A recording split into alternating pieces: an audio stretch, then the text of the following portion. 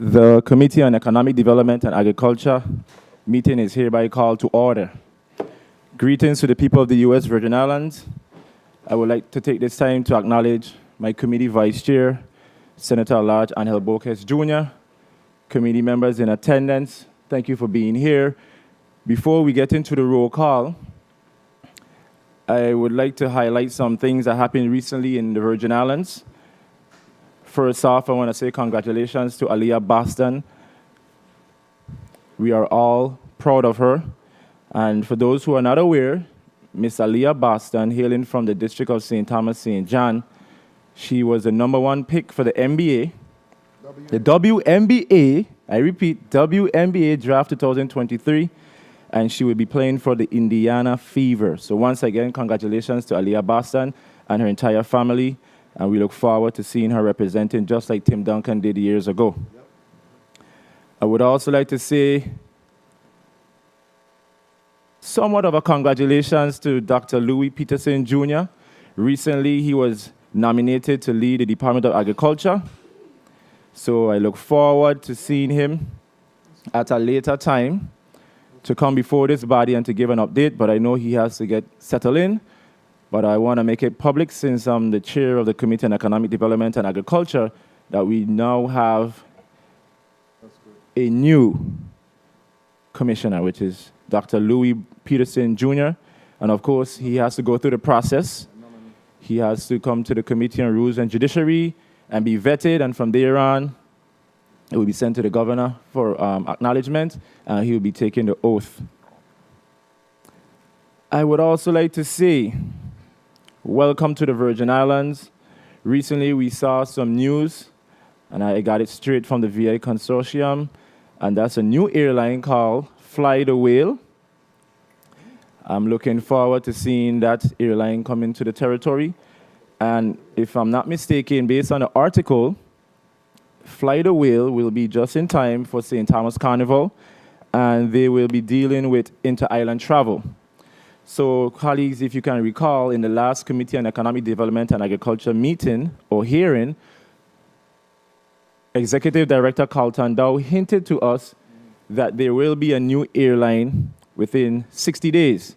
And of course, we know that 60 days have already passed. So I'm happy to know that things are happening. And when it comes to the port of the Virgin Islands Port Authority, that falls under the jurisdiction of the Committee on Economic Development and Agriculture, and I found it fitting that I place that on the record and to wish them the best as they solve some of our issues in the territory when it comes to inter-island travel. Madam Clerk, roll call. Yes. Roll call as follows. It's on. Okay. The Honorable Javon E. James Sr. Present. The Honorable Angel L. Boques Jr. Present. The Honorable Marvin A. Blyden. Always present. Okay.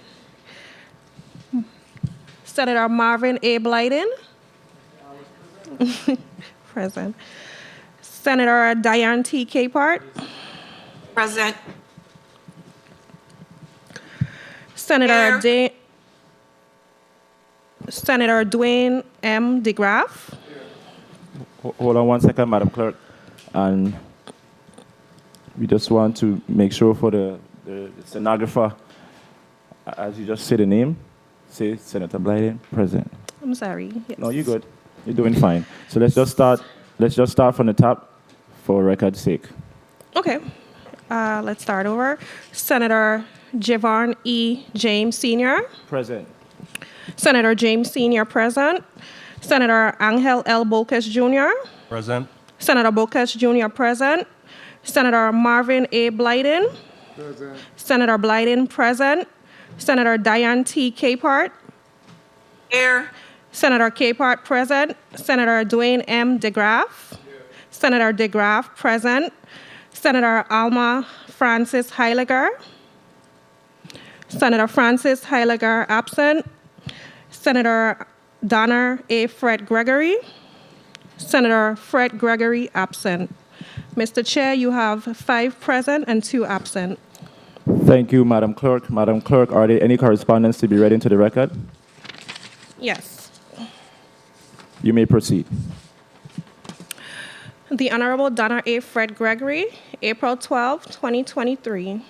Honorable Javon E. James, Chairperson, Committee on Economic Development and Agriculture, 35th Legislature of the Virgin Islands, number 3022 Estate, Golden Rock, St. Croix, U.S. Virgin Islands, 00820.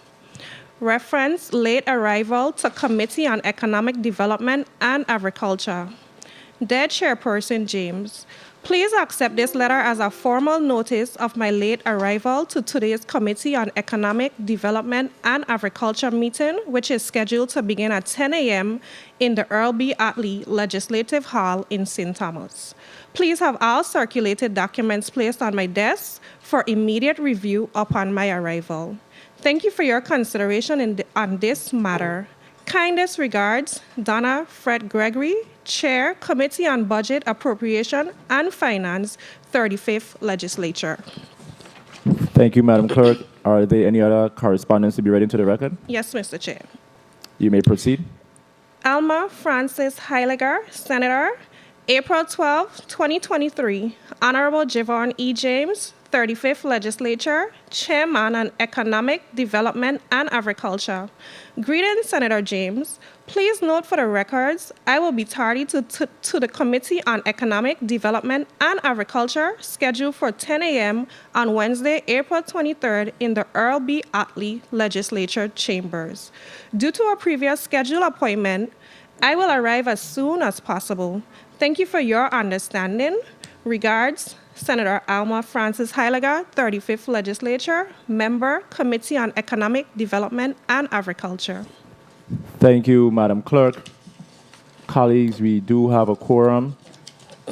I would also like to acknowledge the presence of Senate President Novelli Francis Jr., if I'm correct, in the St. Croix Chambers. Thank you for being here today, and everyone else who's participating in today's discussion. Madam Clerk, if you may, can you please read today's agenda into the record? Yes. Committee on Economic Development and Agriculture. The Committee on Economic Development and Agriculture will be meeting on Wednesday, April 12, 2023 at 10 a.m. at the Earl B. Otley Legislative Hall on St. Thomas. Block 1, 10 a.m. The committee will receive an update from the President of the University of the Virgin Islands School of Agriculture about its programs, funding availability and grants, as well as success and challenges with the program. Invited testifiers, Dr. David Hall, President, University of the Virgin Islands. Recess, 12:30 p.m. to 1 p.m. Block 2, 1 p.m. to 3 p.m. The committee will receive an update on the overall status of the Virgin Islands Economic Development Authority with regards to funded programs and grants within the VIEDA, as well as an update on the implementations of the Vision 2040 plan and capital projects and personnel. Invited testifiers, Wayne L. Biggs Jr., Chief Executive Officer, Virgin Islands Economic Development Authority. Thank you, Madam Clerk, for reading today's agenda.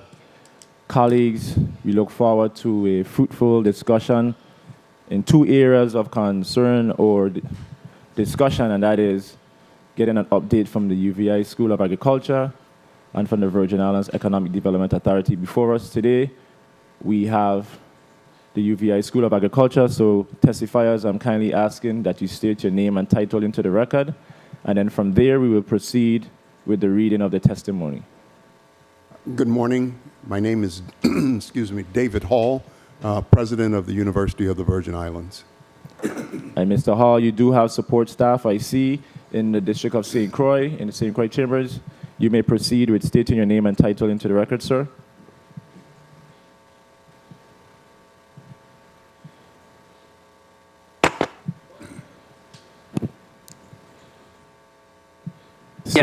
State your name and title. My name is Usman Adamu, Dean and Director for the UVI School of Agriculture. Can you just say that one more time, sir?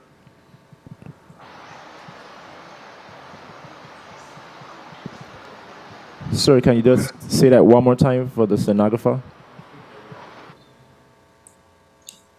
Usman Adamu, Dean and Director for the UVI School of Agriculture. Thank you. Thank you.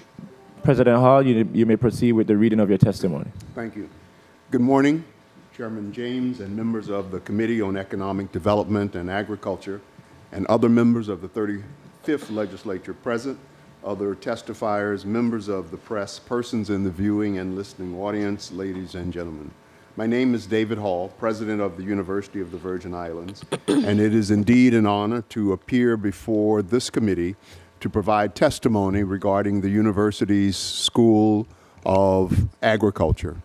I want to thank Dean Usman Adamu for his leadership of the School of Agriculture and for assisting me in developing this testimony. As just indicated, he is present on St. Croix and will be able to assist me in answering questions that might arise. Though the School of Agriculture was established in June 22, 2020 by the UVI Board of Trustees, the university has operated as a land-grant university for, numerous years. The Cooperative Extension Service Program and the Agriculture Experiment Station were the anchors of the university's outreach and research contributions to the territory. Especially through its aquaponics and hydroponics expertise and pioneering systems, UVI developed an international reputation in these areas. Members of the Cooperative Extension Service Program developed an outstanding reputation among the farming community and have consistently been the leaders of agriculture and a main force behind the implementation of the annual Agriculture and Food Fair. However, despite these successes, the university was not able to offer degrees in the field of agriculture. This weakness was addressed when the 33rd Legislature provided funding to create the School of Agriculture, with primary responsibility for fulfilling the land-grant mission of the institution in 3 areas: research, extension, and teaching. The school embraces its land-grant mission of providing innovative and cutting-edge research, extension, and teaching programs that respond to the educational, social, economic, and environmental needs of the citizens of the Virgin Islands and the Caribbean region. Excuse me. The School of Agriculture has 3 departments and 2 units with approximately 50 employees. The 3 departments are the Agricultural Experiment Station, the research wing of the school, the Cooperative Extension Service, which is the outreach and engagement wing of the school, and the Agriculture Academic Programs, which is the academic teaching wing of the school. The 2 units are communication, technology, and distance online learning, and budget and personnel. The units provide technical and professional support services to faculty and staff in the school.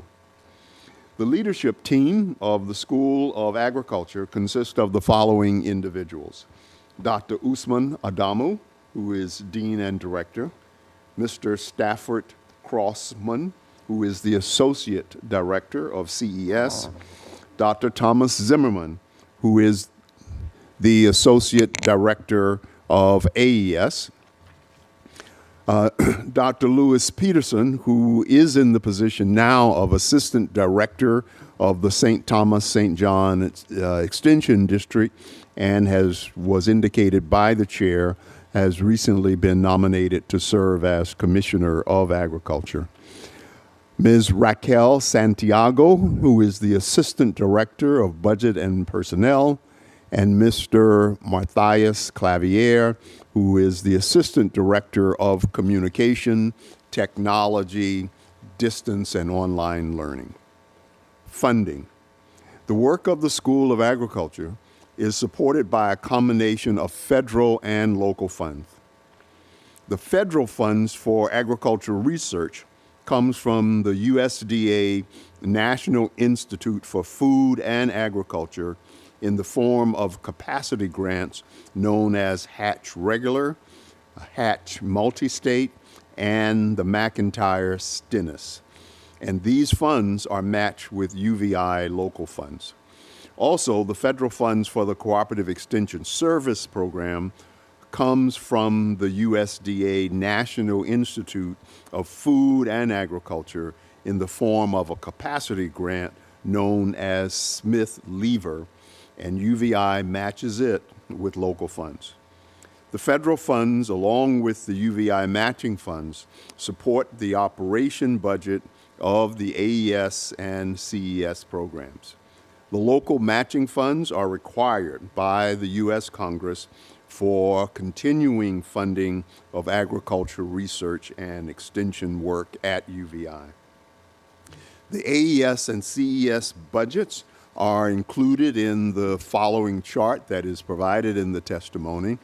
The Hatch regular research funds amount, including the match, to $2,393,956. The Hatch multi-state funds, including our match, comes to $237,630.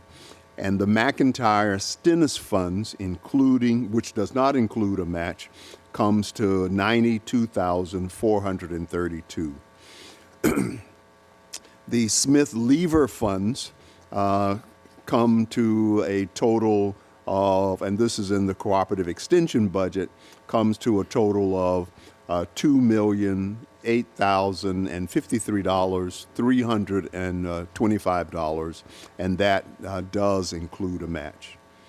The agriculture academic teaching program is entirely supported by the local funds that have been appropriated by the VI legislature in the amount of $989,912 annually since 2018.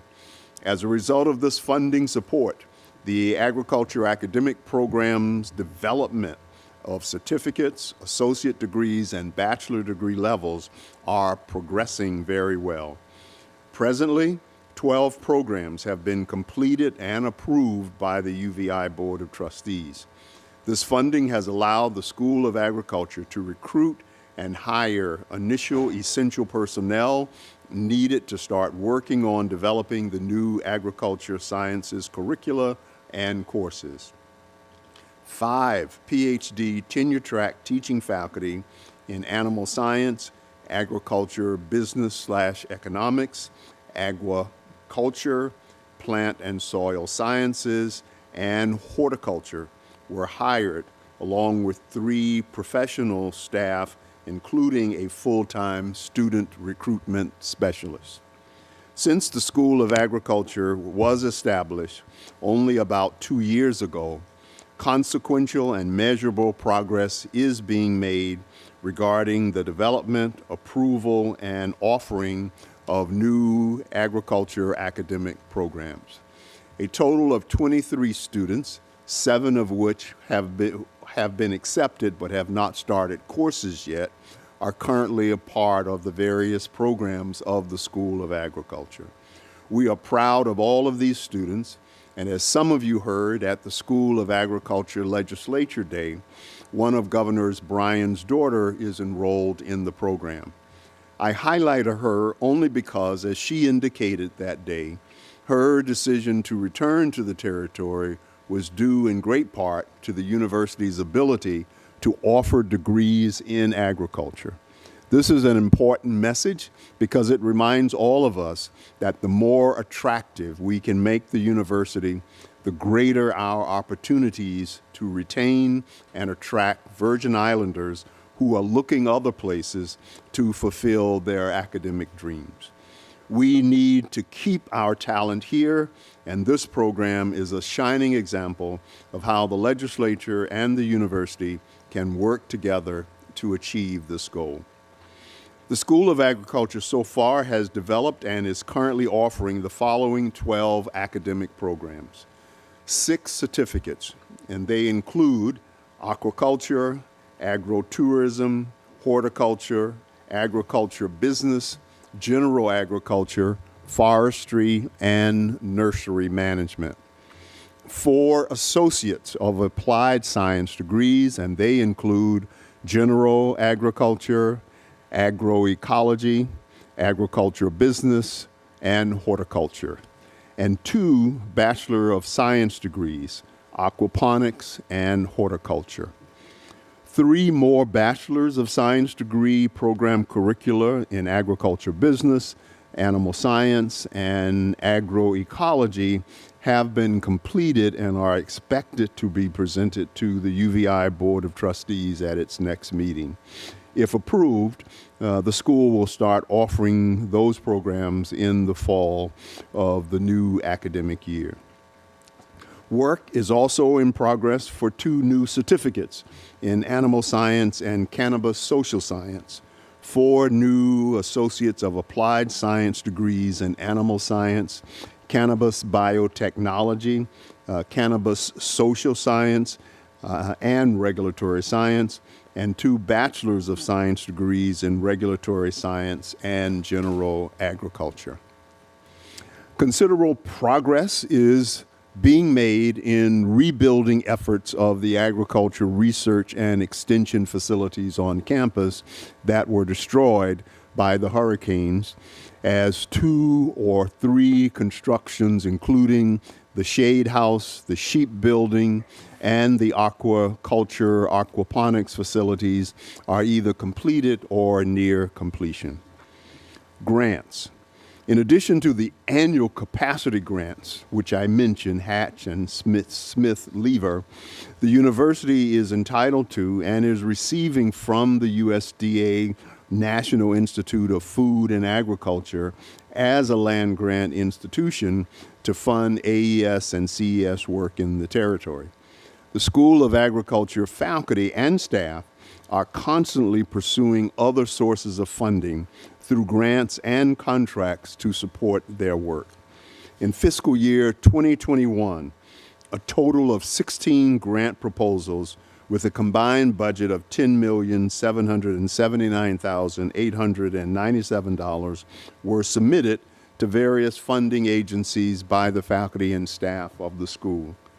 In fiscal year 2022, a total of 32 proposals were submitted with a combined budget of $5,170,550. Many of these proposals were international, multi-year, multi-institutional, and highly integrated, involving research, extension, and teaching. Here are some names of the projects. Number 1, understanding reduced risk pesticides and best farming practices, evaluating sorrel varieties for production in Florida, UVI Ag Discovery Summer Enrichment Program, evaluation of the African high-protein tropical wing bean project, guided research opportunities in STEM, urban and peri-urban agriculture in 4 cities in Dirourbel region of Senegal and the United States. Precision equipment and smart technologies to enhance education, research, and extension services of the University of the Virgin Islands, healthy families and healthy youth, and finally, the development of wild cinnamon for the USVI nursery industry. We were asked to talk about challenges, and there are 3 that I would like to raise. The School of Agriculture is facing 3 challenges: damaged research and extension facilities, 2nd, the need for more office space, and 3, improved laboratories. The on-campus research facilities for sheep, aquaculture, aquaponics, fruits, vegetables, and forestry Demonstration gardens, post-harvest building, and storage rooms were either destroyed or severely damaged by the two back-to-back hurricanes in 2017. Research work has been grounded because of the downed facilities. The rebuilding effort of the facilities have taken longer than expected because of the complicated assessment and approval process of FEMA. However, progress is being made with the rebuilding of the shed house, sheep, and aquaculture and aquaponics facilities, which should be completed within months. Second, as with numerous programs at the university, space is at a premium. The School of Agriculture is in need of additional space to house faculty and staff, and this will become an even greater priority as the program grows. And finally, enhance research and demonstration laboratories. Currently, the School of Agriculture has 5 laboratories that are in 2 buildings, the small animal science and aquaculture laboratories in the AES Building E, and biotechnology, plant science, and family and consumer science, food nutrition laboratories in the Research Extension Center building. The Family and Consumer Science Food Nutrition Laboratory is large enough to be used for both academic instruction and extension teaching demonstration. However, it needs minor renovations and upgraded appliances. The rest of the 4 laboratories are designed primarily for research purposes. To meet our current needs for both research and teaching, renovation and upgrade equipment are needed as well. Despite the above challenges, the university is proud of the progress made by the School of Agriculture in such a brief period. We fully understand that there is a generation of students we must convince to get them to pursue agriculture as their profession. And though this is a challenge, without the support this body provides, we would have nothing to offer these students in regards to academic degrees. We now have a fighting chance to convince them to stay home and become the future leaders of this critical industry. We are also excited about the legislature's advocacy and support for the agriculture plan and for involving the university in its development. With a vibrant plan and a vibrant School of Agriculture, the future of agriculture in the Virgin Islands is looking greener every day. Thank you for listening and for this opportunity to update you, and I stand ready to answer your questions. Thank you, Dr. Hall, President Hall, for your testimony.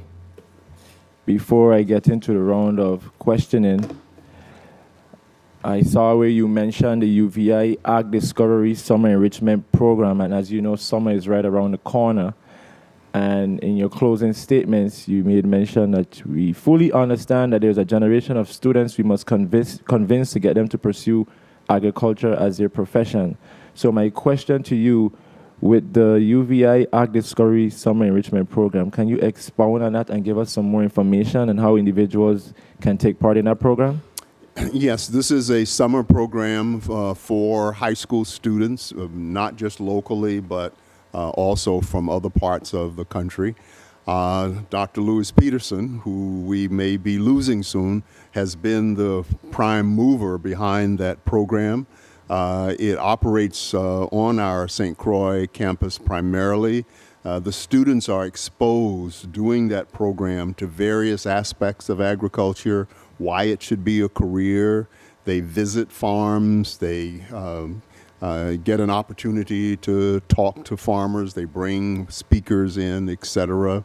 So it is funded by, we receive a federal grant for that summer program.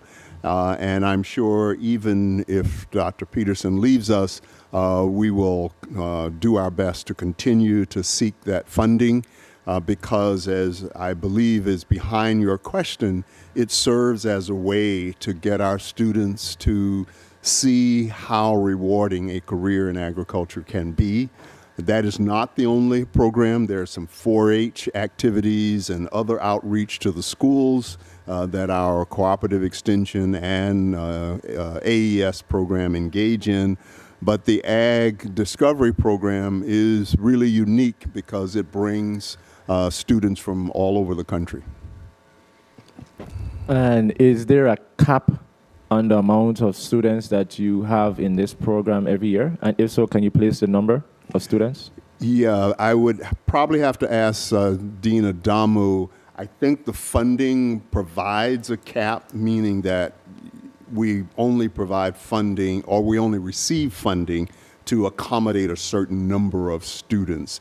Whether it is possible to expand that either through other funding being associated with it, I would have to explore that. And if Dean Adamu has any additional information about the cap and whether we can expand that cap, I would certainly encourage him to respond. And as far as the funding for this program, I know you mentioned it briefly about the different grants and the total amount for the FY 2021 and FY 2022.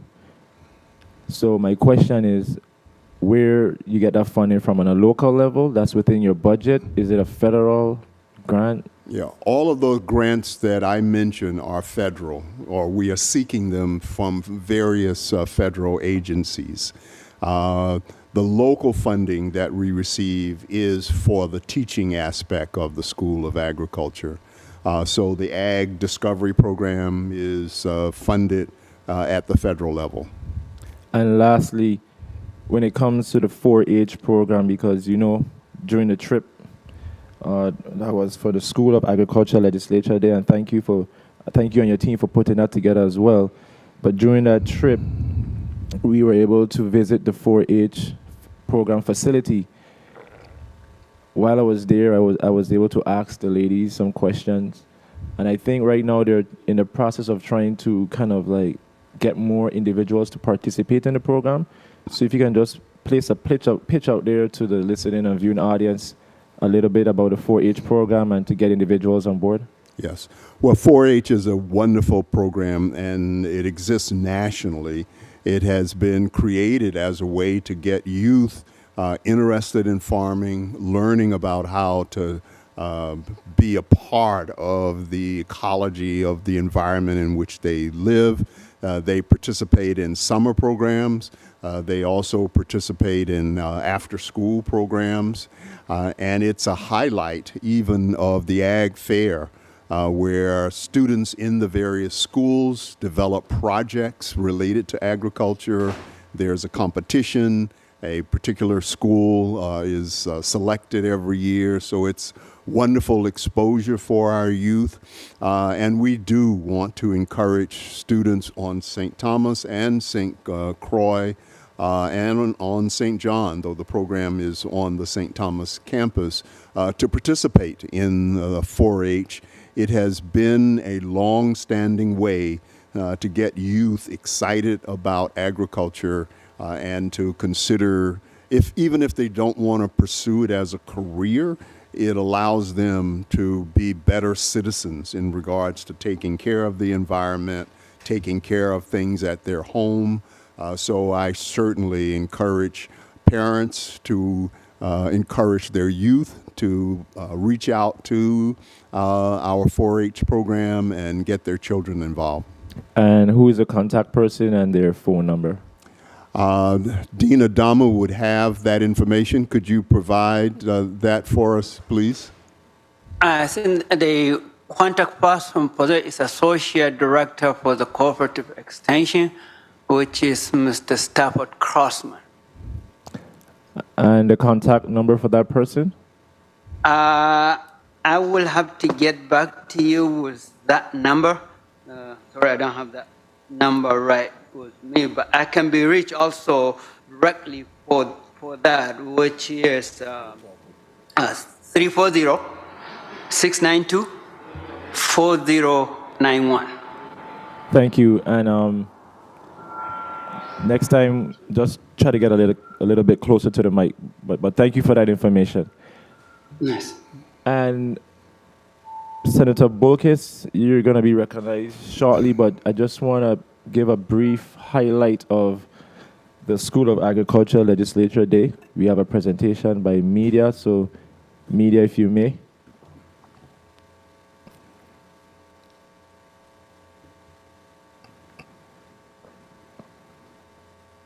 So, of course, right here we're speaking, and I think we were talking about avocados and the soil that they use and how caliche so happens to be something or a soil in which they can survive in. So that is why they use that strategic location. And of course, we are here in the field, and they were discussing about the dragon fruit and some of the things that they're working on with the young men and women down there. And of course, Mr. Arthur Peterson was there as well with us. Right. And that's us there having some discussions.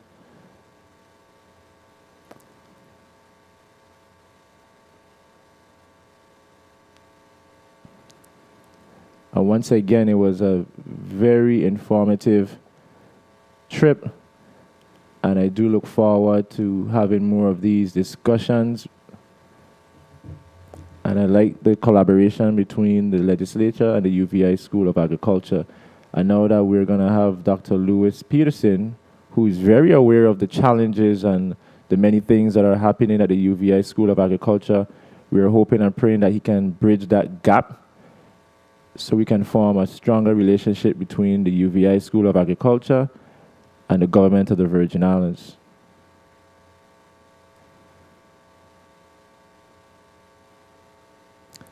Yes. So that was the School of Agriculture Legislature Day. Once again, it was a very informative discussion led by the UVI School of Agriculture. And once again, thank you to your hardworking team. Senator Angel Bolkis. Madam Clerk, we will start with 8 minutes because we're going to do one round. So, Senator Bolkis, you're recognized for 8 minutes. Thank you, Mr. Chair, and good morning, colleagues. Good morning, Central staff.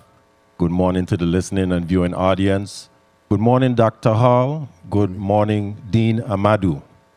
It is a pleasure to be here this morning with you concerning the discussion surrounding agriculture, which is a very, very important discussion for the future of these Virgin Islands as we must become more sustainable, self-sustainable, in order to move forward as a nation. Dr. Hall, I saw that in your testimony you mentioned the amounts of certifications and degrees that are offered with UVI. However, I did not see agricultural entomology, which also can play a very critical role when it comes to food, so when it comes to the purity of food, because of insects, then you end up using pesticides and other things. And as we continue to grow agriculture as an industry in the Virgin Islands, I believe it is very important, at least I'm suggesting that it is important that entomology must be in the discussion. Is UVI looking at any offering certificates or degrees in that area? Yeah. Again, I would have to, there haven't been a degree or certificate proposed as of this point in time. But again, I would ask Dean Adamu to indicate whether that's a discussion that's happening in the School of Agriculture, or if that may be a course that is already a part of one of the existing programs. So, Dean Adamu, could you address the Senator's question? Yeah, thank you for the opportunity to address that question. Definitely, we don't have that particular discipline at a certificate, associate, or Bachelor of Science degree specifically, but we have a course or two in one of those programs that we offer as a discipline. And we have an entomologist who specializes in this insects area in our extension program. That is the expertise that we really very proud of because this person offer hands-on training and seminar in IPM, which is Integrated Pest Management.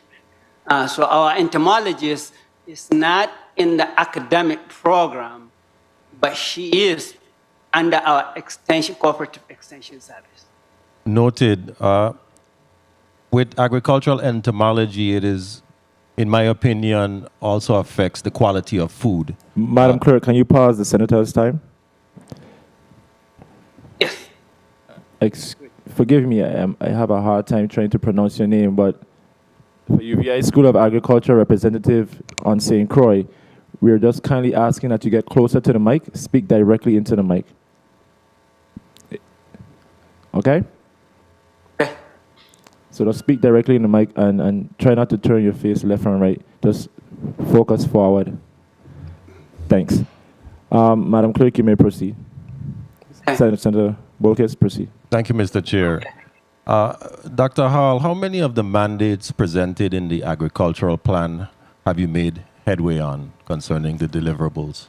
Well, at this point in time, the plan is still waiting on the creation of the Agriculture Advisory, the Food and Agriculture Advisory Committee, because that is the spearhead body for implementing the plan. So we are still waiting for that committee to be sanctioned by this body and for, assuming the governor signs it, for him to appoint the members. Well, I'm assuming that wouldn't preclude you from making the preparations in order to implement.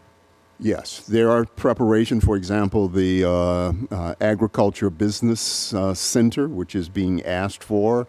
Our School of Business is already having conversations with our School of Agriculture about how we will integrate that into SBDC. There is a major portion that requires us to engage in surveys and research with farmers. We have already asked our sponsored programs division to come up with a plan for how they would put that operation within the university. But in both of those instances, we are reluctant to go to the implementation stage without the committee being there to bless what it is. So there are plans in place so that as soon as the committee is convened, we can bring those matters before them. I can't speak to the mandate that asks for more, and not so much a mandate, but there was a recommendation to add more personnel to the Department of Agriculture. I would not know whether the department has started searching for those positions. They too may be waiting to make sure that the advisory committee is comfortable with the positions that they are moving ahead of. So you're right, there is planning going on, but implementation is really going to take having that committee in place because we don't want to usurp their responsibility. Very well, and I'm happy to hear that the strategy of planning is taking place because, as they say, if you fail to plan, you plan to fail. Have you also seen an increase in enrollment concerning the adoption of the plan at UVI? We have seen an increase in enrollment. I can't say that that's associated with the plan itself. We, as I reported, when those who came to Legislature Day, we had 16 students who were enrolled at that particular time. We have 7 or more students who have already accepted to start either in the summer or the fall. I am always reluctant to say that is because X happened. I think we have a full-time recruiter and we have faculty and staff who are reaching out to the schools and trying to encourage people. I do believe that in the long term, the plan is not only going to increase enrollment in agriculture, but it's going to get more students involved in agriculture at the K through 12 level, because that's one of the recommendations, and it's one of the projects that was funded. Okay, very well. And I'm assuming that the offerings of in the area of agriculture also fall under the free tuition program, correct? Absolutely. Okay, excellent, excellent. So in reference to the pipeline of strategy for graduates to move directly into a job, per se, once someone accomplishes a degree, is UVI strategizing with the Department of Agriculture in order to fill any positions or offer positions to those graduates? Absolutely. We are constantly in conversation with the Department of Agriculture about how we can work together in addressing many of their needs. Keep in mind that most of the students in the program are at the early stages, and especially those who are pursuing the bachelor's degree was only approved last fall. So those students are in the early stages of completing their degree. Some of the individuals who are pursuing certificates may be closer to finishing their work so that they can go out in the field. But our vision is not just providing,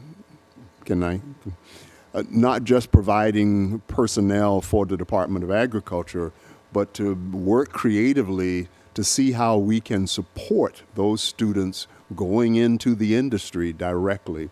And that's where the Agriculture Business Center, which has been funded by this body, and the work of our entrepreneurship program together should be able to support those students if they want to start their own farming business, or if they want to work with someone else. We're hoping that those resources will be there to assist them when they're ready. Very well. Dr. Hall, Dean Amadou, thank you for your responses, and thank you for the time, Mr. Chair. Thank you, Senator Bolkis. Before we get to Senator Blyden and then Senator Capehart, quickly, sargassum in the U.S. Virgin Islands. If I'm not mistaken, while we were there for School of Agriculture Legislature Day, it was brought to our attention that they are currently doing research not just in the Virgin Islands, but throughout the Caribbean when it comes to sargassum. I'm not sure if you're the right person to ask, but if you can just give us an idea of what you're doing as far as making sure that we can get rid of the sargassum, utilize it in any way, shape, or form. Yeah.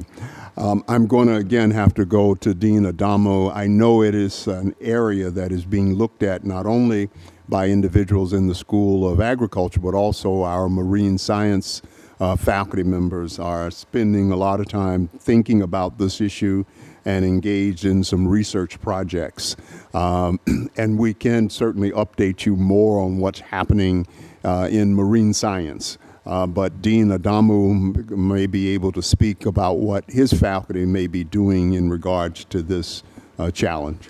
Sure, sure. Go right ahead.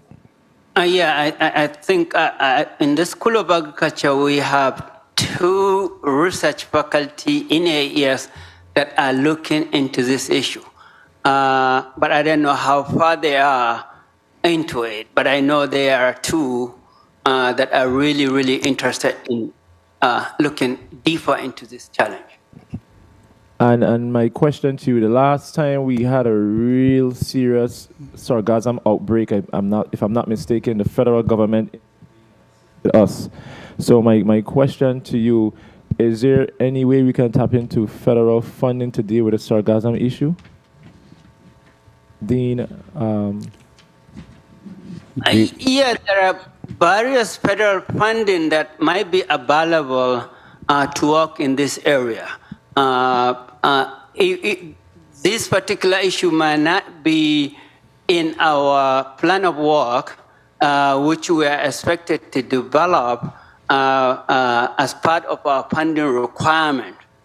So maybe in our next plan of work, this particular issue could be included as our plan of work for research and also for extension in the next cycle of our plan. But this is outside our funding plan for our plan of work for this session.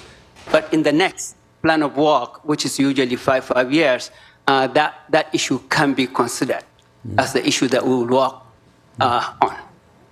Thank you for placing that on the record, and I'm happy to know that we are utilizing the University of the Virgin Islands to do research on the sargassum issue, because we know it is definitely an issue. I'm not sure of St. Thomas, but I know at St. Croix it is horrible, even down there when you go down there by Seabourn. So I'm hoping and praying that we could have some collaboration to utilize it, because God will not just put something on this earth and we can't utilize it in some way, shape, or fashion. So moving right along, Senator Blyden, you're recognized for your 8 minutes. Thank you so much, Mr. Chair. Good morning to my colleagues, listening and viewing audiences, staff, central staff. Good morning, Dr. Hall, and thank you so much for your testimony. And good morning to your supporting team there with you. I also would like to send a big shout out and kudos also to Aliyah Boston and her family. But for her being the #1 draft pick in the WNBA, that's a big feat. And it really, again, puts us on the map. So congratulations to her, and I look forward to giving her the keys to the city with the legislation that's coming through. Dr. Hall, I know that 2 years ago, in accordance with Act number 8504, where the Department of Agriculture and the University of the Virgin Islands was supposed to collaborate on developing a seed bank to ensure the preservation of key agricultural strains in the territory. The Act also required that the plan for the establishment of a seed bank must be presented to the legislature within 1 year. So what's the progress of this plan so far? Yeah. I am not familiar with that legislation, in all honesty. So unless Dean Adamu is aware that some activities have been happening in the School of Agriculture, the Commissioner of Agriculture has not reached out to me about us working together on that specific inquiry. Okay, very well. Dean Adamu, are you aware of that act? I'm not. That's a problem.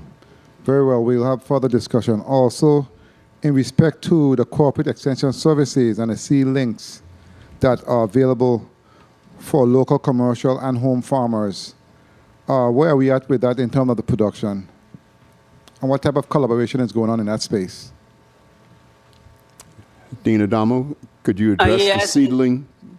Yeah, the seedling, that's where we collaborate with the BI Department of Agriculture to do that.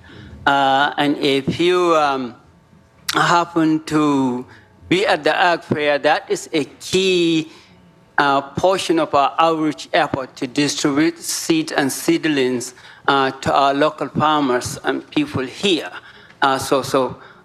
Definitely work with the BI Department of Agriculture to provide seed and seedlings right now. Okay, thank you for that. And Dr. Hall, given the realities of our situation here in the territory in terms of availability of land space, since, especially in this district, and the lack of active commercial farmers here in the territory as a whole, any immediate move to increase local food production and to reduce food dependency in terms of how are we working with individual, for instance, with home-based plants, and other individual in terms of, say, housing communities, etc. Have you had any discussion in that regard? Yeah, those issues are addressed within the Ag Plan in 3 different ways. Number one, there's a public-private investment fund that has been funded by this body that will be housed in EDA.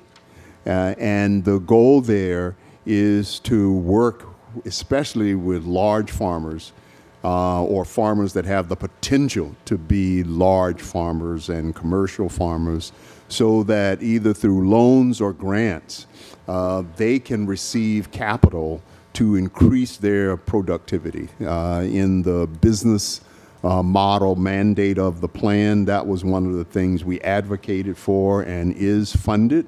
Again, I hate to be repetitive, but because we still need the committee to be formed, then we can't put out the guidelines about that. So there is activity under the plan to address that.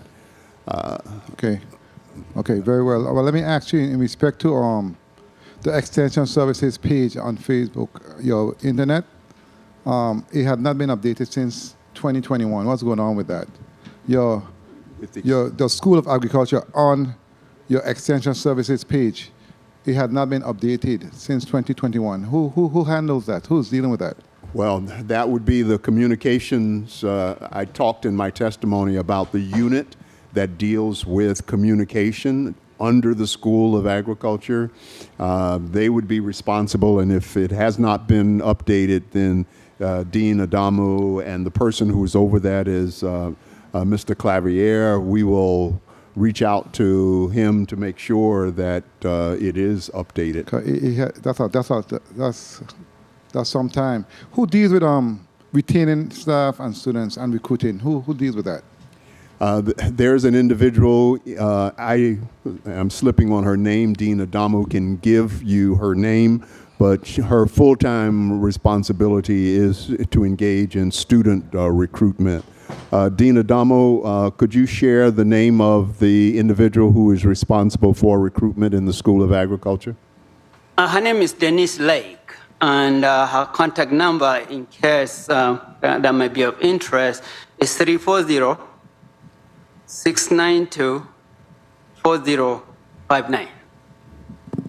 Okay, thank you. And let's talk about staffing, and it's in particular the School of Agriculture at the university. Are we fully staffed? Are you fully staffed up? As far as I'm aware, we are, but again, Dean Adamu, out of the funding that is provided here, may have some plans for additional hires. But as I indicated in my testimony, we've hired 5 faculty members, we've hired 3 other staff. My assumption is that those individuals are the ones who will be moving all of these programs forward. But again, I defer to him if there's some plans that I'm not aware of. And before my time is up, I know in your testimony, or in your line of question, I also heard in respect to the 4-H program, the cooperative extension program, etc. I know back when I used to manage the Housing Authority, we actually brought them into our community centers, whereas you always had a full house with young individuals who were interested in learning in terms of agriculture and being in that space. What's going on? Are there any type of outreach to the housing communities where these individuals can be involved more in the field? Because as we know, it's an aging profession, and that's a very good way to actually get those youngsters involved. So you have over 1,000 youngsters who can be involved in these different programs with all the different housing communities, and you can use that space that's readily available. So what's going on with all of that in these times? Yeah. No, our 4-H personnel reach out to the community, including individuals in housing communities, to get them involved, or to, one, make them aware of 4-H and to get them involved. I'm sure we could do more outreach and try to increase those numbers, but that is a target population for the 4-H program. Why I said that, because I remember when I was at the Tutu High Rise community during that time, I actually brought the CIPHER program in the center. So they actually operated from there. Mm-hmm. So that way you had instantaneously, you had people being involved. Mm-hmm. And, you know, it makes more sense to me if you do it that way. Instead of having them to come to you, you go to them, because you don't have to travel with much. Yep. But they have to come to you. A lot of different individuals have to come to you. So it makes more sense to do it that way. Yeah. And that's what I'm talking about. Yeah. Being creative. 1 minute. No. But that's nonetheless, a valid suggestion. And nonetheless, you spoke at the end of your testimony about your challenges. What are some of those challenges that you would like to see fixed in a short-term goal? Well, it is the facilities, as I said. It's been 5 years, or over 5 years, since the aquaponics, hydroponics facilities have not been operational. And we really look forward to that occurring. As I indicated, I think we are months away from finishing that, and that's going to be a tremendous boom. The folks who do that type of research will now be able to get more engaged, but there are still other facilities that we need to repair and also upgrade. And for that facility, a short-term goal, what type of investment are we speaking of in terms of dollars and cents? Have you done any type of assessment to know so we can see how we can assist you? What type of numbers are we speaking it was over $1 million. I think 1.3, 1.5 to restore the aquaponics, hydroponics facilities that were destroyed as a part of the hurricanes. Okay, very well. Well, Mr. Chair, I want to thank you so much for the time and thank you for your responses. Right on time. Thank you. Thank you, Senator Blyden. Let the record reflect that Senator Alma Francis Heiliger is present. So thank you, Senator Alma Francis Heiliger, for being here today. Senate President Francis, you're next. Thank you very much, Mr. Chair. Good morning to you, and good morning to my colleagues. Good morning to the people of Virgin Islands, and of course, good morning to Dr. Hall and Dr. Adamu. And thank you very much, Dr. Hall, for your testimony this morning, as well as thank you for the wonderful tour. I'm almost becoming about to request an office over at the University of the Virgin Islands because I'm there so often. But again, thank you for the recent events at the Department of Agriculture, and it's really just speak to the volume of interaction that's occurring there at the university and with the community, and certainly with this legislative body. So certainly we appreciate that. The agriculture plan is very near and dear to our heart because obviously we have spoken about agriculture in different forms and formats for so many years. And now to see that there is a guideline, a roadmap, if you will, in respect to how do we move forward in this agriculture and really just speaking to food security, food availability in the Virgin Islands, I think is critical. I wanted to ask you, where do we go from here? I mean, obviously, we're doing all of the necessary things to move it forward. The School of Agriculture certainly have a number of brilliant students that had a discussion with us most recently, and we can see where the future is bright. No pun intended, in respect to the students that's really undertaking this agriculture industry. But where do we go from here? I'd like to pose that question to both you and Dr. Adamu. Well, thank you for the question, and thank you for your leadership and participation both in Legislative Day and in Charter Day. We really appreciate your presence as we appreciate the presence of others. We are very close to, I believe, launching a brand new day for agriculture in the territory. The plan is set. It is a blueprint. I think it's a solid blueprint. We just need to get the committee authorized by this body so it can start functioning. There is work already going on in regards to a lot of the things that are in the plan. There is good synergy between the School of Agriculture and the plan.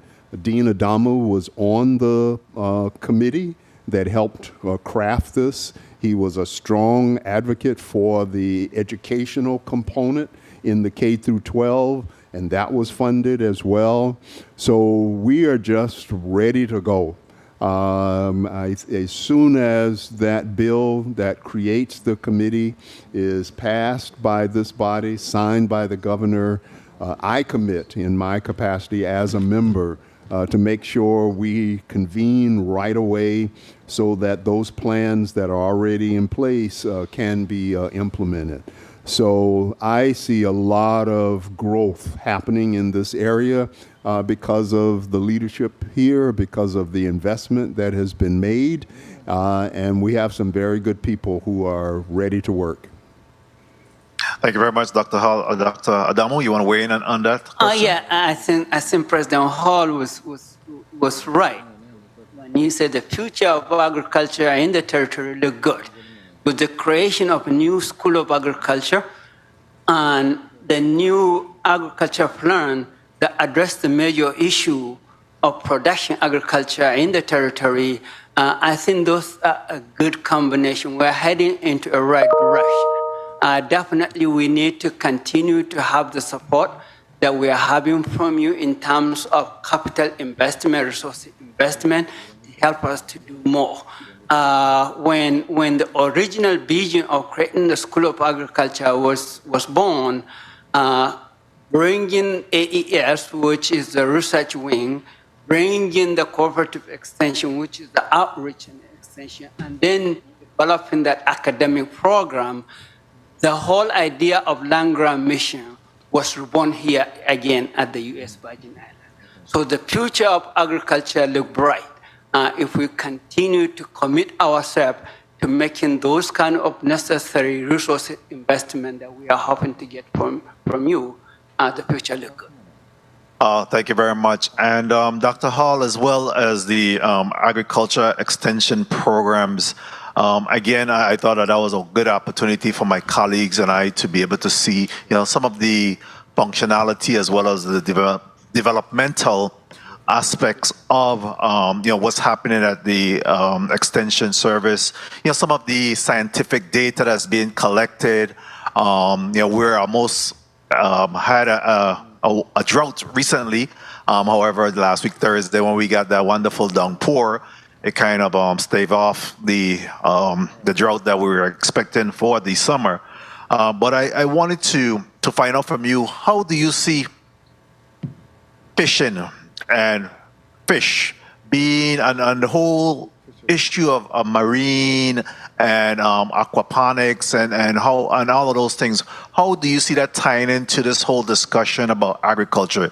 Do you see a synergy? Do you see a marriage that needs to be developed as we having this exploration of agriculture in the territory? Should we be bringing the sea life as well as fish in the discussion? Yes, we should. The planning committee that developed the agriculture plan had a strong debate about whether we should have surveyed the fishing industry and community and made that a part of the plan. Unfortunately, we felt that our mandate was to focus on livestock, crops, etc. But in the plan, we are recommending that the advisory committee, once it is assembled, would do a similar survey of fisheries and individuals involved in that industry and come up with a companion strategy because it is a fundamental part of the food sustainability quest. So that will be something that will be on the agenda of the committee when it is formed. And I hope also that the Department of Agriculture will work closely with us. DPNR is on the committee and the Department of Agriculture is on the committee along with representatives from the university. I think the three of us can begin to focus on how we increase productivity in that area, and then putting on a different hat, our marine science program, which I see as being caretakers of the ocean through their research, can bring the other aspect to this, which is we want to increase productivity, but we don't want to do things that damage the ocean environment. So I think we have the right people and the right resources to look into that area more thoroughly and to come back with some recommendations to this body. Very well, thank you. I heard that. I only have 1 minute remaining, and agriculture is always this major discussion. I've been at this tier for quite some time since getting into the legislature in regards to agriculture mapping, throughout the territory, for us to be able to identify those locations where we know that there's, vegetable farming as well as, livestock farming and everything being done. And I think I continue to see a little bit about progress happening with the Department of Agriculture in that respect. But in terms of UVI and their intellectual means and research, have you heard of any plan for us to be able to really do some surveys or do some soil analysis throughout the territory and make a determination where is the best area for us to really develop our agriculture? Because obviously, as you travel and traverse throughout the entire territory, there are locations that's predictable to rainfall and agriculture than other areas. Have there been any research done in that space that you're aware of? There is. The technology is there to do the type of mapping that you are talking about. Our data science folks are doing that. Our Green Technology Center, under the leadership of Greg Wanell, who was not a member of the the Agriculture Planning Committee, but served as a consultant, has done a lot of mapping, especially in regards to water resources and where they are and how they can be available. So that is another area that the plan looks to us developing. And I certainly plan to keep the individuals who have that expertise working with the committee so we can do the type of systematic analysis that your question suggests. Thank you very much, Dr. Hall, for your responses. Thank you very much, Mr. Chair, for the time. And I just want to conclude by saying that I believe that this body continue to be at the forefront to make sure that agriculture is not just a buzzword, but in fact that we're doing our part to support the agriculture industry in this territory. I think if I may add, in terms of another area that we see a great need for it in terms of research and extension is definitely what we call small ruminant. That is goat, sheep. We have seen a great interest in that area within our farming community. So we are focusing some of our research effort toward that area as well. Thank you, Senate President Francis. Quickly, you said that your research work has been grounded because of the down facilities. And it was obvious when we were there for the recent visit for the School of Agriculture Legislature Day. And you also went on to speak about the complicated process of FEMA. But who is obviously it has to be what, Director Williams? ODR? No? No. On the St. Croix campus, the person who is leading that effort for us is Narita Washington, who is the Associate Vice President.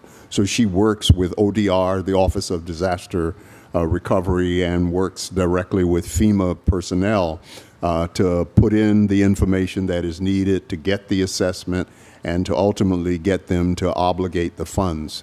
The point I was trying to make is that they have obligated the funds. We are close to restoring those facilities.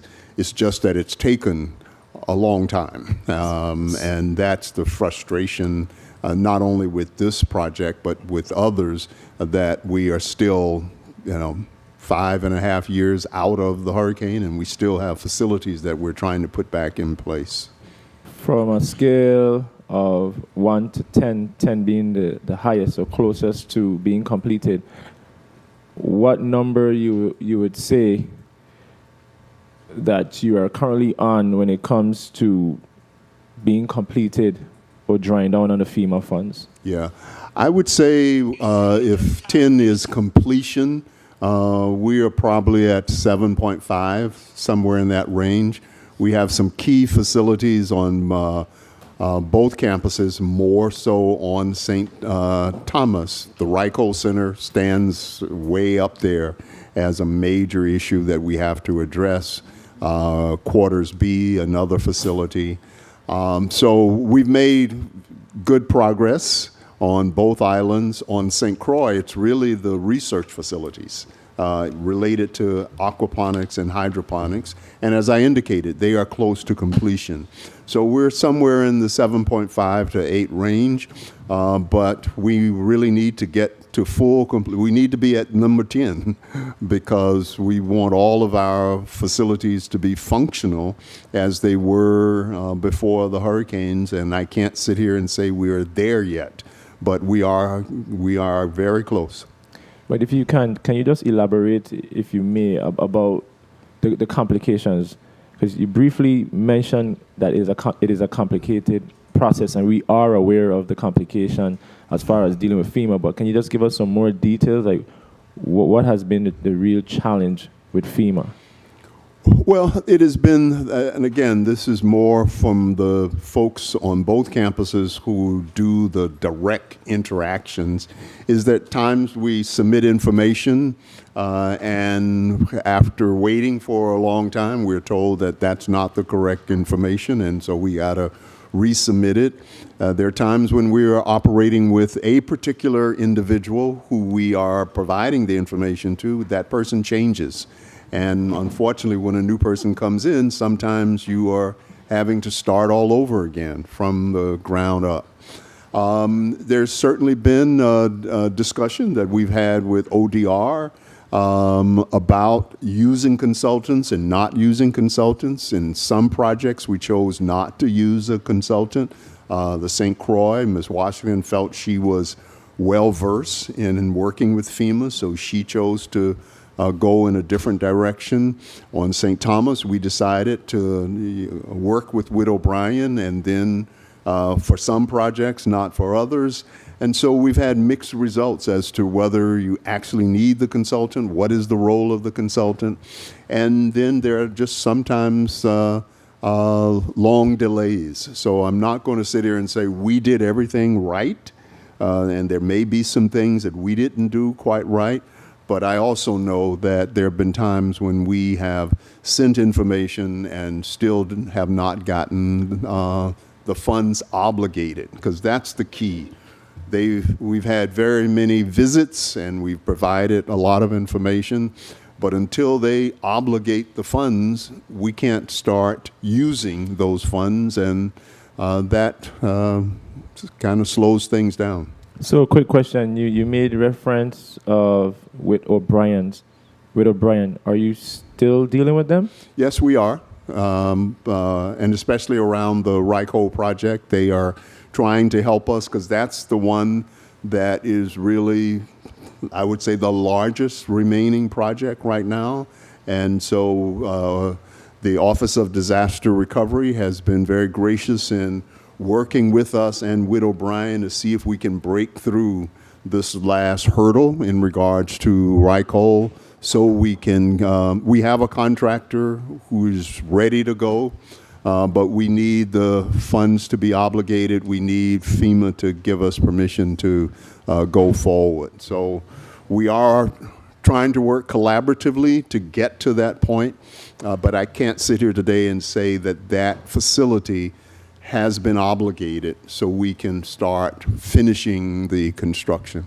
Thank you, President Hall. And I'm very disappointed because I know we spent a lot of money to bring Whit O'Brien on board. They should be the subject matter experts.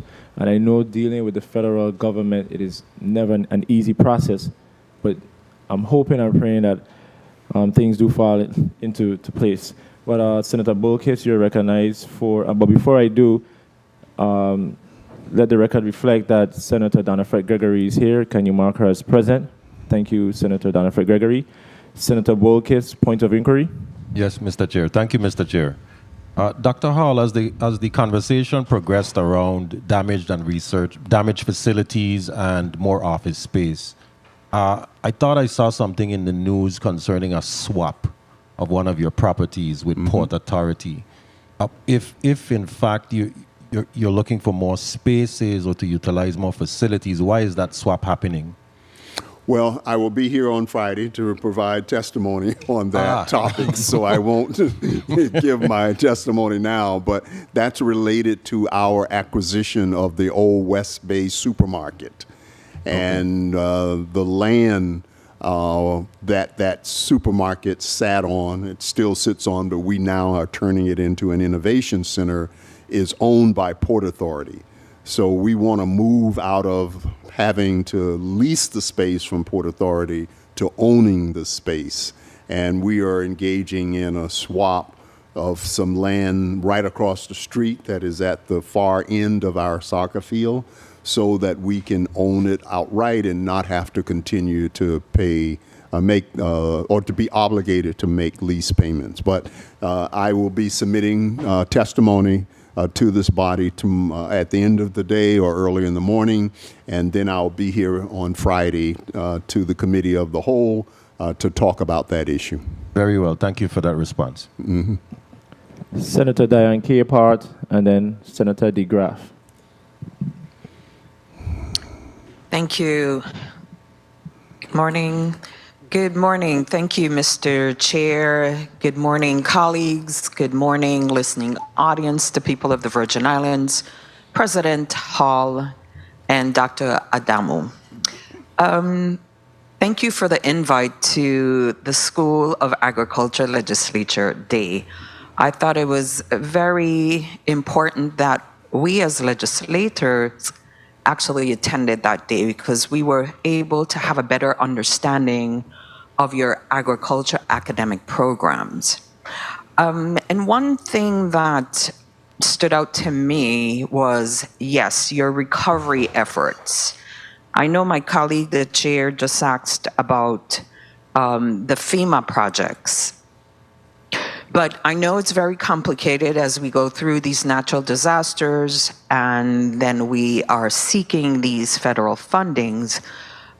They may be challenges. Did you hire someone to specifically deal with your FEMA projects for your UVI projects? Thank you, Senator, for the question, and thank you also for coming out to the Legislature Day for Agriculture. Yes, we did engage the services of Whit O'Brien for our St. Croix rebuilding projects because we had many buildings damaged on St. Croix, and we felt we needed the assistance of a consultant. On St. Croix, we didn't have as many buildings, and so we made the decision not to hire a consultant for the St. Croix projects. And Ms. Washington. Dr. Hall, so you don't have someone at UVI to work with Whit O'Brien to provide all the necessary information that you may need to give Whit O'Brien to provide to FEMA to get your projects obligated?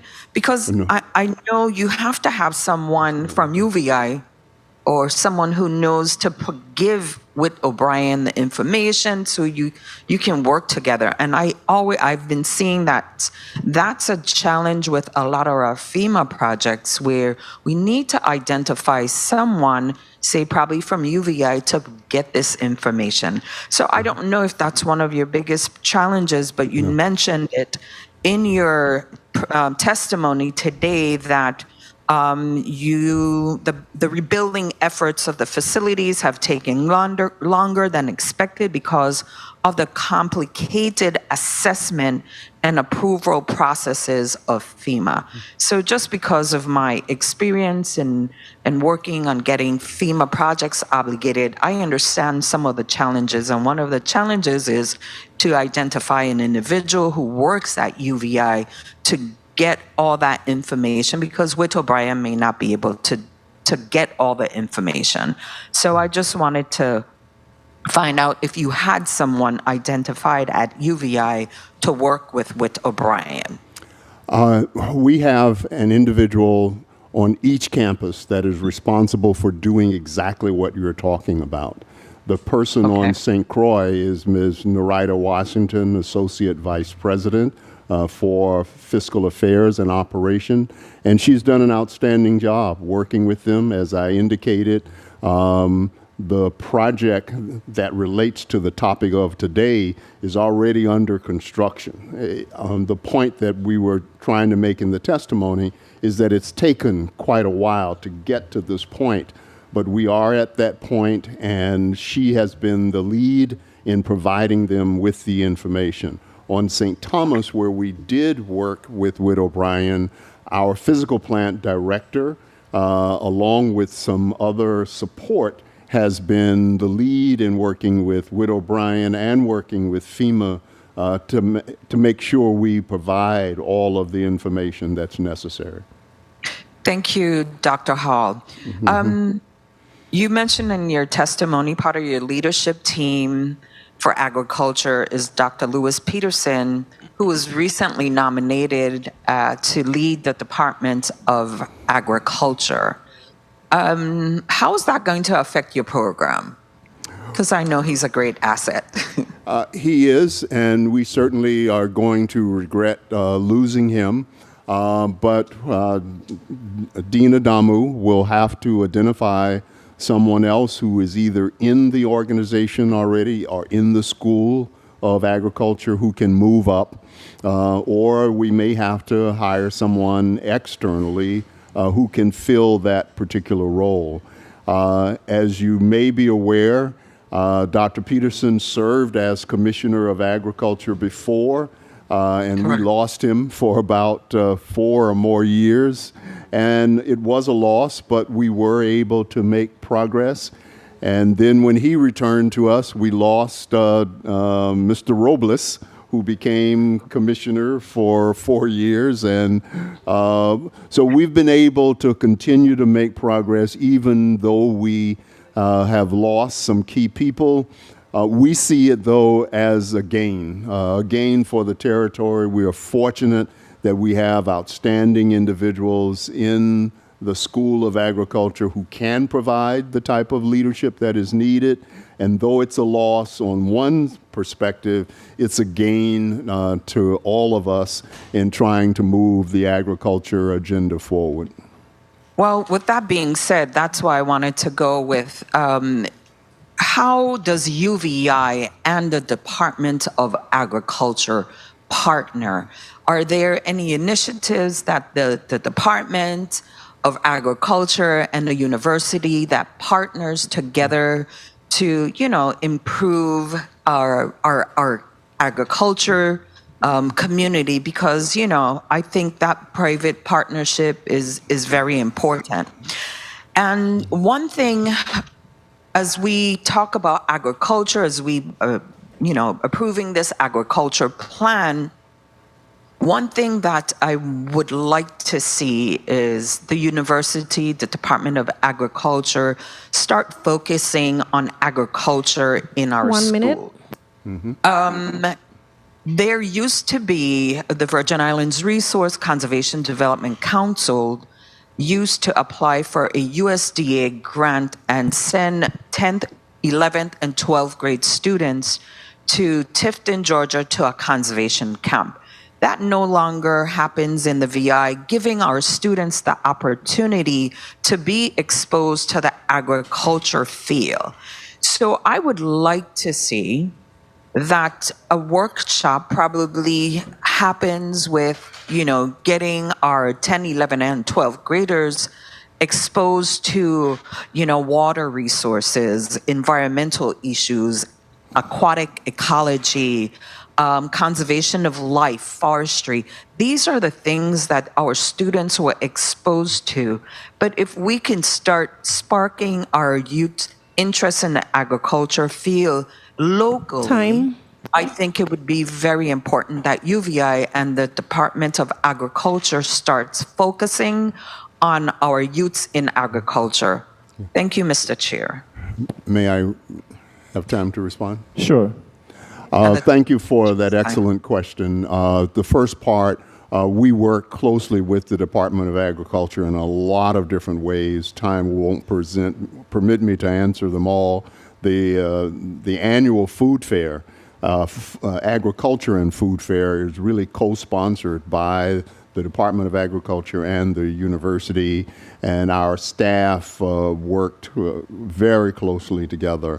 I do believe that with the new agriculture plan, we will work even more closely because of the structure of the advisory committee and because of the development of the plan through a lot of involvement from university officials.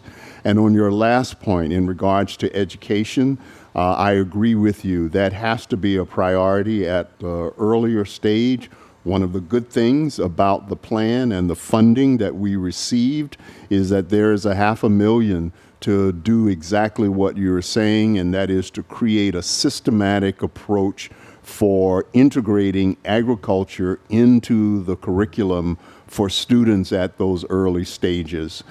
So I look forward, and I hope the other members of the advisory committee look forward in working with the Department of Education to take those funds and to come up with a plan for developing that type of engaging curriculum. This is not to have teachers just talk to them about agriculture, but to do, as you have indicated, to get them exposed to the industry, to get them to work on projects, to see how agriculture relates to every aspect of their lives. So I am excited because not only do we, as I said in the testimony, have a vibrant school of agriculture, but I think we have a vibrant plan for agriculture, and once put in place, will begin to address many of the things that you talked about, and I'm sure the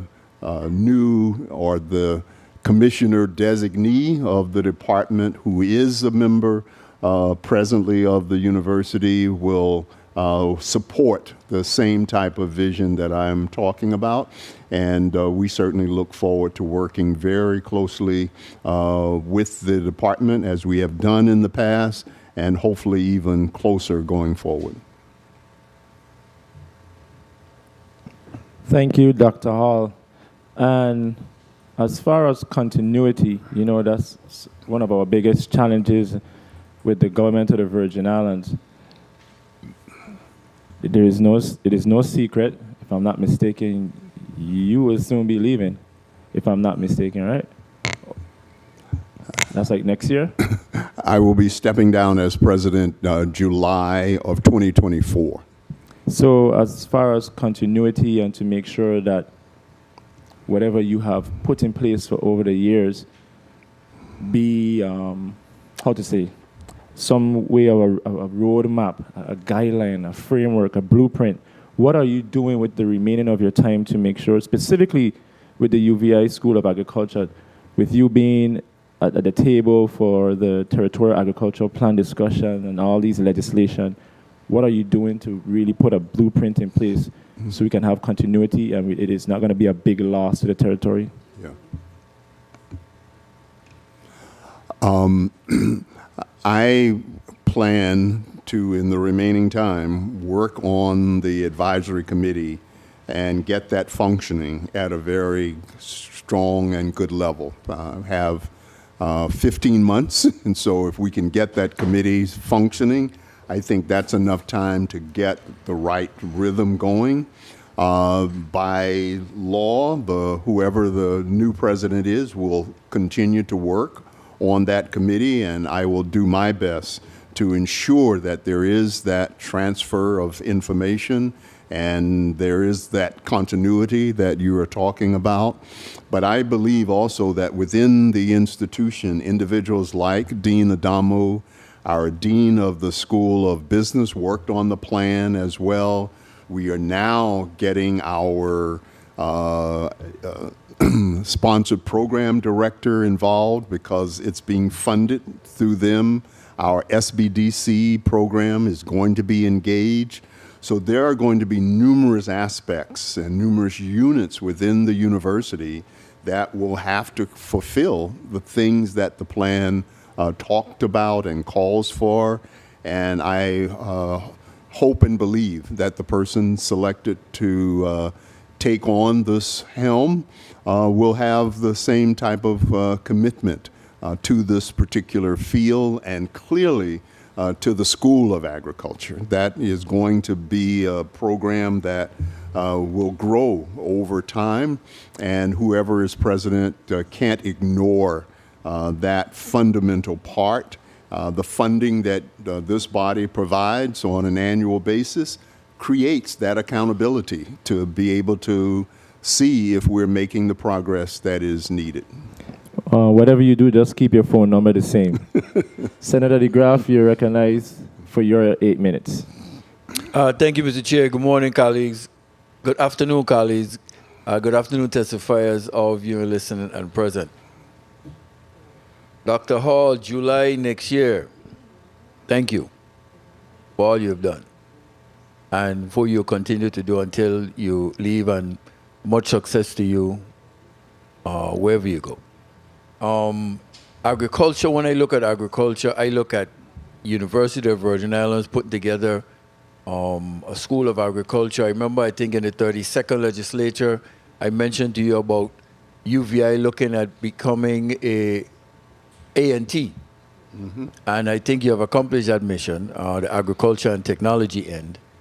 Now, I look at the agriculture industry in terms of take a student from elementary school, go through middle school, high school, and now the decision versus going to the States or staying here.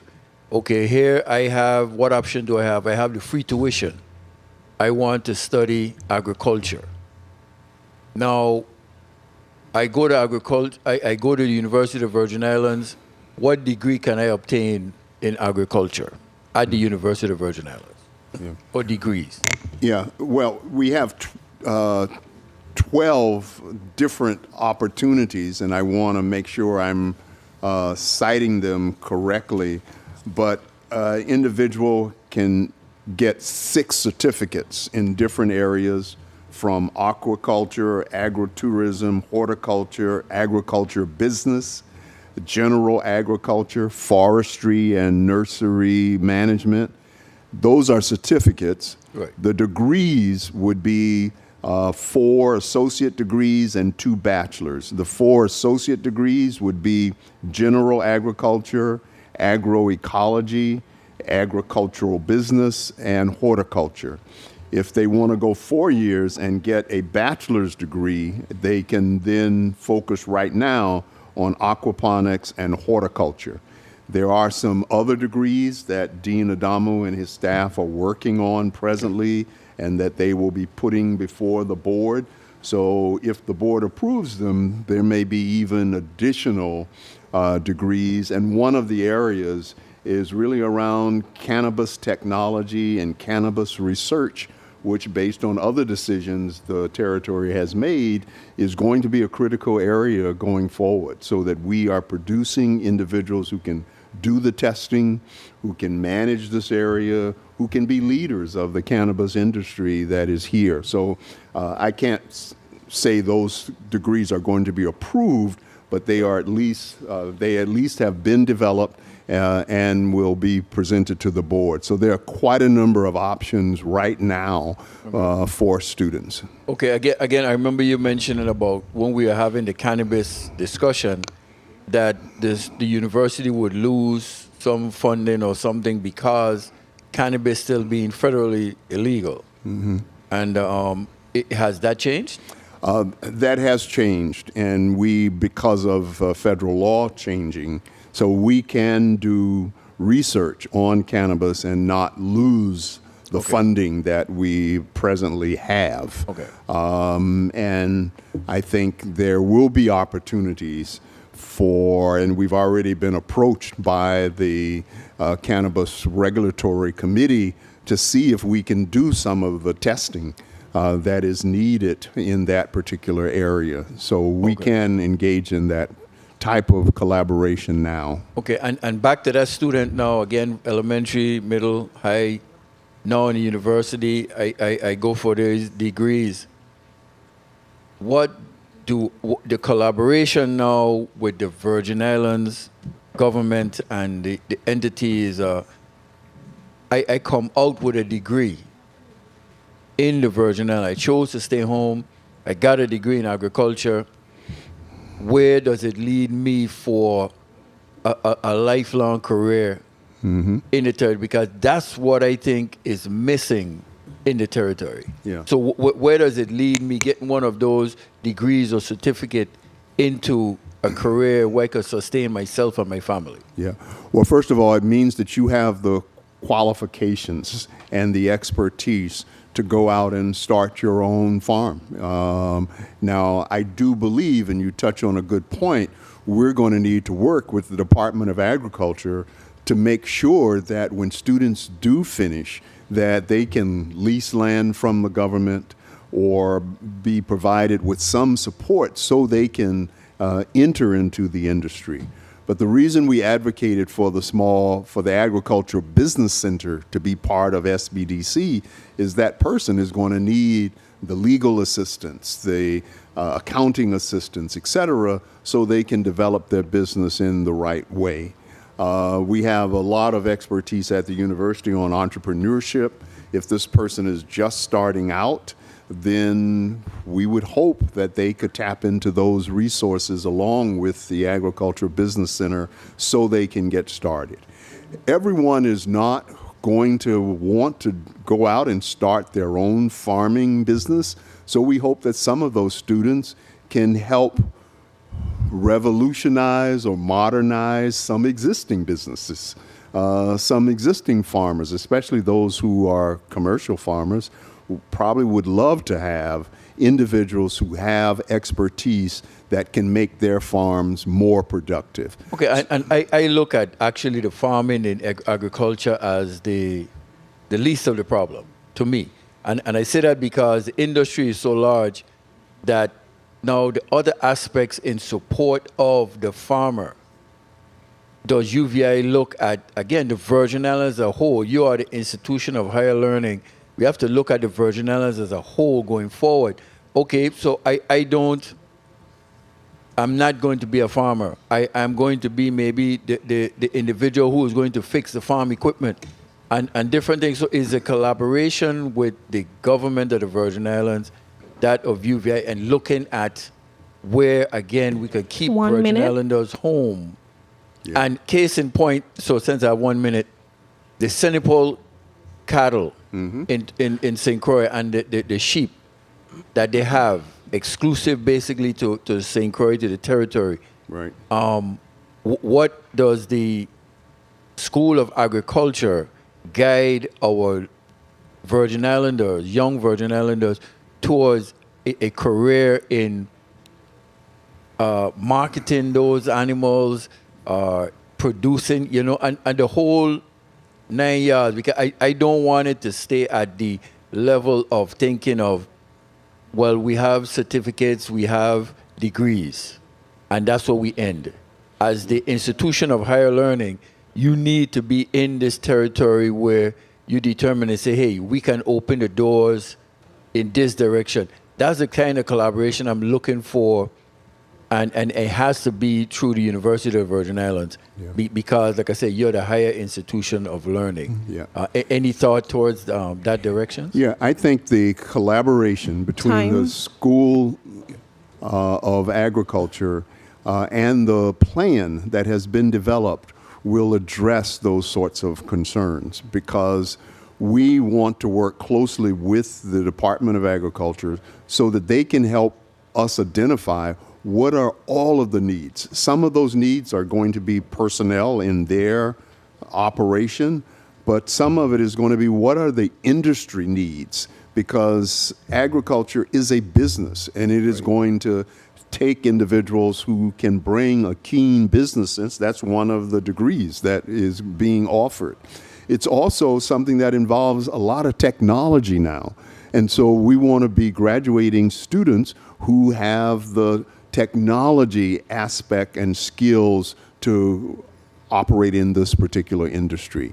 And it's not just to give them the degrees and leave them out on the vine. We have created a plan that creates pathways for them to be able to pursue their careers once they have the expertise. And in closing, Mr. Chair, if I may, the final question would be, is it okay, Mr. Chair? Yes. Oh, thank you. Yes, the final question would be to solidify everything. How are you marketing the School of Agriculture and what you're saying? And thank you for the time. You can answer the chair's time. Thank you, sir.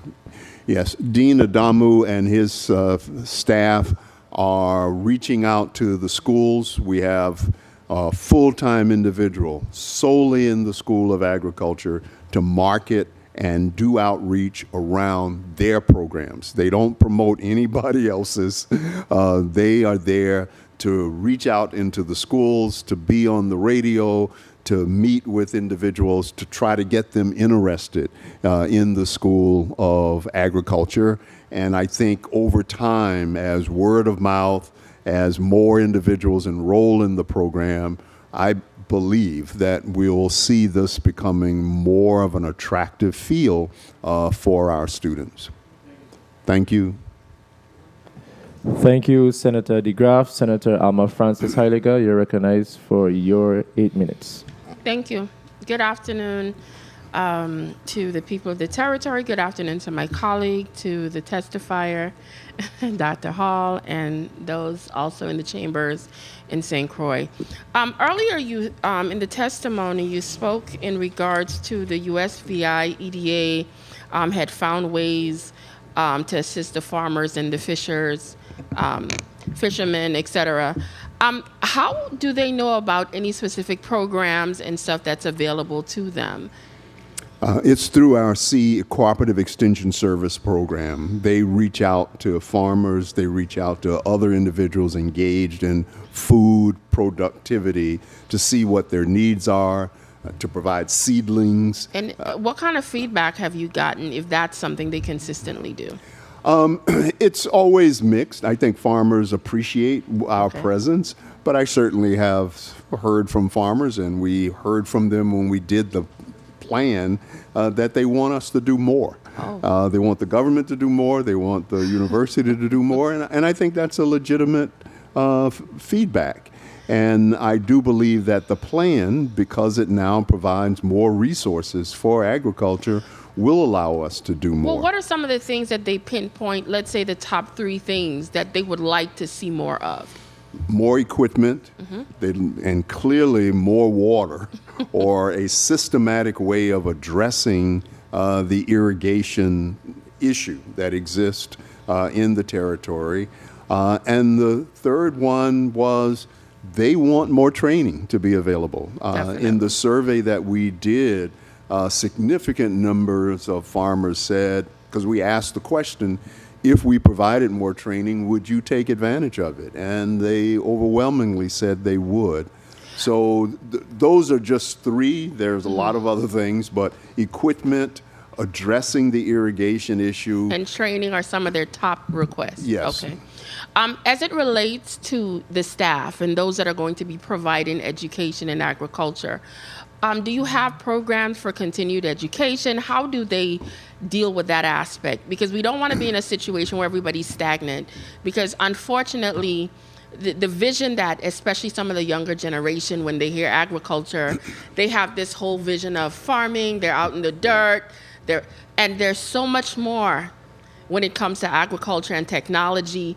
How does the staff deal with that in continuing education? What are your plans for that? That's why they created the certificate programs. There are 6 certificate programs, which are not degrees. So individuals can come in and retool.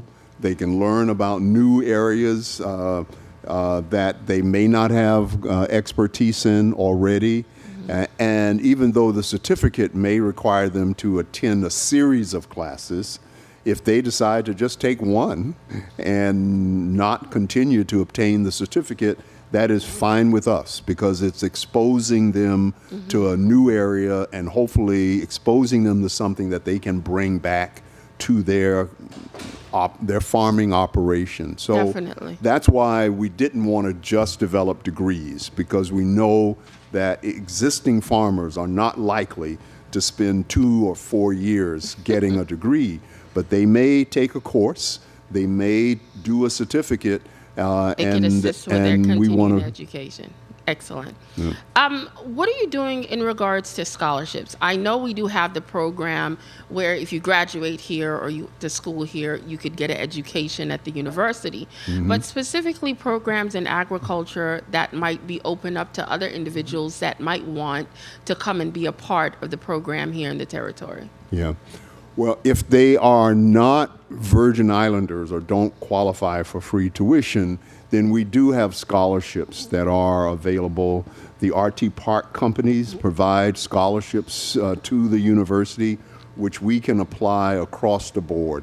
They are not earmarked specifically for agriculture, but they can be used for agriculture or for any other need that our students have. So with the free tuition coupled with the scholarships, I think we do a very good job of providing students with support. The challenge is more with the students who are not Virgin Islanders because, number one, they don't qualify for free tuition. Number two, they don't qualify for a lot of the federal aid because they're not U.S. citizens. Yeah. So we're trying to increase the amount of scholarship money that we have for non-resident students. Excellent. Well, I appreciate that response. I wanted to know in regards to your interaction with several of the various agencies in making sure that this is a successful plan. Because, you know, the legislature put in the work, the universities putting in the work. One of the things that I have found over the years with us as a government advancing and getting things accomplished is a lot of times we don't communicate with each other. Yeah.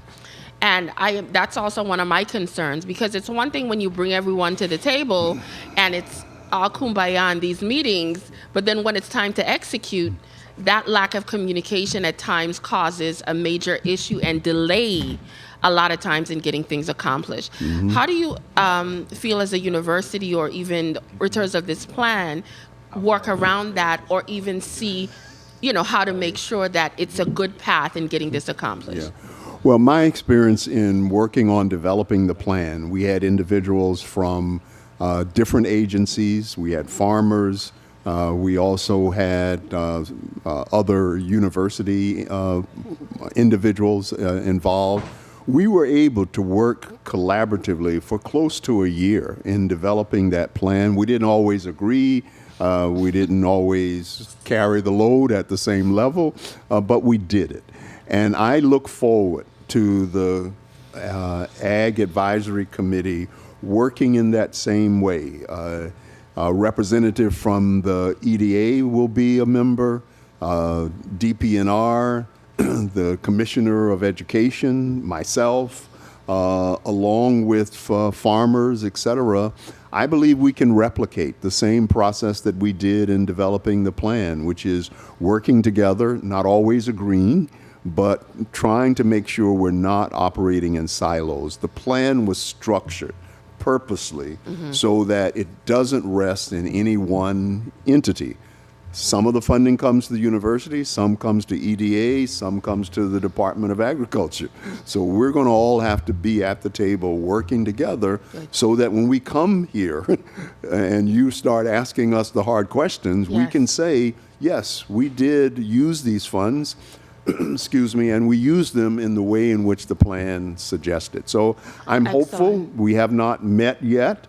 But I believe when we bring everyone together, we will be able to work together. Well, thank you so much for that. And I do hope that with Commissioner nominee Peterson, you know, again, having a foot inside of UVI and now agriculture, that will become a great tool, him as a great tool to really unify this plan. Thank you so much. You're welcome. Thank you. Before I close, I think I was told I have 1 minute left.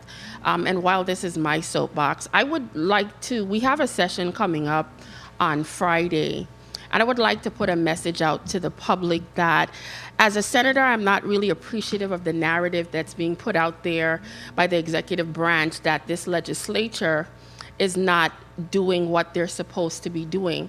I think, unfortunately, when we're in a situation when we have to make hard decisions on behalf of the people, when you are not, as the executive branch or WAPA, giving us the necessary information, one of the things that I am finding that is not being told to the public is that this deal with VTOL was not told to the bulk of the people in this institution until April the 4th, which was the day before we were supposed to make a decision. And I will say this again, as responsible senators, it is our job to comb through everything with a fine tooth. And please, I'm asking this administration to stop this media blast that they're attempting to do to create another narrative and speak to the facts that they did not notify this body as an institution in a timely manner of this deal that they made with VTOL. And now all of a sudden, it is the responsibility of the legislature to clean it up. I just want to say one last thing. As our laws are written when it comes to WAPA, WAPA has no legal authority to obligate any funds that they do not have in their possession. So by breaking that law and asking this legislature to fix it at the last minute, I think that's an injustice to us. Thank you very much. Senator Donna Fred Gregory, you're recognized for your 8 minutes.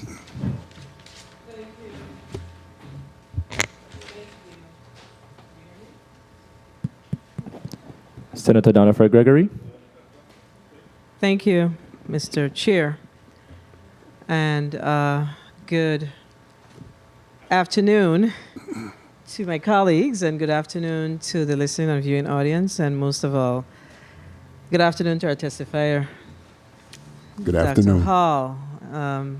It is always a pleasure to hear you and hear your responses to the questions asked, particularly when we discuss agriculture. I almost want to call you the agriculture czar of the U.S. Virgin Islands.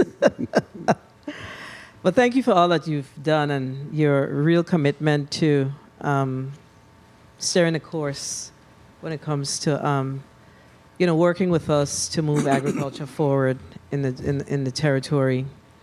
I have to say that, and I'm going to say it, I don't think but for you and your leadership, we would have made it this far, but where we are with the agricultural plan and the work that has been done. So I really want to publicly thank you for like the 10th time. Thank you very Dr. much. Hall. But we're here today to talk about the School of Agriculture that has been established by the University of the Virgin Islands somewhere about, I think what it was, the 33rd legislature? Mm-hmm. We funded, how much did we fund it? Do you recall the? Yeah, 900 and I indicated it in my 950. testimony. Okay, no worries. Yeah.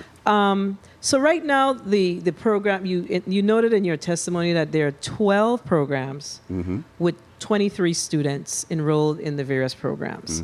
And one of my concerns has always been, so how do we get our young people in the territory to really engage in the agriculture programs and to really understand the significance and the economic and food sustainability components of agriculture in the territory and of agriculture in the territory.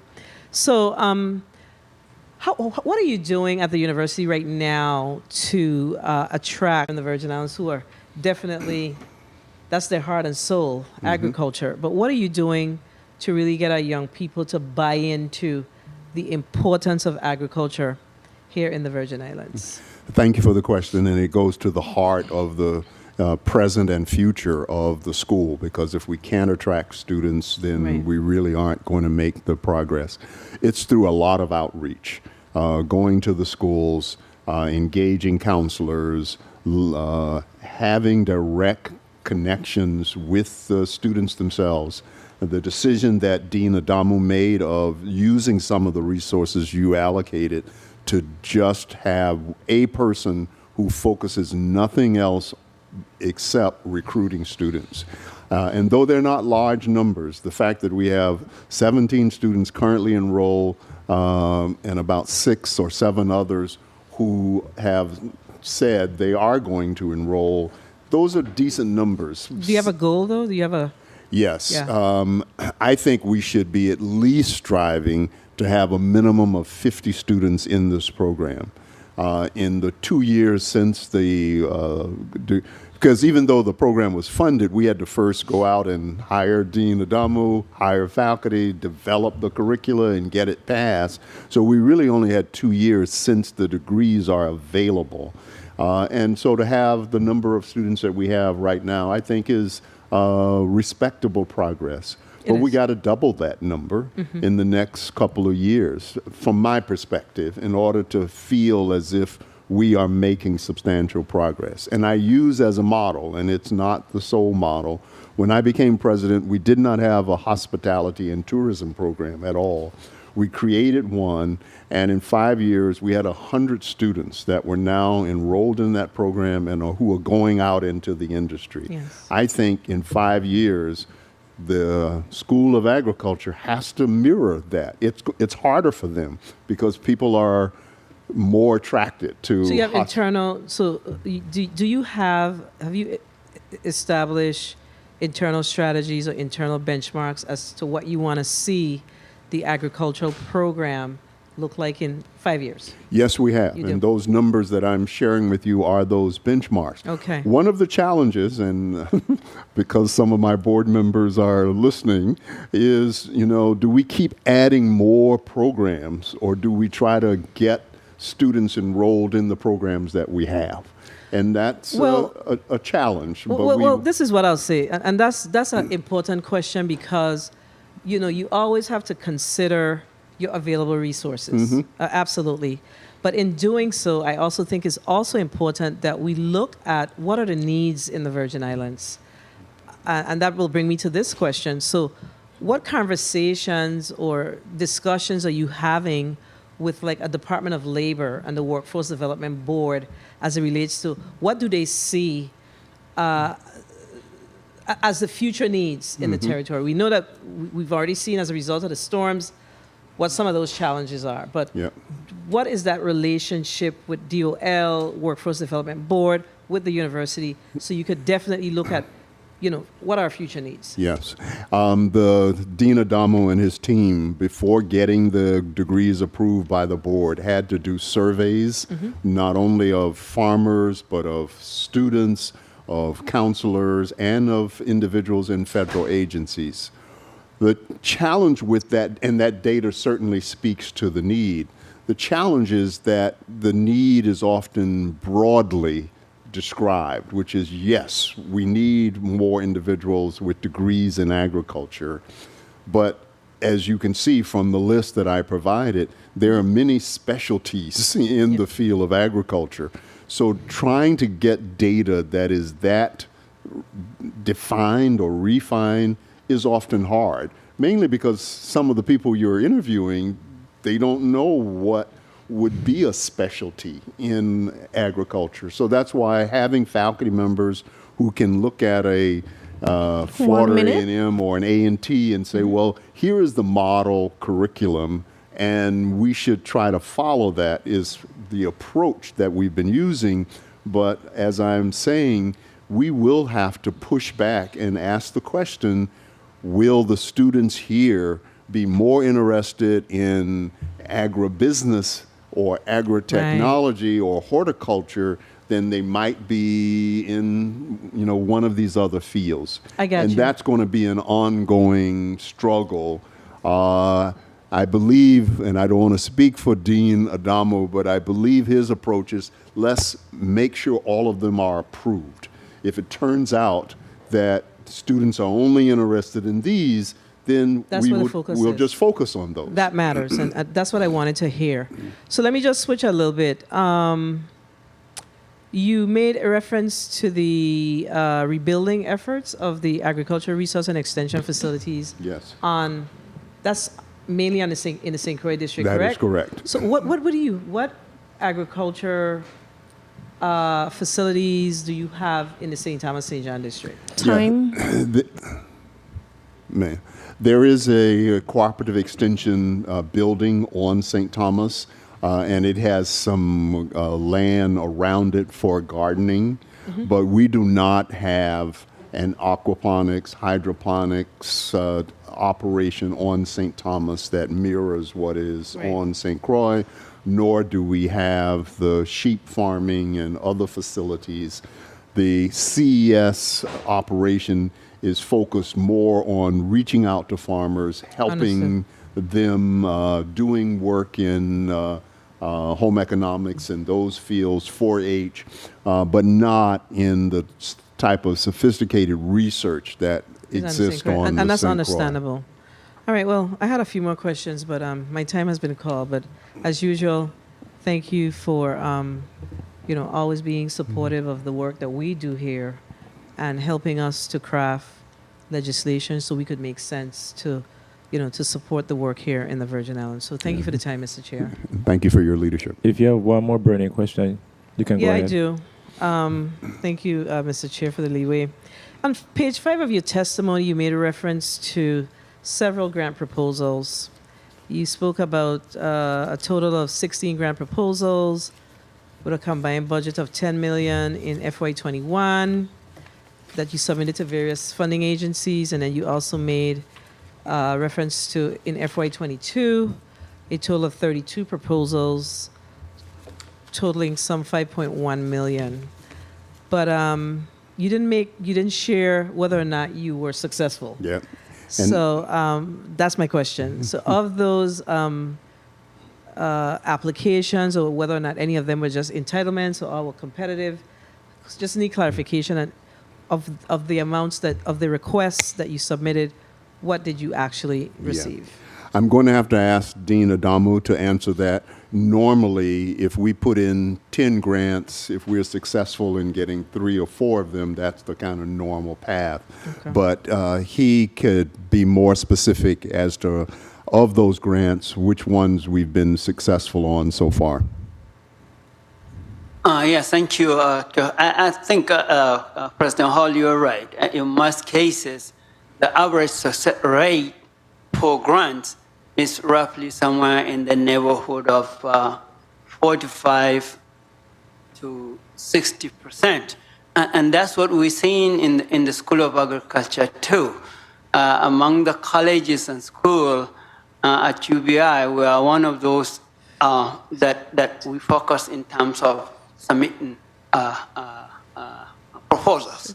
And our success rate is right around that, somewhere between 45 to 60%. So are you saying that you received about $6.5 million? You said 45%? I think that's what I heard. About 45%. 4 to 5 or 45% 45. to 60. Yeah. 45% of the Of the total application, or of the total funding amounts? Yeah, 45% of total applications submitted. Okay, but do you have a dollar amount of what you actually received in FY21 and FY22? I will have to look and provide you with. Okay. Well, I'm sure we'll have that conversation at another time, as we're right up on our budget hearings in the next couple of months. So, Mr. Chair, thank you for the time. I believe that the university definitely is moving in the right direction with regards to this School of Agriculture. And if we are serious about agriculture, as we have demonstrated here in the legislature, then we are all moving in the right direction. And our job is to support this initiative so we can ensure food sustainability and food security here in the Virgin Islands. Thank you, Mr. Chair, for the time. Thank you, Senator Donna Fred Gregory. I have some few questions, and then from there, we're going to recess. The RT Park Tech Village project. Mm-hmm. How involved are you in that project, and what is the status of that project? Because it should be agriculture related. Yeah. I am involved from the standpoint of being a board member of the RT Park. It is moving forward. There is still, from the last report that I received at the board meeting, there are still some delays in regards to securing some of the funding locally from the funding that was provided to the territory. The director, the executive director, Peter Chapman, is on top of that. It is agriculture focused, as you indicated. But he would be in a better position to update this body as to exactly what the remaining hurdles are. I believe they are looking to close on the project sometime this year, but he would have more specific dates. Okay, thank you. I'm just happy to know that things are going well, even though there are some delays. Mm-hmm. And I did have a conversation with one of the members who are a part of the RT Park Tech Village project. And at a later time, I do plan to bring them in, because that will definitely be a big win for the territory, but specifically St. Croix. Yep. As you know, we have a lot of land. But I really look forward to seeing that project come into fruition. And another question to you, as I stated earlier, and it's known now to the public of your departure from the position. From now until July of next year, can you just tell me what are some of your short-term goals or whatever goals you may have for the time that you're going to be in that capacity as president and involved in the UVI School of Agriculture? Yeah. Well, the main one is to continue with all my heart to work to move this institution forward and to make sure that it is contributing to the territory. It has really been an honor to serve the people of the Virgin Islands in this particular capacity. And we still have remaining challenges that and projects that we want to work on. We have to, number one, continue to increase our enrollments, and I am very committed to working on that. And it's not just attracting students, but making sure they want to stay here. We have been working this year on a campus life a plan where we have had numerous meetings with our students to have them tell us what is it that they would love to see on both of our campuses that would make them want to stay, would make them want to come, that would make them want to be more engaged. And so we are working on that now. I'm hoping that over the summer and by the fall that we will be able to lay that out. We have a wonderful innovation center that is going to open on Monday. I hope all of you have received your invitations. That is going to be a spectacular facility, not only for our students, but for the territory. I hope in my remaining time that we can not only just open it, but to make sure that it is operating at the highest capacity possible. But elaborate, Innovation Center for... Say that again? Just elaborate about the Innovation Center. Yes, the West Bay building that I made reference to that the university acquired, we have now turned it into an innovation center, a technology innovation center where our students, businesses, and researchers will be working together on what are the latest technological innovations that exist and how can our students engage in some of that work. We have an innovation lab, we have a creativity center, a maker space where students can work with wood, can work with other types of materials to create things. Our culinary arts program will be housed in that facility. Artificial intelligence, as you know, is important wave of the present and future. We have a room that focuses on artificial intelligence. So that facility opening will signal the future for UVI, and I hope in the remaining time to make sure it is living up to the vision that we had.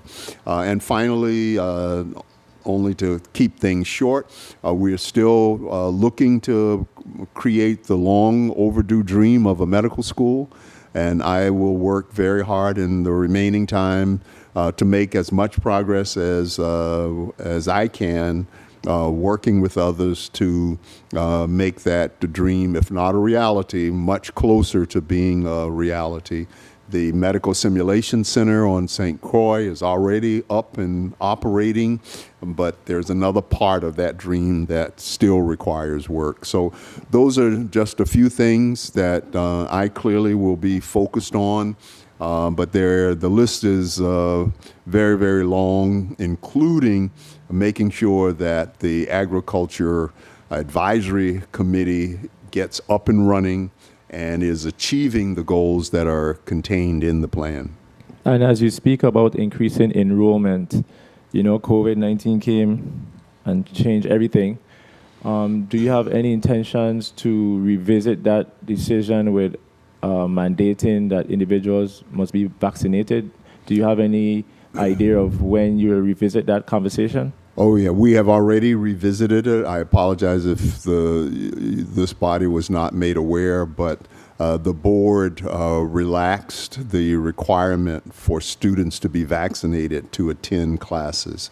Once the territory and I would say much of the United States moved away from those types of restrictions, We did it first for students, and then we relaxed it later for employees as well. So those are no longer requirements.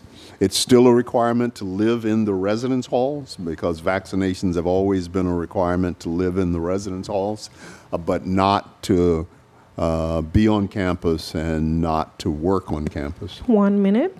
Well, I must admit, it took me a while when COVID first came out. It took me a while to be vaccinated, and I thank God every day. I caught it, and I must admit, when I caught it, having been vaccinated helped me a lot. But as far as the individuals who are living on the campus, when do you plan to revisit that vaccine mandate and kind of relax it? Do you have an idea of when you will relax that? Well, we don't have a date specific. We will always continue to follow our developments of science and what is required. As I said earlier, being vaccinated to live in residence halls is not a new thing. It's always been a requirement. The only new part of it is the COVID vaccine. So I can't say that there's a date when we're going to revisit that, but we're always watching developments and we'll act accordingly. In closing, I just want to say thank you. And of course, you still have a good bit of time with us, but I just want you to continue to do what you're doing. And I really want to thank your entire team. Of course, we do hear the complaints, but I try not to focus on the negative and try to focus on the positive while finding solutions for the negatives. Because I've heard some stuff about the UVI School of Agriculture, but I rather speak to you on a different note about that. But I know you do have some challenges, but I really hope and pray from now until next year, if you place this on your priority list, is just getting that stuff done with FEMA, because our research benefits those on the U.S. mainland, the Caribbean, and other parts of the world, right? Yes. So, and that research brings in funding, right? It certainly does. When those facilities were up and running, we would do trainings for people all over the world. And we have not been able to do that because we don't have the facilities. So it not only generates revenue, but it helps with our reputation. UVI really was a leader in regards to aquaponics and hydroponics facilities. And when you don't have the facilities up and running, you can't say that you're a leader. So we need to get back to that status, and having those facilities up and running will help us do that. Thank you. Mr. Hall, Dr. Hall, I will give you 30 seconds to wrap up. We have reached to the end of this item on the block, so you may proceed. Thank you, Mr. Chair, and thanks to all of the senators who came out today, both here and on St. Croix. I appreciate you creating this opportunity for Dean Adamo and myself to come and update you on the School of Agriculture. It is not perfect. It is certainly a work in progress. But I can say without a doubt, we would not even be where we are without your support, without the vision of those who knew we needed to address this particular need. And I pledge to continue to work closely with you. As you can tell, Dean Adamo really wants to work closely. The legislative day is his idea, and I applaud him for putting that in place. He even started it during COVID, and the first one was done remotely. And now we're able to have legislators come to the school, see what's going on. So I look forward to us continuing to work closely with you. And I will see you on Friday when I'm back here again for another topic. And you mentioned something on Monday. And yes, the Innovation Center opening. You should have received an invitation. If you have not, please let me know, and we'll make sure that my office gets that to you. Just to be on the safe side, send it out again. Okay. I'm not saying you haven't sent it, but over the Easter, you know how it was. Okay. No, I will ask my office to resend. Thank you. So Colleagues, thank you all for being present here for this item on the agenda.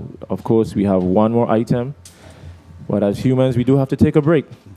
So the Committee on Economic Development and Agriculture stands in recess for 30 minutes.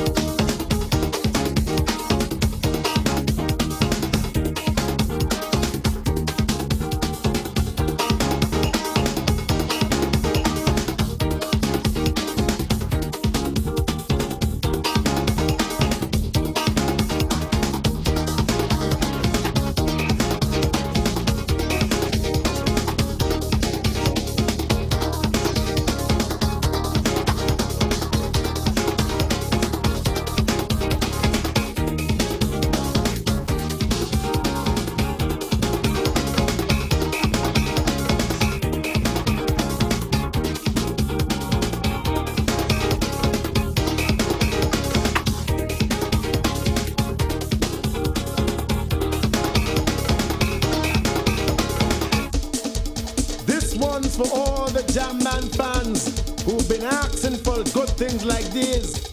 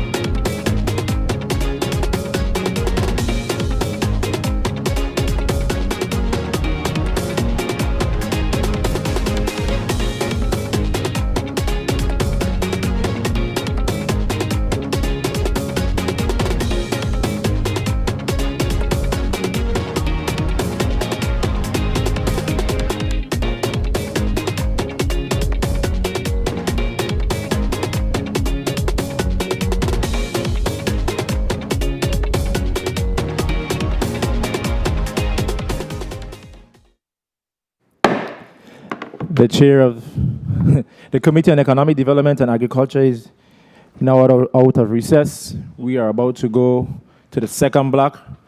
For those who are just tuning in, we just heard from the UVI School of Agriculture.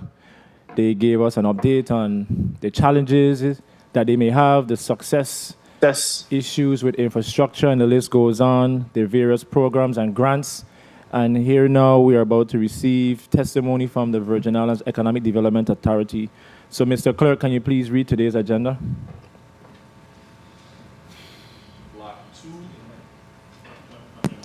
Block 2, the committee will receive an update on the overall status of the Virgin Islands Economic Development Authority with regards to funded programs and grants within the VIEDA, as well as an update on the implementation of the Vision 2040 plan and capital projects and personnel.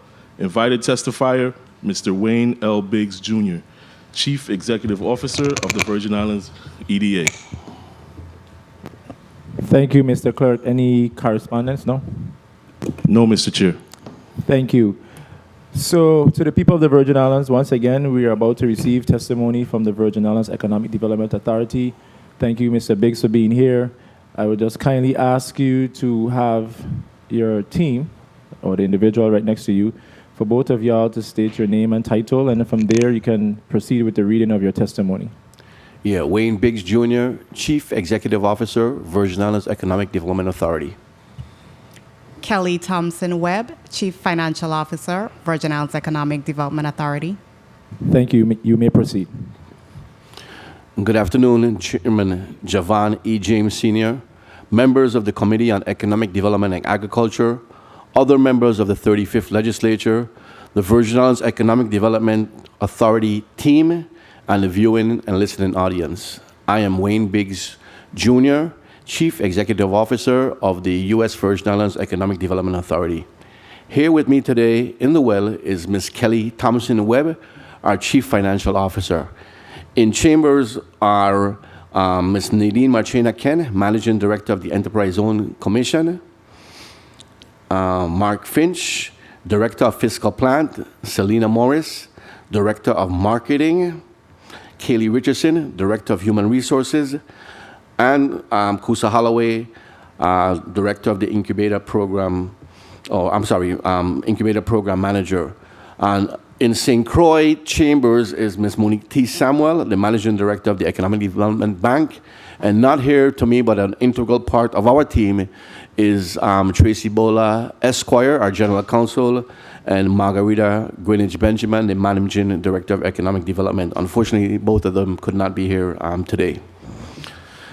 My team and I are happy to provide a status report on the USVI EDA for fiscal year 2022, October 1, 2021 to September 30th, 2022, and fiscal year 2023, October 1, 2022 to March 31st, 2023.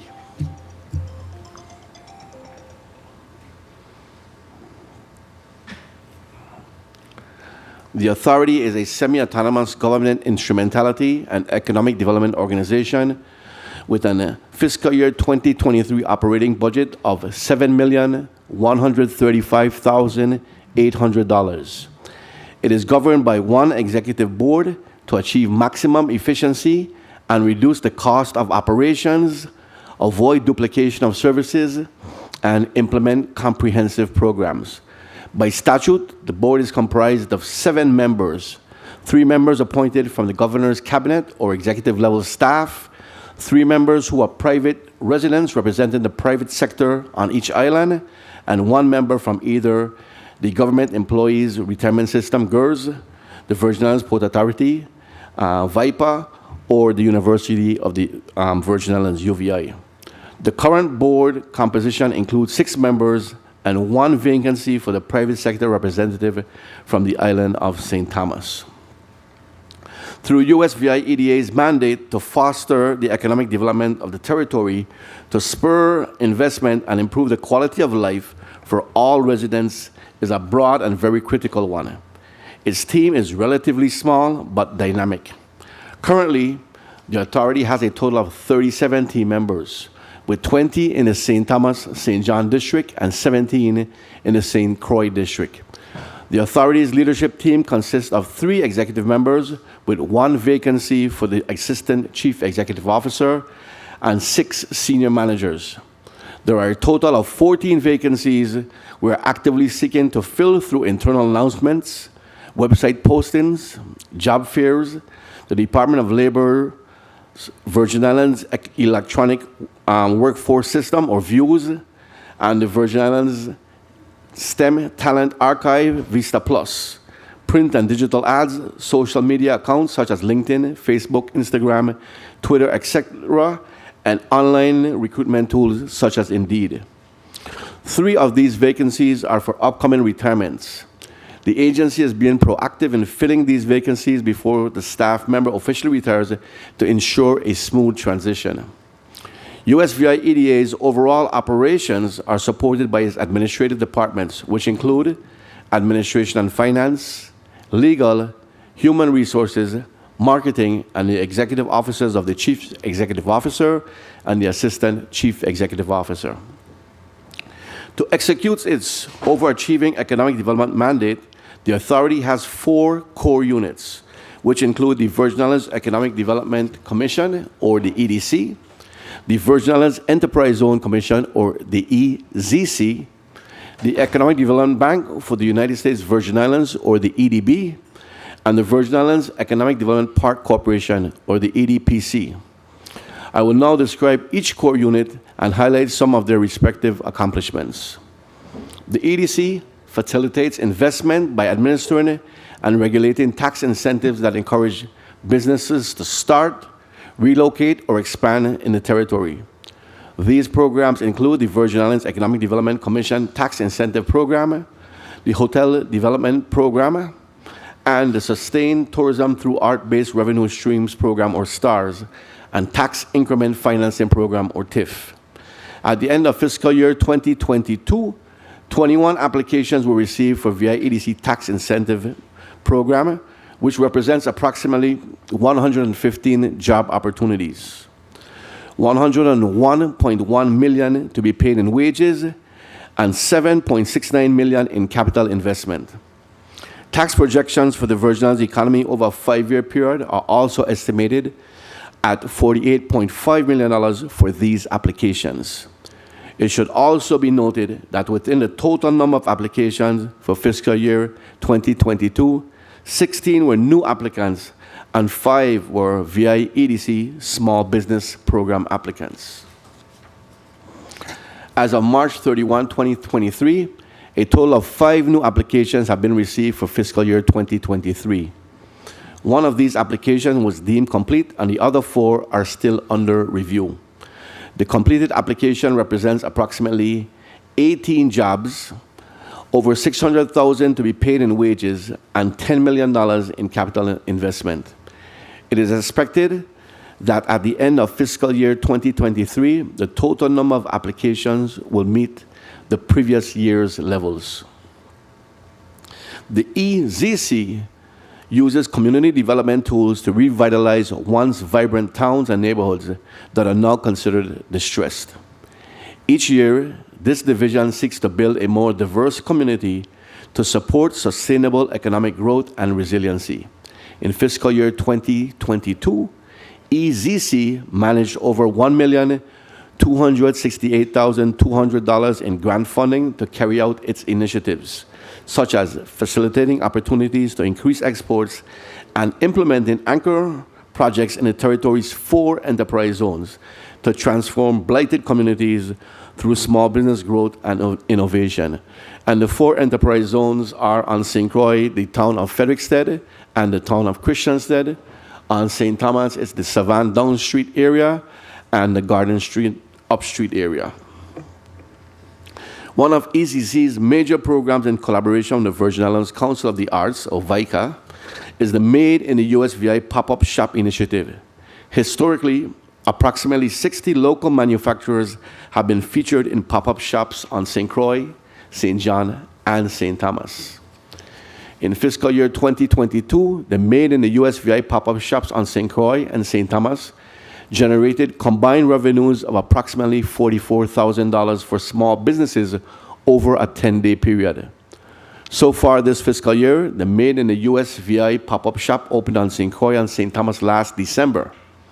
The next pop-up shop is scheduled to launch on April 20th, 2023 in the building across from Precious Spot on St. Thomas, just in time for Carnival.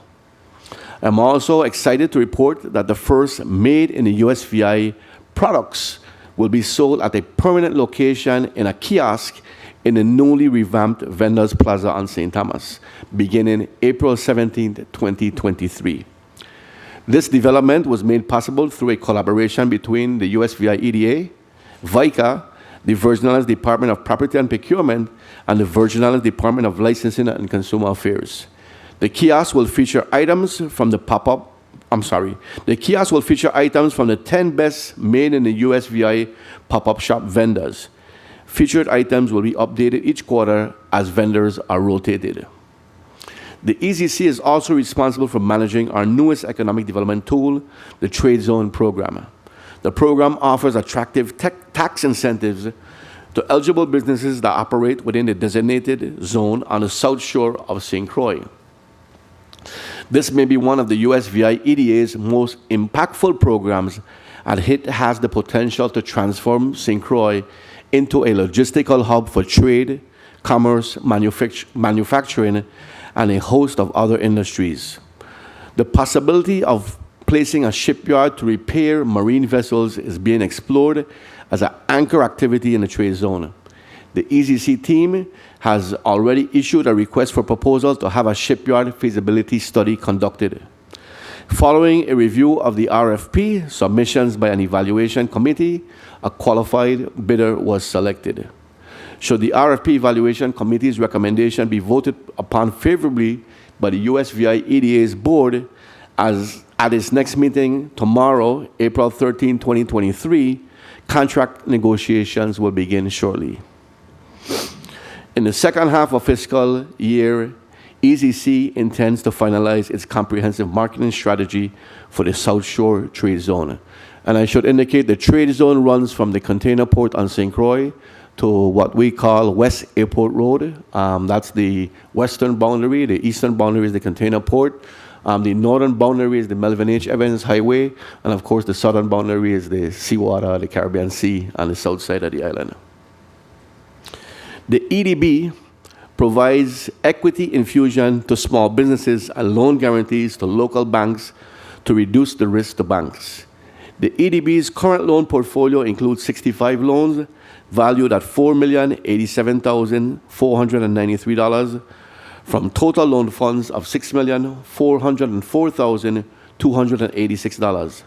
The current delinquency is 16% attributed to 3 borrowers, and we're in the process of doing some restructures, but we wanted to provide accurate numbers for this status hearing. The EDB has been a responsible steward of both local and federal loan funds. Last year, due to the EDB's compliance with federal requirements, the U.S. Economic Development Administration invited the USVI EDA to request that 2 revolving loan fund programs administered by EDB be defederalized. This invitation was authorized through the Reinvigorating Lending of the Future Act and an amendment to the Public Works and Economic Development Act. USVI EDA's request was approved by the US EDA, and this will provide EDB more flexibility in assisting qualified applicants with financing their small businesses. And defederalization pretty much means that we no longer have to report directly on these revolving loan funds to the federal government because we've administered the program as directed over the years. In 2010, the territory was awarded $13.1 million in the State Small Business Credit Initiative funding from the U.S. Department of Treasury.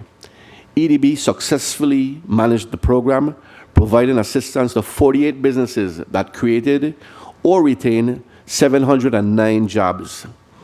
Due to this success, the territory was recently awarded more than $57.8 million in the second round of SSBCI funding, more than 4 times the amount awarded in SSBCI 1.0.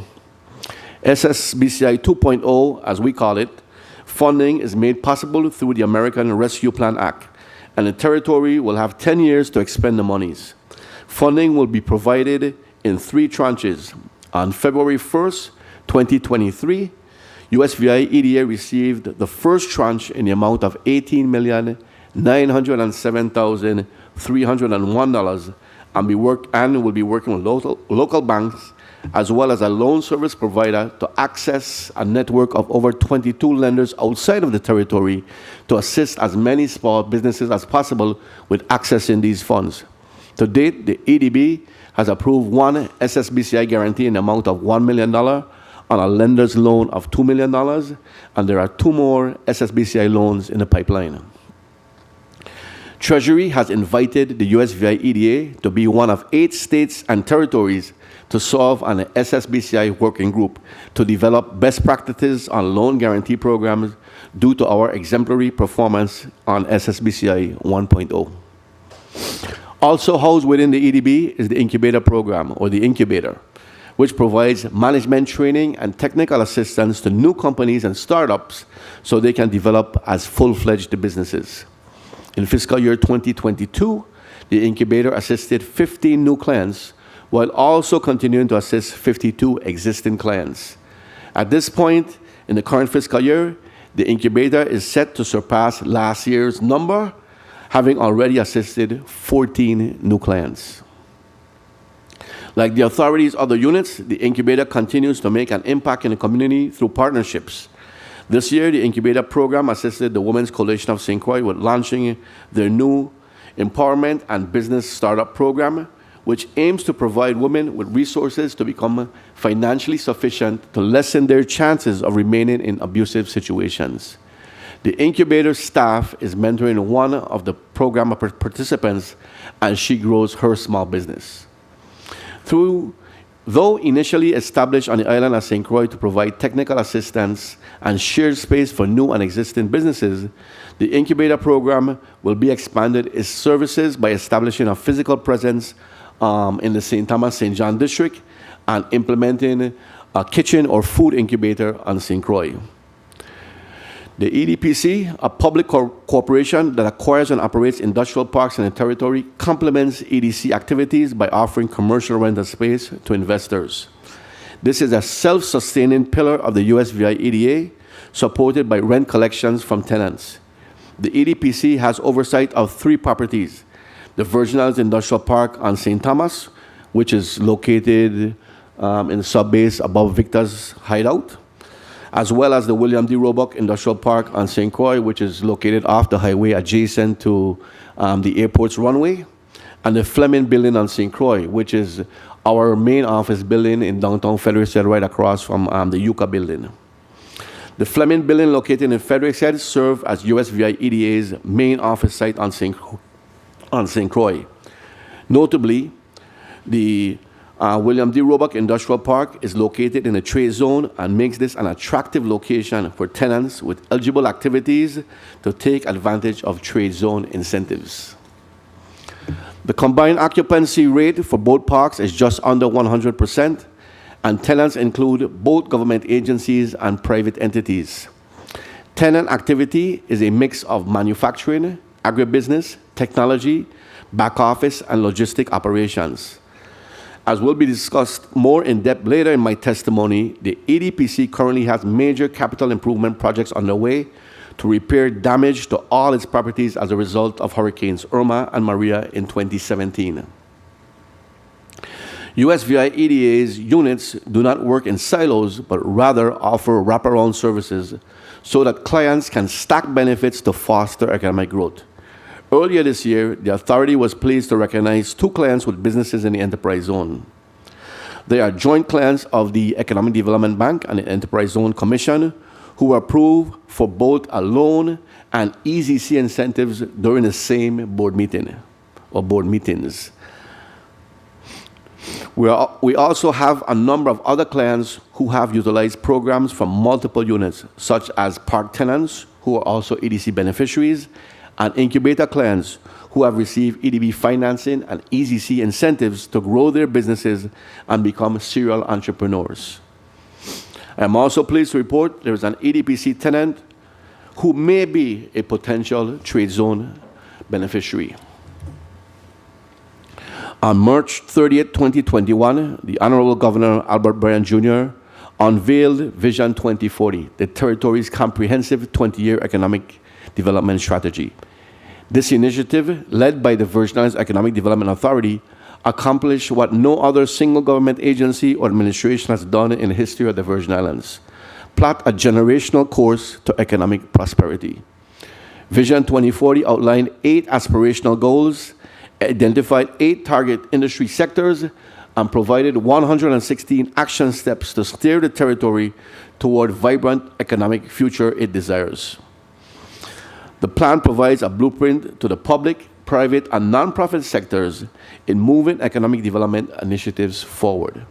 In fact, Vision 2040 served as a guide in the development of other territorial plans, such as the Comprehensive Economic Development Strategy and the Tourism Master Plan. And I also know that Vision 2040 is also playing into the Master Land and Water Use Plan, as well as plans within the Department of Labor and the Department of Education. By virtue of its statutory mandate, USVI EDA's core functions support the aspirational goals and targeted industry growth of Vision 2040. This includes all the past year's accomplishments I previously discussed. However, the authority is working on a number of other major projects, activities, and funded programs, many in collaboration with sister agencies, which are directly linked to Vision 2040. These initiatives include the following: the EZC anchor projects. In addition to the Made in the USVI initiative described earlier, which touches on the Vision 2040 goal of providing entrepreneurs with access to support and capital, one of EZC's major initiatives is implementation of anchor projects in the territory's 4 enterprise zones. These zones include the towns of Christiansted and Frederiksted on St. Croix, as discussed earlier, and the communities of Garden Street Upstreet and Savannah Down Street on St. Thomas.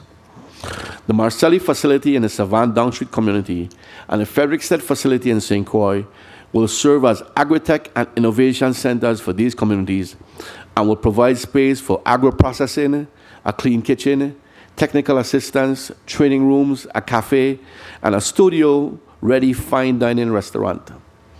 Community feedback during the Vision 2040 process indicated a desire for more opportunities in agriculture, and these anchor projects not only fit into the targeted industries of agribusiness and manufacturing, but also address the aspirational goals of increasing locally sourced foods from 3% to 35% by 2040. The other 2 anchor projects are the Healing Humanities in St. Croix Foundation's Sunday Market Square, Christiansted Town, and the Virgin Islands Museum, Civic and Cultural Center in the historic J. Antonio Jarvis School in the Garden Street Upstreet zone.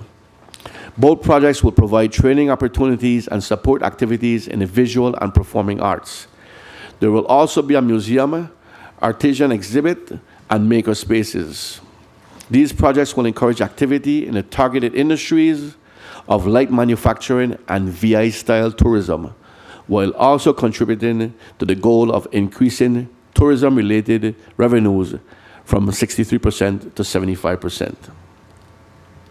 All of EZC's anchor projects will revitalize these neighborhoods to support the growth of local small businesses by granting them access to a wider market and the opportunity for increased exports. Additionally, with more industrial activity and social events in these towns and communities, there is the potential to grow the population. The EZC team continues to work with public, private, and nonprofit partners, as well as seek grant funding to bring these projects to fruition. Resources for farmers and fishers.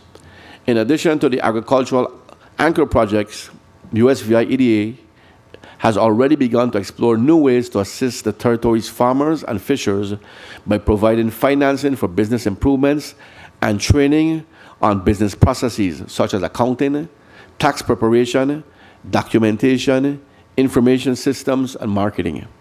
USVI EDA will also partner with current farmers and fishers to provide mentorship opportunities so the next generation will consider entering these sectors.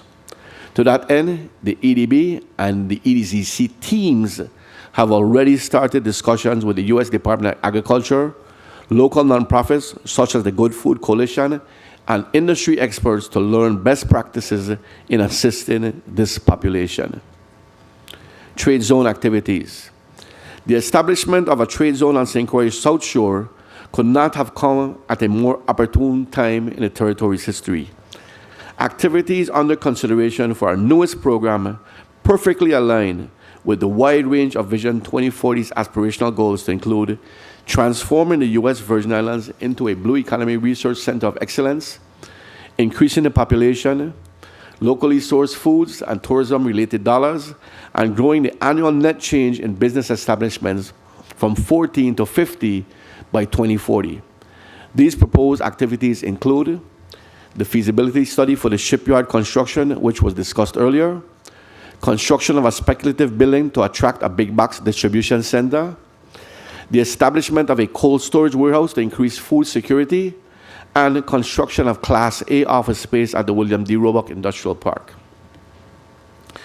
Establishment of a community development financial institution. Since the release of Vision 2040, the authority has been in discussions with officials from the Federal Deposit Insurance Corporation, or the FDIC, about establishing the first community development financial institution in the territory. CDFIs, as they're called, play an important role in underserved or low-income communities by providing residents with access to financial products that help families purchase their first homes or entrepreneurs start new businesses. USVI EDA has held roundtables with the Federal Deposit Insurance Corporation, local banks, and nonprofits to explore the possibility of creating a CDFI. Having a CDFI in a territory would be economically advantageous to our residents. This will not only augment financing options for local small businesses, but also provide financial support to our schools, health centers, and community organizations, thus enhancing the quality of life in the territory and working toward the Vision 2040 goal of a 10% population increase by 2040. Additionally, the USVI EDA has worked closely with the FDIC, along with additional federal and local partners, to provide financial literacy and access to capital informational webinars and seminars entitled Path to Prosperity, wherein federal and local agencies get together to highlight its products and services that are available to residents of the territory. The last hybrid in-person virtual seminar was held at UVI's St. Croix campus at its Great Hall on March 16, 2023. 93 registered individuals attended, 68 in person and 25 virtually. Collaborative programs. Implementing Vision 2040 is a territorial, community-wide effort that will take the contributions of us all to realize the vision of a prosperous economy for future generations. Partnerships with all branches of government, the private sector, and nonprofit organizations will drive the fulfillment of Vision's ambitious goals. Over the past year, USVI EDA has been working with our partners to execute the following funded programs that fall in line with Vision 2040. These include: 1, the Small Business Innovation Grant. Vision 2040 calls for an increase in the number of business establishments in the territory. To do that, entrepreneurs should have access to financial support. In the last quarter of fiscal year 2022, the Office of the Governor launched the Small Business Innovation Grant and designated the USVI EDA as the subrecipient of $4 million in ARPA funds to disperse grant awards. Up to $50,000 in grant funding through this program was awarded to eligible businesses to improve operations and efficiency. Following an application period, 336 businesses were approved for grant funding once they met federal granting requirements. USVI EDA's collaboration with the Office of the Governor and the Virgin Islands Small Business Development Center led to our administration and finance department dispersing $3,798,140 in grant funding to 292 awardees to date. There are $174,900 remaining to be dispersed to 38 awardees. And those awardees are in various areas in reference to getting that funding, depending primarily on getting SAM's registration as required by the grant. 2, the VI Slice Moderate Income Home Ownership Program, known as VI Slice. The 2020 U.S. Census indicates the territory's population is 87,146. At the time of Vision 2040's drafting, the Virgin Islands Bureau of Economic Research Statistics reflected that the population was shrinking.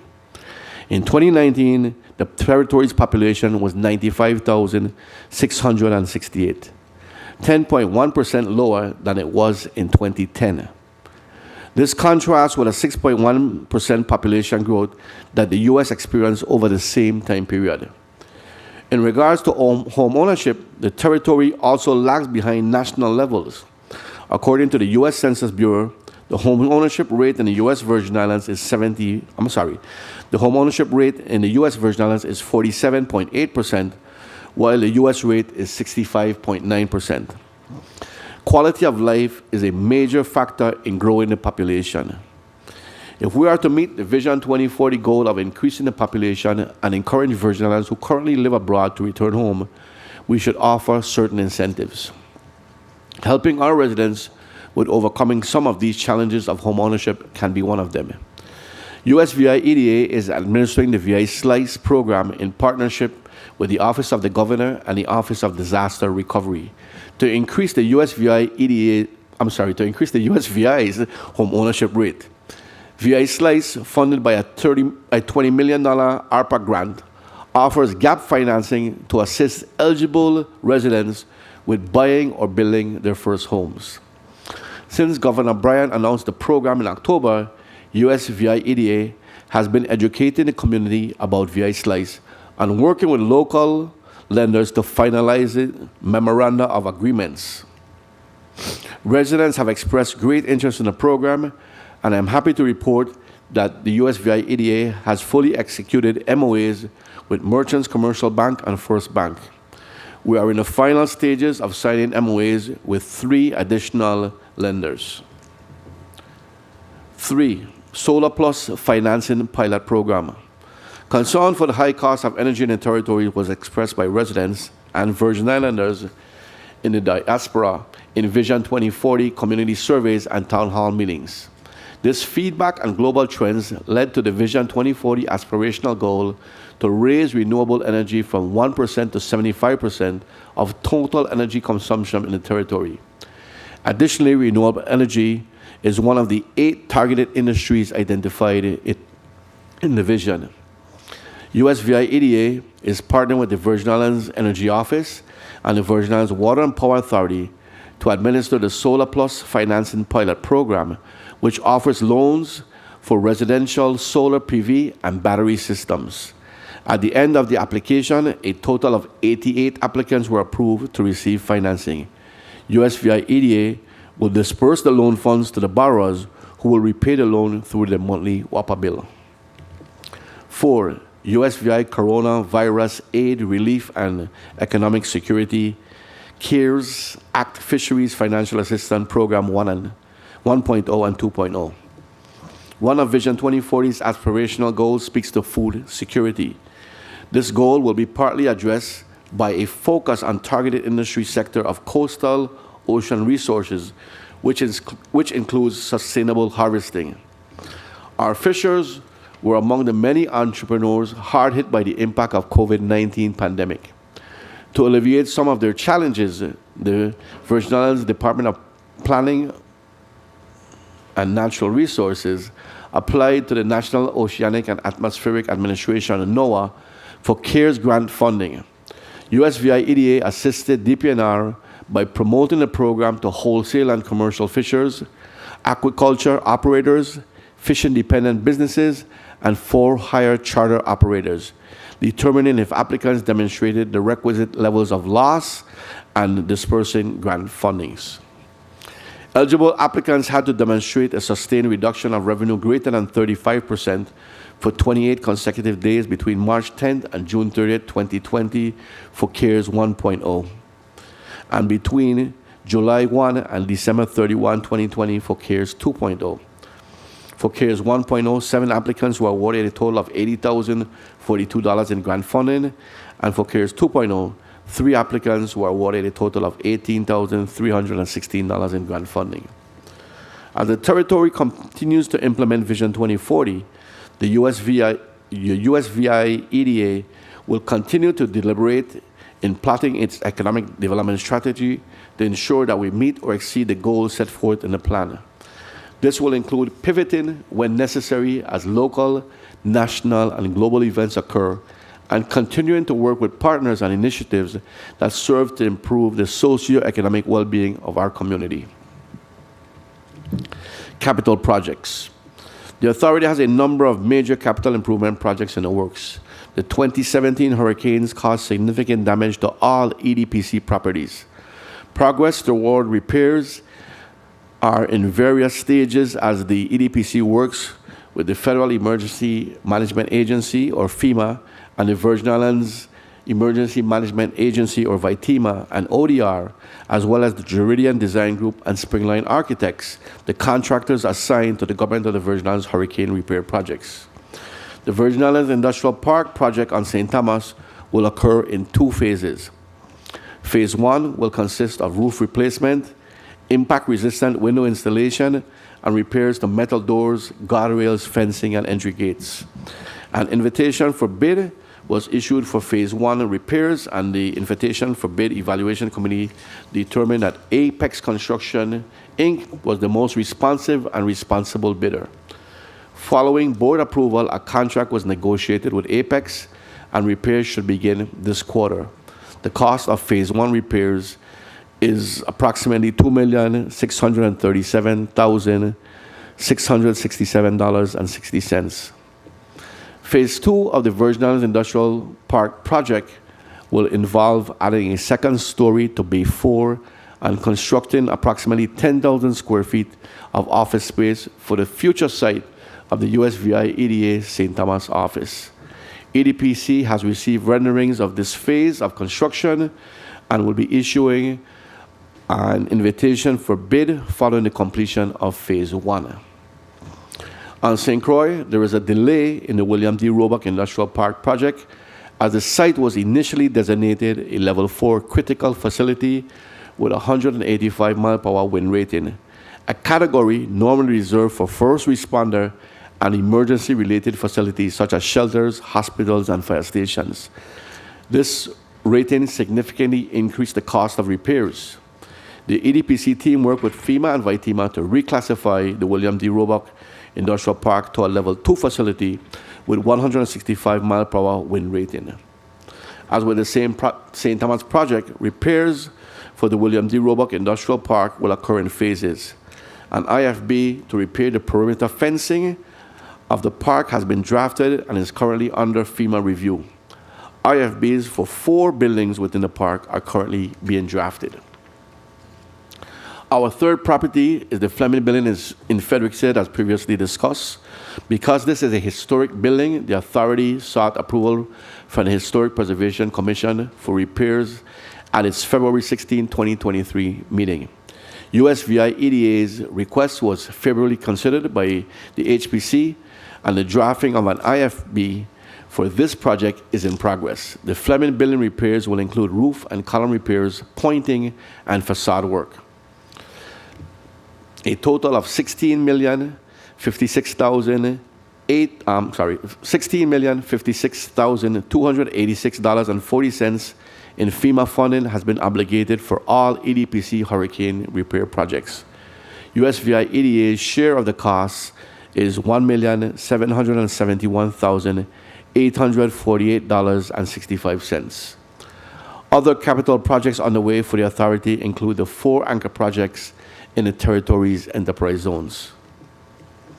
In the second half of the fiscal year, the authority will continue to fulfill its mandate by providing financial and technical support to small businesses, promoting the SSBCI 2.0 program, administering incentives, finalizing a new global marketing campaign, and engaging in business recruitment to attract more investment to the territory. Currently, the authority has 21 hot projects in its pipeline, that indicate strong interest from potential investors.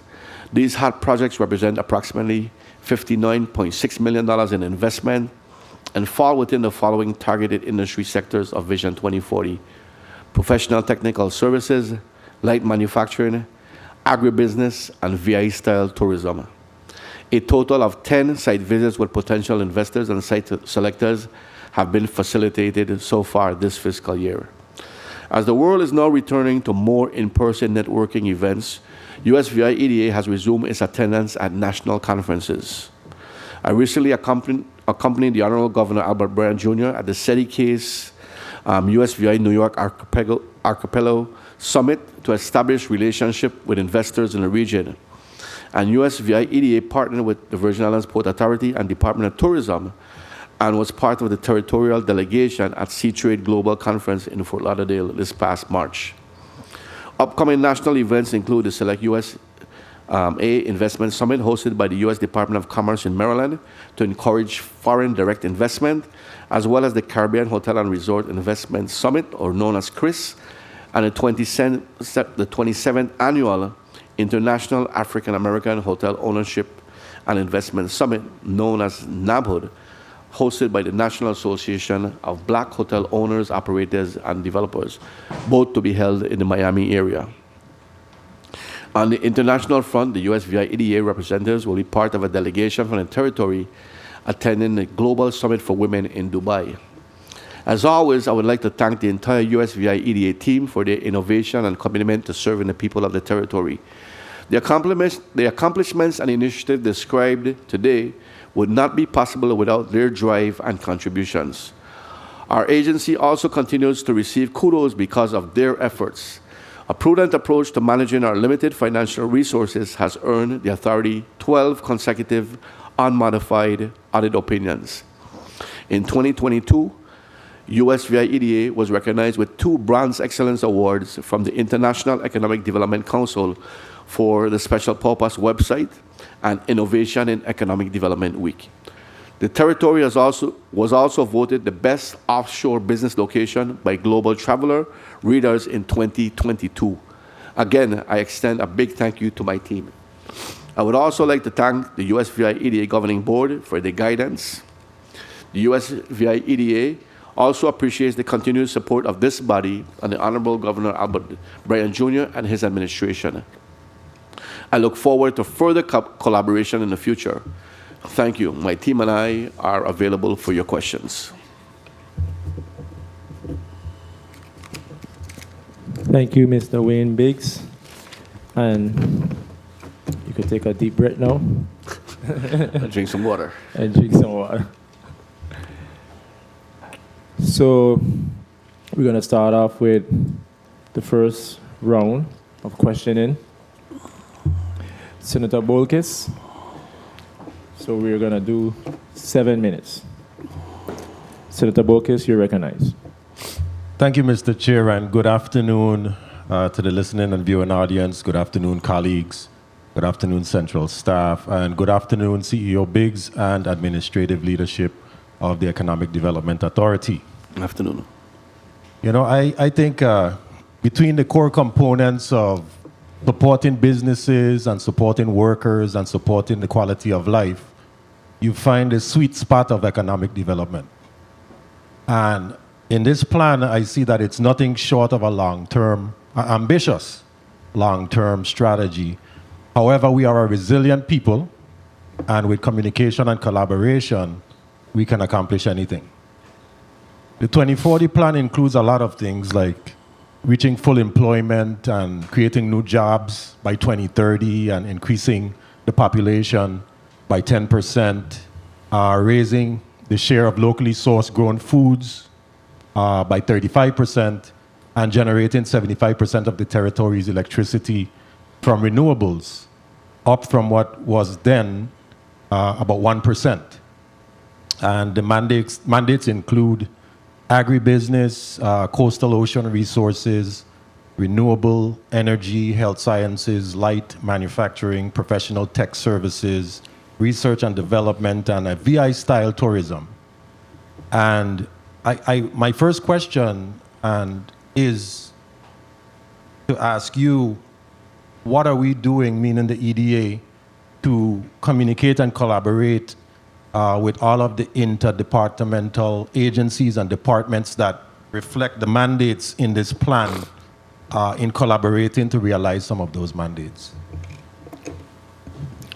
Yeah, we continuously meet with our sister agencies regularly, and we have a collaboration as a result of the overlap for a variety of different areas. So we're regularly intermingling with them and talking about how do we move towards Vision 2040? How do we get there? So as I indicated, I know the Department of Education is working on their new curricula over for the next 20 years. I know the Department of Labor is working on their workforce planning. In addition to that, we regularly meet, and maybe I should say, we plan to regularly meet again because we had stopped as a result of COVID, where we have a network of individuals that we react and interact with all the time. So we usually meet on a quarterly basis, and we have representatives from many of the different agencies, from the university, all the arms that we touch. And we go over not only what issues that we have or our clients are experiencing with those agencies, but also what issues they're experiencing with our clients. So we're trying to efficiently find ways to create paths to make doing business here in the territory a lot more efficient and effective. And I think so far we have a pretty good working group that's establishing that. But we meet on a quarterly basis in regard to that. Okay, excellent. I have full confidence in you, CEO Biggs, and your administrative team. I just want to assure that communication and collaboration are at the forefront in this discussion concerning the 2040 plan, of course. And I want to ask also, what is the strategy concerning attracting new EDC companies? For instance, why I ask the question is, let's just say we have a lot of companies that are doing tech business in the VI already. Do you turn those companies away, or do you, no matter how many companies that come from the outside that want to do a specific type of business in the Virgin Islands, is there a tap out, is my question? Yeah, we don't have a tap out on the industry side. I mean, we always are trying to diversify the economy and create additional job opportunities here. But if I can attract 20 financial companies and I got 20 workers here that are here ready to work for them, I'm there trying to attract as many companies as I can here to the territory. We have to continue to attract investment here to the territory if we're going to grow this economy. We can't just grow it internally. It has to be from the outside also. So we haven't tapped out on any industry. We do have target industries. For instance, the trade zone, we're looking at light manufacturing. And when we say light manufacturing, we're talking pretty much non-polluting manufacturing, but also assembly. As you know, being here and being a U.S. entity, we can put the made in the U.S. version, made in the USA label on products that have a certain amount of value added. So that's what we're looking at, and that's what we're targeting various industries that want to get into the U.S. market and making St. Croix the gateway to get into the U.S. markets, but also the gateway to get into Central America and South America. Where we're geographically located on St. Croix, I mean, we're 1,000 miles from the Caribbean market. We're 1,000 miles from the South American market, 1,000 miles basically from the Central American market. So we're really trying to create that gateway now that we have the trade zone on St. Croix.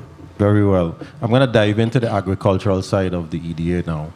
And concerning the farmers and fishers and the loans that you provide for individuals in that industry, how many loans do you have in that pipeline right now in the area of agriculture? I don't have that number in front of me, but I can get that number to you. In all honesty, many times our farmers and fishers are looking for grants. We've sort of been modifying and using our program somewhat, and we're going to come with some amendments to some of our loan programs because we think we can better serve our communities. For instance, the Farmers and Fishermen Loan Program requires that a commercial farmer and fisher had to be in business for 2 years prior to getting a loan from us. We don't think that's a very good way to build that industry up.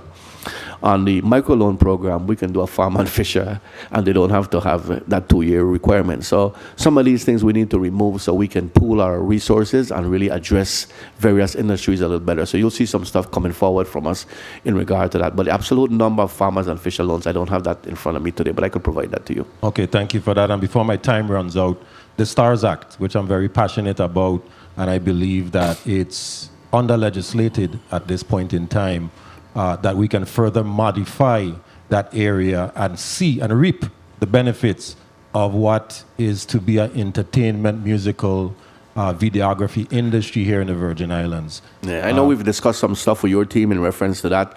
We do have some modifications that we'll suggest. The STARS Act as it was created, is more for blockbuster type films. It leaves out a lot of the shorter films. It leaves out a lot of, let's say, the B-rated movies would have a smaller budget because you have to reach the $250,000 spend to access the incentives on the STARS Act. So we think we need to create some tiers, and we'll talk to you, and the legislature in reference to creating some tiers in regard to the STARS Act. Additionally, we need to look at the music side and see how we could develop the music side a little better also. And before my time runs out, the USVI Corona Aid Relief Economic Security, the Act 364 Fisheries Financial Assistance Program 1 and 2. How many of those were awarded, and why were the applicants so low? I gave you the numbers that we actually awarded. There's a few things. And that's why we're working on documentation and accounting. That's a cash business, and a lot of times you have to show that you have losses over a period of time. And in this particular case, those CARES Act calls for 5 years worth of history they had to show prior to showing the losses. And so a lot of those entities didn't have the documentation. Additionally, some of them were not affected by that 35% because they were still going out and still fishing and that sort of stuff. So they didn't have necessarily the type of losses that was anticipated as a result of that. But a big part of it is documentation in our farmers and fishers area. We're working heavily with our incubator program in reference to mentoring and providing programs to assist both farmers and fishers in those areas. Okay, thank you for your responses, CEO Biggs, and Mr. Chair, thank you for the leniency. Thank you, Senator Bolkis. Before we get to the next senator, the Hotel Development and Finance Program. I'm here on the website going through the Hotel Development Program. If you can just give me a quick update on some of the progress that you have been seeing there, any potential in investors, whether it be St. Croix, St. Thomas, and St. John, but I want to hear about St. Croix. So can you just speak about that? Yeah, let me say, we've had 2 entities that have been approved under the Hotel Development Act so far. Both of them are in St. Thomas, and I can say what they are because they were public. One was the reconstruction of the Frenchman's Reef. The other was the reconstruction of the Ritz-Carlton. We anticipate that the reconstruction of Sugar Bay is also going to be coming through that program.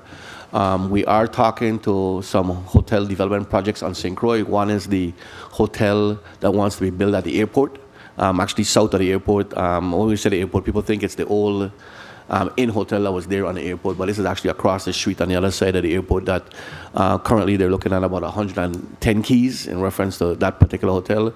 We're also looking at a potential project on the north shore of St. Croix and some additional ones. Unfortunately, I got NDAs, and so until we announce the projects, I can't necessarily talk directly into it, but I know that the hotel on St. Croix is pretty far along. I think they have a performer lease from Port Authority already. They have a flag. They have a term sheet, and they're just looking for some investment money, some additional investment money to move the project forward. So I anticipate that one is going to hit the ground, within the next 6 months. And I'm interested in how you go about marketing and promoting this program. Can you give some insight on that? Yeah, a big part of our marketing and promoting is we go to the Caribbean Hotel and Resort Investment Summit that's held annually, and that's where all the hotels, whether they be investors, whether they be flags, whether they be chain organizations, all of them are looking for opportunities. So we go there along with tourism. We basically partnership with them, and we usually speak on panels, and basically we do, word of mouth, visiting individuals in reference to letting them know that we have this Hotel Development Act, and also we have the opportunities for hotels to be built in the territory. That's one avenue. We also go to, as I indicated, NABHOOD, which is the National Association of Black Hotel Owners, Operators, and Developers. And that's also held in Miami, and we go and we do the same thing. We're there and promote to those entities also. Let me just say that hotel promotion in the territory is a little more difficult than you may see in other islands only because the other islands, a lot of times, the areas are already permitted for a particular hotel. And the investors like to know that permits are in place and everything. They don't like to go through the permitting process for the most part.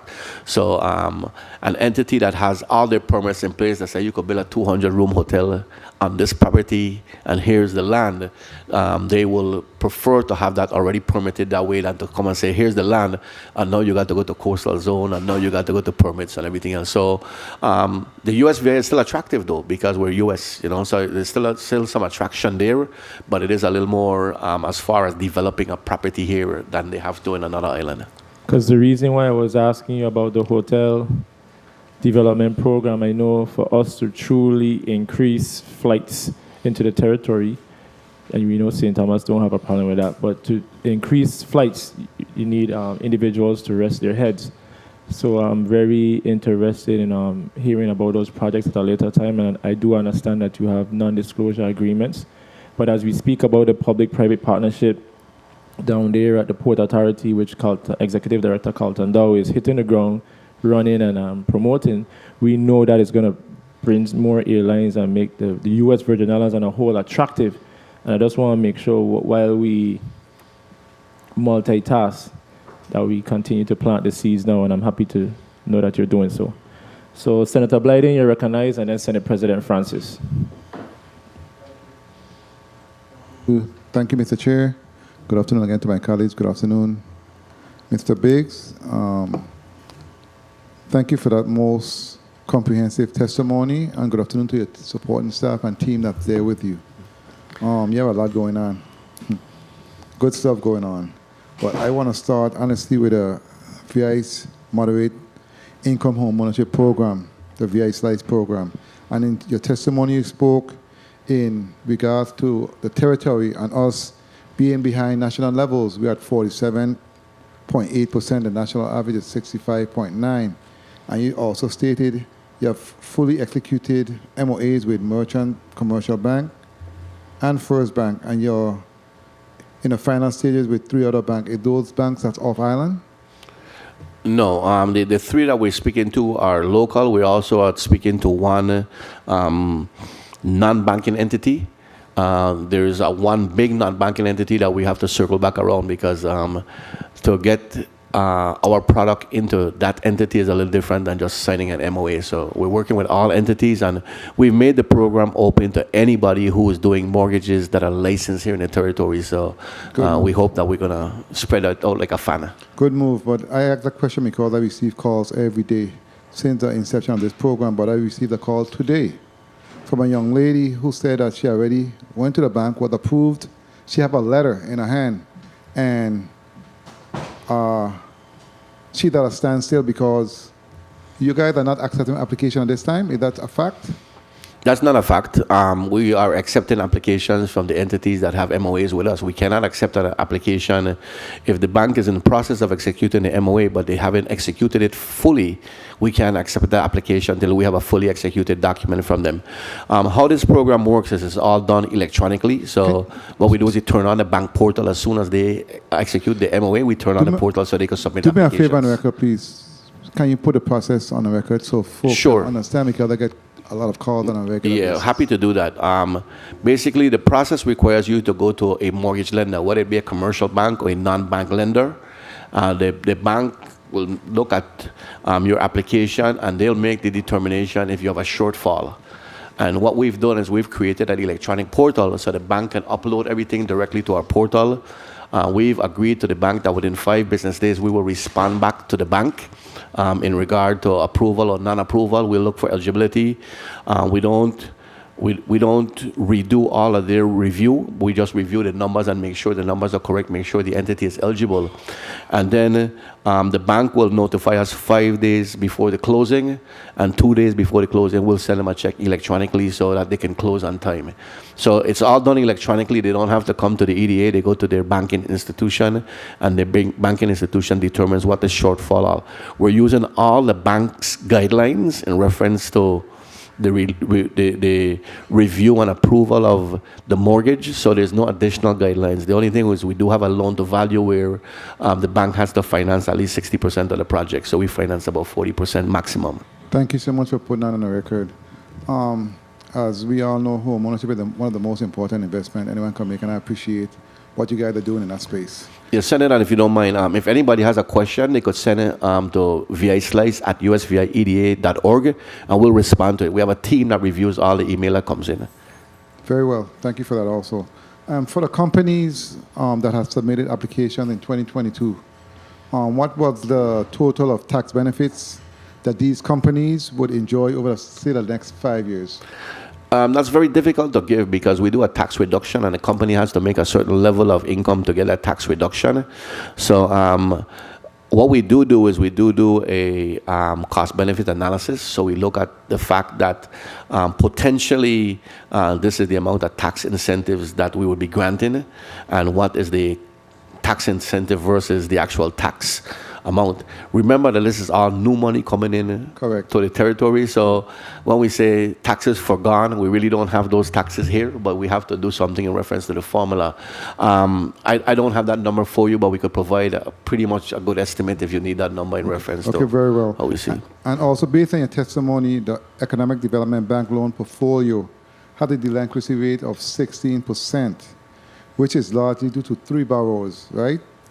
Out of the total number of 65 loans. So it appears that these three individuals are basically, in my opinion, hurting that program. So what is being done in order to deal with those 3 individuals? Yeah, we do a variety of things. We do deferments. Our objective is to try to keep these entities in business. 2 minutes. The fact that it's 3 individuals, these are some of the larger loans that have been impacted from COVID and a variety of different things. So we may try to do a workout. If we're unable to do a workout, then we do collection via either legal means or we refer them to collection agency for collection. So again, we anticipate that number will go down significantly because we're in the process of reviewing those documents that we have from them in that regard right now. But I wanted to give you accurate numbers as of today. Okay, your microloan program, which borrows, I believe, between $1,000 and $50,000.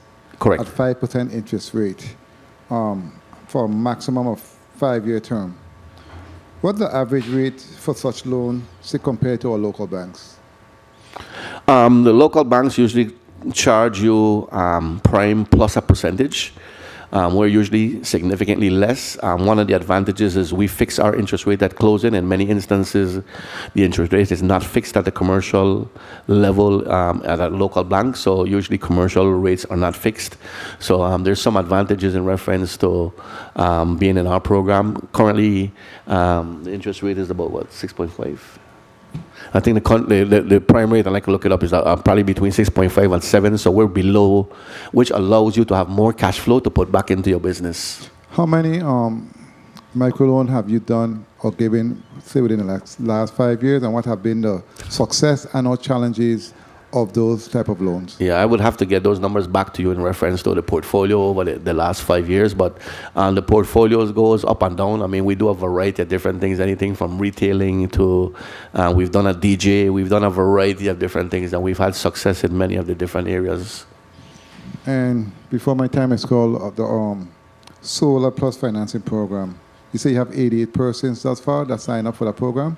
Yeah, how that program works is that actually the Energy Office was the one who determined who was eligible, and they chose those 88 individuals based on their criteria, and we're doing the back office work for them. So we're doing the loan disbursement, the documentation, to make sure everything is above board since we are in the lending area. Do you know numberize Island District? I'm not sure what the distribution is. I can get that for the Energy Office, and we can provide that to you also. Okay, and Time. And in closing, Mr. Chair, in respect to your testimony also, right? When it comes to many of the ECC community development tool which you're using to vibrate our towns and neighborhoods, etc. That's a very interesting program. When do you expect us to see the fulfillment of such an important program in our territory? We're using that program every day, so I would say fulfillment is daily. If you're talking about the anchor projects, a lot of it depending on funding. So we're actively seeking funding in reference to doing those anchor projects and moving them forward. And we apply for grants as we see them pop up. The thing with grants, and I don't think a lot of people realize, is that in many instances, those grants are competitive grants. So we're competing with jurisdictions all over the nation in regard to that. I mean, we've held our own in a variety of different areas, but for these larger funding areas, we haven't been successful in really pinning down a grant just yet to fully develop, but we're continuing to work on it. We anticipate that we'll be successful in the long run. Okay, well, thank you so much for your responses, Mr. Chair. Thank you for your leniency. Thank you. Before we go to Senate President Francis, regarding the VI Slice program, you mentioned that you're finalizing some memorandum of agreements. Once those memorandum of agreements have been signed, what is the next step? What can we expect from this program? Well, again, the banks are making the determination in reference to the shortfall or the gap that we need to finance. So as soon as those memorandum of agreements are done, and many of the banks say they have loans in their pipeline, we'll turn on the lender portal so they can send the applications to us electronically, and we anticipate that the program will get rolling pretty quickly in that regard. So by the end of April, we expect to have everybody pretty much signed up, with the exception of maybe one private entity that we're working with and trying to get them signed up in the program also. But we anticipate, providing there's inventory of homes, because that's something we're running into, is that there's not a lot of inventory of homes available for purchase. So that's why we made the program where you can purchase a home outright, or you could purchase and renovate. So you can basically bring it up to code and make it livable, or you can construct. And there's only one entity that's doing construction loans right now here in the territory. So we're hoping that this will induce to allow for other construction loans. Okay, so April. My colleague to the right of me would like to know which bank is doing the ones for construction. The only bank that we're aware of doing construction right now is Banco Popular. Okay, thank you, Banco Popular. Pick up yourself. And then there is a 90% asset liquidation required in order to qualify for the VI Slice program. Is that so right? No, the only requirement you have is you have to have $5,000 in earnest money. The 90% is what they call loan to value. When they're doing their mortgage loan, and 90% means that basically you're financing 90% of the project. So 90% loan to value is not a bad loan to value to have. And lastly, how we came up with utilizing that path as far as being qualified? Basically, what we do is we look at other programs and how they've developed and how they've assisted. So again, we use a lot of the bank's own guidelines that they use, and we've modified them somewhat. For instance, the earnest money of $5,000 instead of having a full 20% down payment.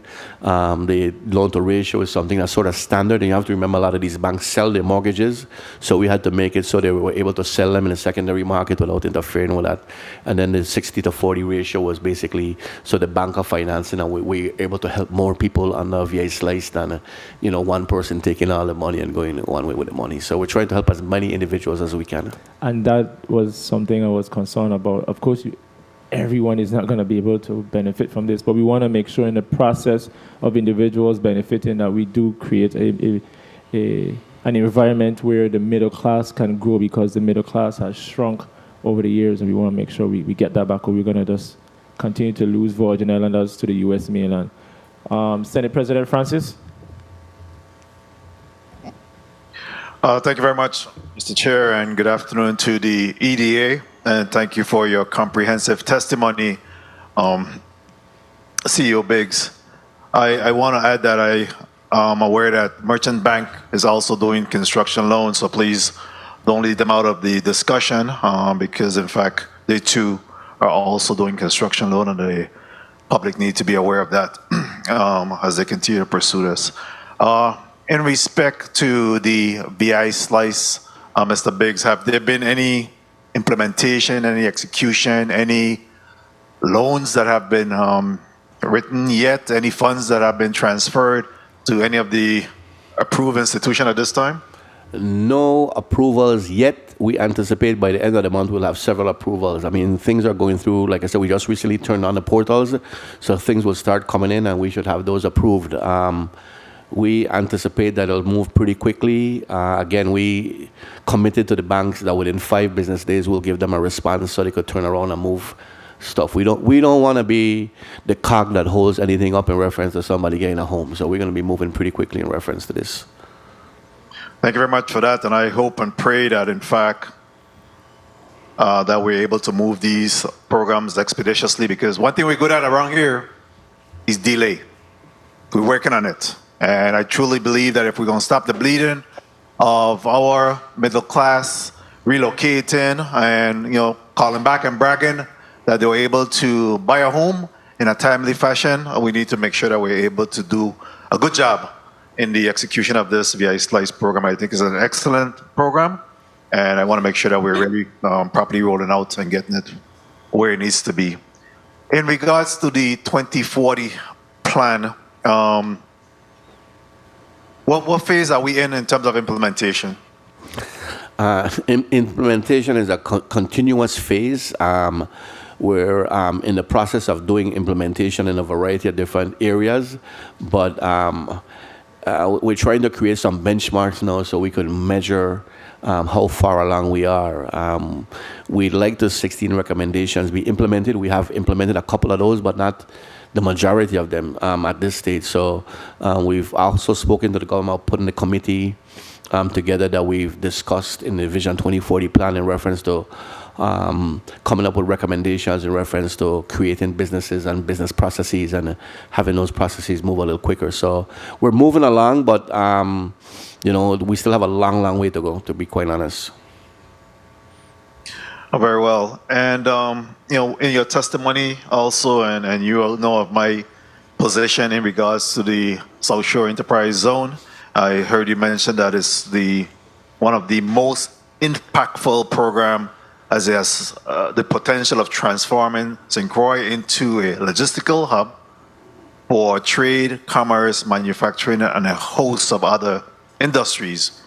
And I must say that I felt that we will be further along at this point in regards to getting our South Shore Enterprise Zone up and running, but I continue to hold on and hope that in fact we'll be able to get this moving. You did indicate that in fact there is some discussion being had in regards to a shipyard. Yeah, we have the feasibility study. Tomorrow at our meeting, we're going to make a recommendation to our board that they approve the entity that was selected so we can create that, do that feasibility study in regard to the shipyard. So I think that's the first process. Let me just say, although you may not visually have seen a lot going on with the enterprise zone, we've sat down with Port Authority and we've sort of mapped out the enterprise zone as to how or what industries may fit best in what areas. So we don't want it to be just a ad hoc kind of thing where we put stuff all over the place. So we've been working behind the scenes, really trying to create something that makes sense and something that works going forward. Additionally, I've seen that the St. Croix Renaissance Park is up for sale now, so it may be something that may be entertained because that's right in the middle of the enterprise zone, and I think that was significant land mass that could help the enterprise zone in reference to manufacturing and assembly in particular.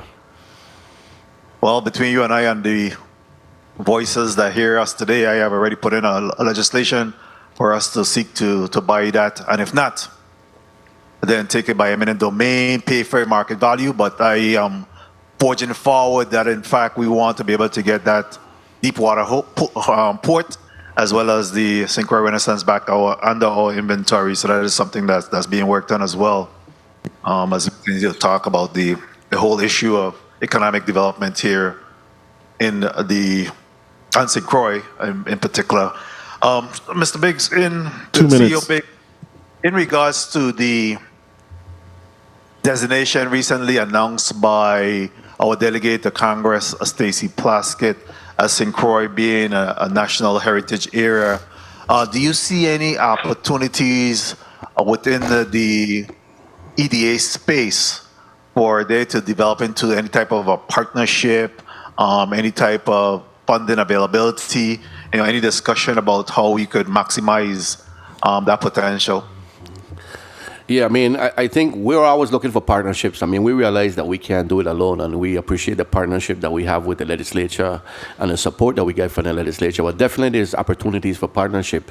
In Vision 2040, we talk about VI-style tourism, and what better way than heritage tourism or some of those other areas that we could advertise right away. As a matter of fact, we have used that designation as we've spoken to individuals, and we're throwing out investment and talking about hotels to say, yeah, it was designated as a national heritage area. So I think it is a marketing tool that we can use also, and I think we can take advantage and develop some of the hotels and some of the other areas to increase airlift to St. Croix in particular. Okay, very well. Real quickly, is there any established guideline in respect to the SSBCI program? Yeah, the SSBCI program is basically a guaranteed program. There are guidelines in reference to the program. What we're doing under the SSBCI guaranteed program, under 2.0, we've created a bonding program for contractors, which we didn't have before. We have a collateral support program. So if you're short of collateral, we can use some of that money to support the collateral to encourage the commercial institution to give it to you. We've also done a participation program so we can participate directly. And then, of course, we have the regular guaranteed program. And the guaranteed program, what we do is we basically guarantee 50% of the loan by taking cash and putting a CD in a bank, so they know it's not just paper, it's actually money that we're placing in the bank as a guarantee to induce them to make the loan to the business. So we've come up with some creative ways to use that money and to assist the community. And as indicated in testimony, we've had one approval thus far. We have 2 more in the pipeline. We've basically contracted with what we call a LSP, or a loan service provider, out of Texas. And that loan service provider does a lot of SBA loans and are familiar with SSBCI. But the good thing is also they have a network of 23 additional banks. So if a bank here doesn't want to do a particular loan, we can shop it to one of those 23 banks and hopefully get that business funded and get it moving. So we're trying everything to make sure that we're able to capitalize on that full $57.8 million that Treasury has appointed to us. Very well, thank you, Mr. Chair. Can I just wrap up with one final question? Sure. Thank you. CEO Biggs, how do you measure quality assurance at EDA? What is the mechanism, the benchmarks that you utilize to determine quality assurance and that you're being the most effective in carrying out your programs? We use various models. I mean, for instance, in different programs, we use cost-benefit models. Of course, we depend on our accounting side and stuff, our external auditors, to look and see that we're using government financing and government money well. We've created policies in reference to fraud and abuse and waste in the EDA that we live by. We've created a new policy in reference to travel. What policy? I mean, we have several policies that we've put on the books now in reference to making sure that we work efficiently and effectively, and we don't create any waste in reference to government funding that we have. We realize that resources are precious, and we like to come and talk about the fact that we have unmodified audits, so we continue to make sure that also we have segregation of duties. So there's checks and balances as we move things through. For instance, if somebody is traveling, the purchase order is done by one person, it's reviewed by somebody else, it's approved by the CFO, and then there's a final approval. So we have many checks and balances and many different eyes that we look at to make sure we're using funds the correct way and we're not expending monies we shouldn't be expending in various areas. And again, we use cost-benefit models in many of our programs to determine the cost-benefit to the territory. Thank you. Thank you very much, CEO Biggs, to you and your staff, and thank you very much, Mr. Chair, for the time and opportunity. I appreciate the leniency. Mr. Chair, can I add something else? Sure. Yeah, and as CFO Kelly was telling me, part of our budget, we do have key performance indicators, and we use key performance indicators, and we measure against those indicators for each division also. Senator Donna Fred Gregory. Thank you, Mr. Chair, and good afternoon to the EDA family. Good afternoon. Mr. Biggs, how are you doing? Fine, thanks. How about Good. yourself? It's always good to see you. Always good to see a pleasant face. Always good to be here And you have a providing good-looking information. team, too. Team good looking. So let's start with the Enterprise Zone Commission. You have several anchor projects. I think on page 13 of your testimony, you spoke about the Marcelli facility in Savannah Dunk Street. Right. And the Frederickstead facility that I think we appropriated some $2 million for a few years ago. What's the status? The Frederickstead facility, well, Marcelli, we're working on getting funding to move it along. I mean, we've done some clean out of the building. We were actually provided at least for the Marcelli building, so we've gone ahead and moved with that. The Frederickstead building, we did a tour of a building in Frederickstead. We were looking at, it was a government-owned building. It was actually given to us 1 week and taken away from us a couple of weeks after. Oh boy. So it was rescinded. So what we had to do is we've gone out to look at private buildings that are there, and we're very close to finalizing a lease with a family that has a facility that we think can fit everything that we need there. So, So were you able to draw down those funds already? Or we have the funds available to Okay. us. We have not used all the funds in that regard because we have not started any building, but and plan to move forward. approximately how much, how much dollars do you need to at least jumpstart or begin the project in the Marcelli building? Our budget is coming in between $5 and $10 million for each one of those projects. For each one? Yeah. And you have 2 million, so 5 and 10 for Yeah. each one. And how do you intend to generate those resources? We're looking for grant funding. We're talking to Interior. We're talking to USEDA. I mean, a variety of different areas. You know, that concerns me, and I'm going to tell you why.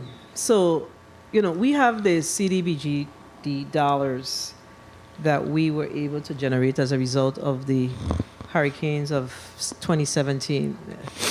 And many, like, for instance, Puerto Rico, they set aside a significant amount of their funds for economic development. Do you have any commitment to receive any of those dollars for economic development? Because if you don't, it's a conversation that we really need to have as it relates to, how do we truly begin to look at our economic development?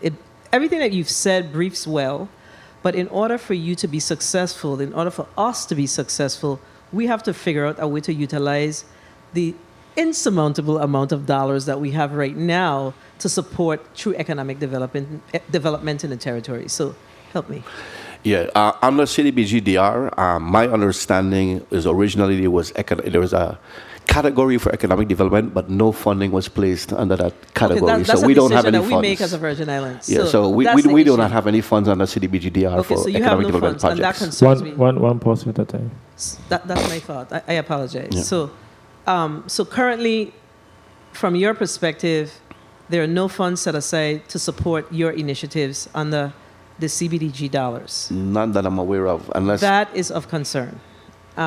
We talk about, the Senate President spoke about the South Shore Enterprise and the fact that we need to get a jump started. The fact that we are looking to, there's a measure that he's considering with regards to the Renaissance property. If we are going to truly move 2040, the Vision 2040 forward, we have to utilize these federal dollars that has become available to the territory. So some sort of conversation needs to be had with our chief executive of the territory so we could begin to figure out where we're truly going, because I believe, the chair of this committee is having this discussion so we can really figure out what we really need to do. So I'm going to ask you one more time. You don't have any CDBG dollars for economic development programs. Let's be clear on that. Okay? While you're verifying that, Yeah, no, we technically don't have any. I mean, we are looking for some grant funded for neighborhood development under CBG-DR.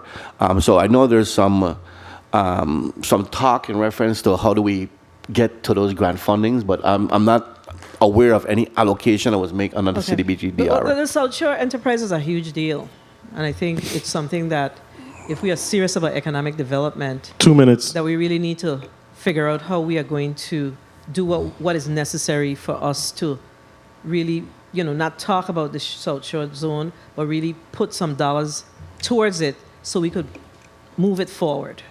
Absent of that, it's just what? Talk, right?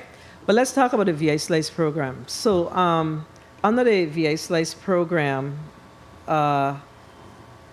you spoke about, I think you spoke about Merchants, Commercial Bank, and First Bank. You have fully executed MOAs with them, correct? Correct.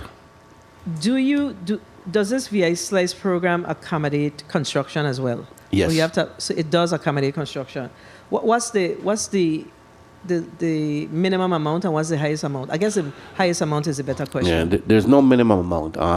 Again, we're doing gap financing, so gap. the maximum for the aggregate maximum for the gap is $200,000. $200,000, and you can do construction, so you can You have can do property construction. Okay, Yeah. perfect. Now, are you a member of the Federal Home Loan Bank of New York? We're not a member, but we're speaking with them and working with them. Perfect, because we just moved legislation here to address for our insurance companies. Yes, Hopefully it'll and pass on I Friday. know we were working with Attorney Dudley also through Okay, them. Yeah. perfect, great. So, construction loans are available. I mean, construction grants. That's what I meant. Construction is available under the program. Under yes. the program, that's Yeah. what I meant. Okay, Yeah. perfect. So let's go back to you had two other anchor projects, and I'm talking fast because my time is going to be called. We have two other anchor projects: the Healing Humanities for St. Croix, and the VI Museum Civic Center. Actually, another one, the Cultural Center, G. Antonio Jarvis. Jarvis School. Those projects are heavy lift. Yeah. I know Jarvis in particular is a heavy lift. Again, it goes back to our economic development. How are we proposing to fund these projects? Time. Yeah, again, we're seeking grants and we're trying to find wherever we can in reference to creating those projects. We think that they're good projects to spur economic growth and they're projects that the community needs. Particularly art projects. A lot of time art is overlooked as a part of community development and economic development. We're one of the few places that you go, you don't see a lot of public art. You walk down Philadelphia, you see public art. You walk down New York, you see public Correct. art. We don't do that. And so we're pushing for these projects because they're all quality of life issue, but we don't have a funding source available. So we're trying to develop those funding sources. Mr. Chair, would you allow me to wrap up? My time has been covered. Would you allow me to wrap up? Proceed. So based on all these projects we just discussed, what is the aggregate need? What's the ask? What would be the ask if you were to? I would have to put that on paper and bring that back to you. I would prefer to do that than just throw out a number, that it would be a realistic number. Mhm. And they're reminding me that we do have $500,000 we got in grant funding for the Jarvis School, so we are Dynamo. moving that. No, but it's a start. Yeah. Yeah. So I asked a question because I believe it's time for us, as from a legislative perspective, to engage the chief executive of this territory so we could begin to talk truly about economic development. There are programs that you have on the books that we can move forward. I don't know if the word is shovel ready, but conceptually, you have a perspective on what we need to do. We have to figure out how to collaborate and work together to come up with this funding. And there's millions of CDBG dollars that we need to figure out how we're going to be able to at least bring some of these projects online. Thank you for the time, Mr. Chair. So through the chair, I'm requesting that the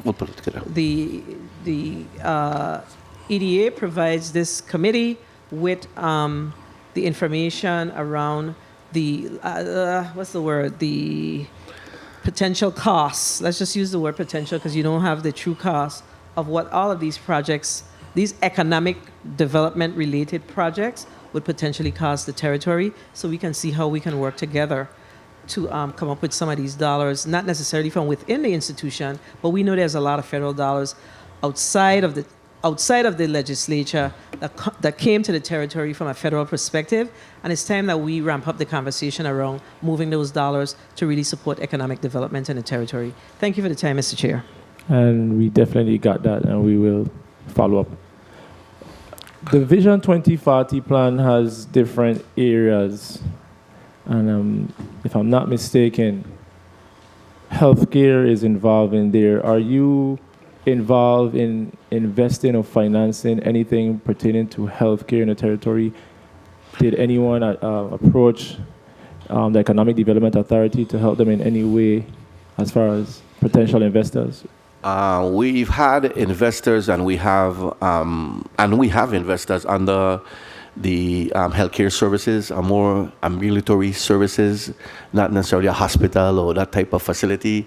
We have people that often inquire about assisted living, for instance, and independent living facilities, which will fall under our program. We haven't been able to fully attract anybody here yet, but we get those inquiries all the time. But we do have some ambulatory services that we do that does outpatient surgeries and that sort of stuff that we've been able to attract individuals to do those services here. Because I must admit, and I don't want to gas you up, but your team seems to be well equipped and you're doing an awesome job. But as we speak about Vision 2040, we can have all the technology, the energy, the agriculture, and manufacturing, and not saying it's a fault of you.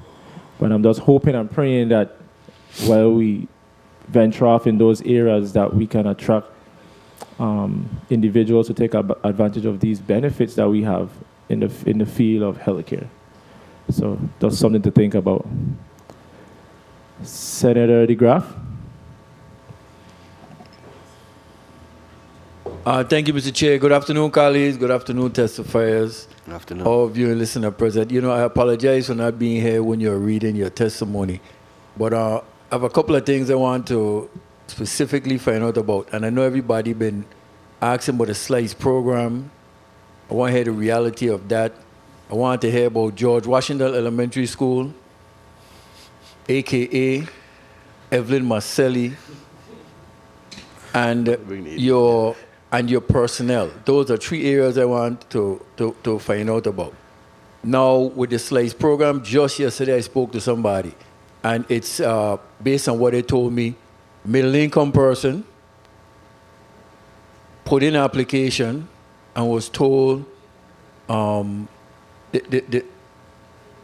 process is moving too fast, that basically, I guess, EDA is not up to par with it. Is that a fair statement to make? That was their statement to me, because asking them about home ownership. Yeah, no, I don't think that's a fair statement to make. As indicated, we've submitted MOAs to all the financial institutions that we were aware of. We even went to Lieutenant Governor's office, and Director Matthew provided us a listing of all the registered mortgage companies, and we've talked to most of them. We've provided out MOAs. We're in various stages of negotiating the MOAs because different people want different things in the MOAs. We're trying to really standardize the MOAs and keep them as standard as possible. But we're using the bank's lending criteria. So we haven't created any new criteria for the bank or anything. But we cannot turn on a bank until we have a fully executed MOA, because we're not holding any funds in commitment. So we don't want a bank to say, we sent it to EDA and they have it there waiting and we're waiting for the MOA. We're waiting until you get the MOA signed and we'll turn on. So we have two portals that's turned on right now. They're in the process of submitting applications. We've made the commitment that we will respond within 5 business days, because again, we do not want to be the reason that anyone is unable to purchase a home or get the home that they've been looking at because we've delayed the process. So there's no delay on our side. It's more getting the MOA and getting the MOA signed. We've even used outside counsel to help us design the MOAs and stuff because we wanted to move this as fast as possible. Okay, so has that been clearly put out to the potential candidates? Again, the candidates are not necessarily ours. I mean, the banks are our candidates. The candidates are at the bank. But the bank should be fully aware of that, and they should be telling them that they've executed the MOA or they haven't executed the MOA. If anybody has any questions, I advise them to send an email to vislice@usvieda.org, and we will respond to them directly. We have a team of individuals that look at all of those emails that come in, and we responding to everybody, whether it be a mortgage lending company, a bank, or an individual. We respond to everybody directly. Okay, then even if you could follow up on that for me, because again, to hear that in regards to EDA, I was like, wow, that can't be. So that's what I brought it here today. Not the cause problem, but the facts. So we'll follow up on that one. George Washington Elementary School. I went to the elementary school, then it changed to Marcelli. I personally knew Principal Marcelli. I would like to get a follow-up on that because I was looking at that facility for transitional housing for MTOC, which was formerly the Methodist Outreach. But I know now Ms. Machina has it. I know the neighborhood is in. I know. What I would like to know is that school was shut down for no reason, but the reason we gave was structurally being unsound. Have you checked into this facility, the school, in terms of its structural soundness for the programs that you're looking to bring out of it? I'm going to ask Ms. Machina, Ken, to come into the well and answer maybe some of that because she could be a little more direct. I mean, the short answer is yes. And if you can see, we've done a lot of work at the school cleaning up the grounds and everything else. Right. But she can talk a little more. She's there on a regular basis. The intimate details in regard to structurally and everything else. I mean, we've had tours of the school and everything in regard to how we've cleaned it up and where we plan to put everything in that particular area. But again, I'll ask Ms. And just for the record, I just want you to know, the only problem I have with Ms. Ken is she thinks she knows Savan better than me. But so Marcelli School, again, is a great program that you have set for it, but I know the existing things of what was said. So I'd like to get an update on that. And before you respond, just state your name and title. Sure. Good afternoon. My name is Nadine Marchena Ken. Say that one more time because the mic came on late. Nadine Marchena Ken. And I am the Managing Director of the Enterprise Zone Commission, a unit of the Virgin Islands Economic Development Authority. 2 minutes. The response is yes, the school had been shuttered, but then subsequent to the school being moved out of that facility, the facility was used for training, and it was used for training for police, and it was used for training for the fire department. Unfortunately, a section of the building was, I don't want to say placed on fire or put on fire. They were doing fire training and the fire got out of control, unfortunately. And a section of the building has to be taken down. We brought an engineer in to look at that particular area, and he said that testing of the rebar in that facility, that area of the facility, would be just as expensive, and it was probably too hot to maintain the integrity of that section of that particular building. That is not the 3-story that you see, but rather the L that is part of the historic building. We have temporarily fixed a couple roofs in that facility. We had to clean the facility out. We've spent quite a bit of money on the facility already, considering that we don't have any funds put aside specifically for that particular facility at this time. Would that hamper your operation of your, what you're trying to do out of the school, that part of it? Once we got that information from that particular structural engineer, we refocused and we can do a lot of the activities. The actual processing itself will have to be delayed until we can raise that building and build it back up. Okay, so through the chair, you could send your readjusted plan for that and a cost assessment for it. Time. Absolutely, sir. Okay, and finally, if I may wrap up, Mr. Chair, like I said, my third point is your staff. Your staff has always been second to none, but you're taking on a lot. And where does your staff need to go to grow, to be on top of all of these so they don't be overburdened, and then, upward mobility and everything for your staff as they go along for these different programs that you're taking on? Yeah, I think definitely we're going to have to grow in some areas. Again, we have 37 right now. We have about 7 vacancies that we're trying to fill, including some that we know are transitioning out in June, and we're trying to have a smooth transition, so we're trying to fill those. But I anticipate that we're going to have to grow to at least a staff of 50. I think the fact that we do a lot of different things really makes the job a little more exciting. But I agree with you. I don't want to burn anybody out. There is a lot of things that we're doing, and a lot of it is really ideas that the staff come up with, as we move forward. But we are making some provisions for growth. So as we build out our facility at the Virginal Industrial Park, we've put in areas for growth for additional staff members. We're planning to bring some additional staff members on for a variety of different programs. What we've been doing with our partner agencies to help with staffing is that if we're assisting with a particular program, we're taking an administrative fee so we could bring some staffing on to help with those areas and that sort of stuff also. So we try to mitigate the cost of staffing by creating some administrative fees in there as we help our sister agencies and everything going forward. But we definitely have to continue to grow. I mean, with 37 people, we can't continue to do everything we do and do it efficiently and effectively. And your upward mobility would be from inside up first, and then you bring it. Yeah. Excuse me, one second. You could answer in the chair time. Thank you for the time, Mr. Chair. I want to take advantage. Yeah. Mr. Chair, can I respond to that? Proceed. Yeah, I mean, I am a big proponent of trying to promote from within. I think it's great for morale when people say us increasing staff and we're not necessarily bringing new people in. If we have people that are capable of doing the job, bringing them in, I will point out and I'll put her on the spot. Our latest upward mobility is Ms. Selena Morris, who has gone from executive assistant to the CEO, and she's now our director of marketing. So we've continued to go by what we walk the walk, don't just talk the talk. But she's here now, and you may have seen her as my assistant previously, but now she's our director of marketing. So, yeah.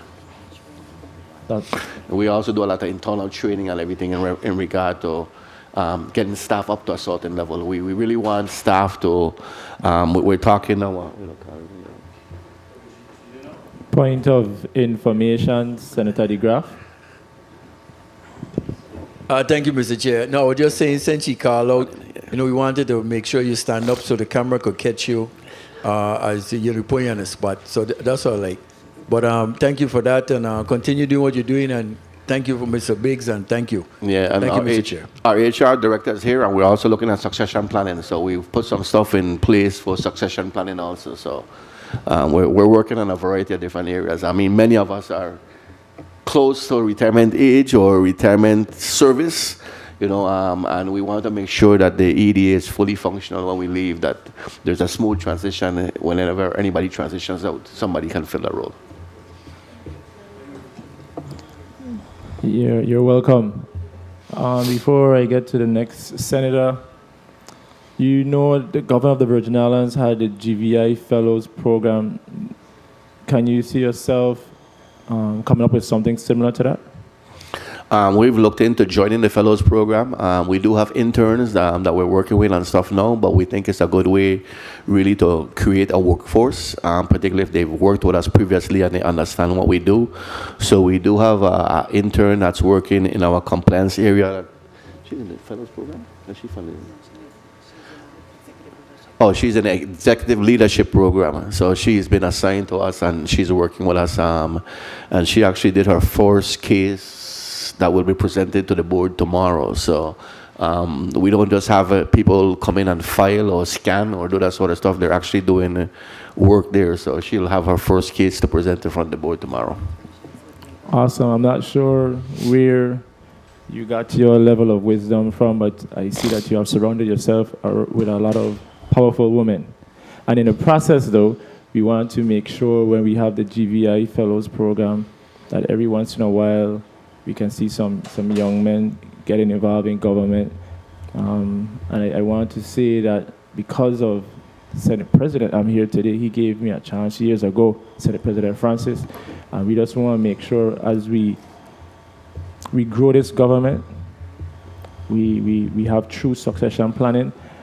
And good Brian, bad Brian, I must say the GVI Fellows Program, that was genius. And I really hope and pray that after his term is over, that the next person who plans to sit on that chair or on the throne continues with that. So, Senator Amal, Senate President, you have a point of inquiry or point of information? Senate President Francis.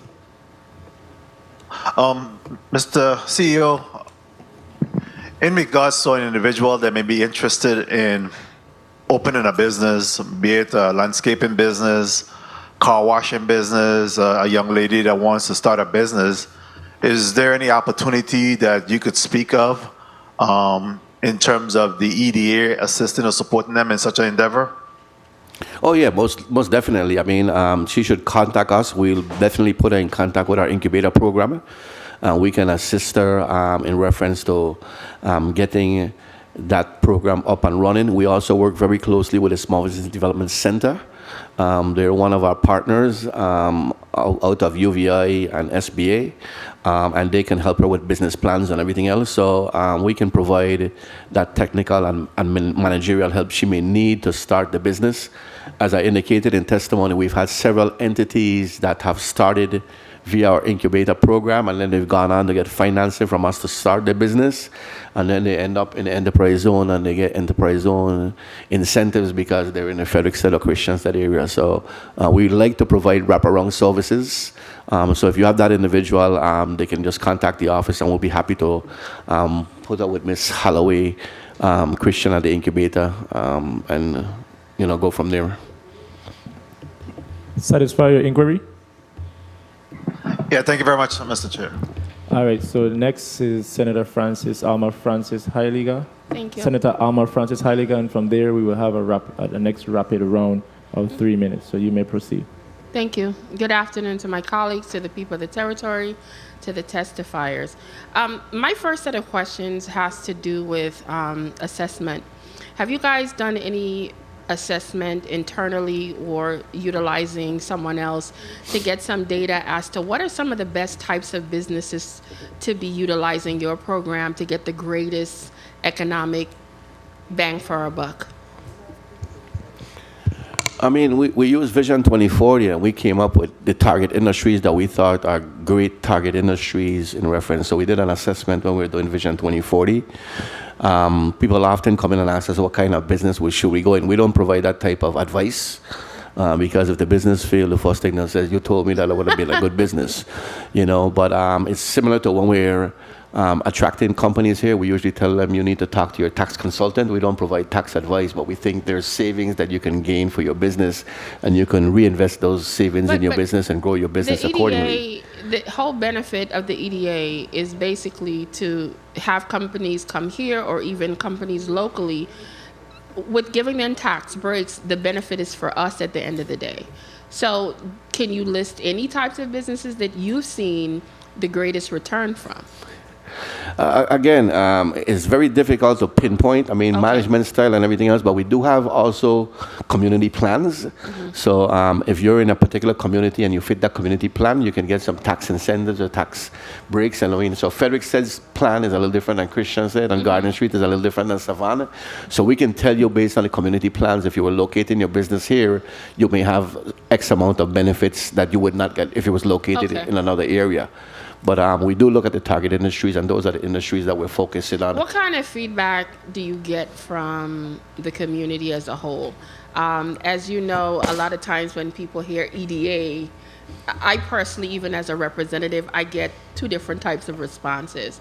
How do you handle that? And for example, if you do get positive, I don't share some of that, but if you do get negative feedback, how do you handle that to mitigate how the public sees you?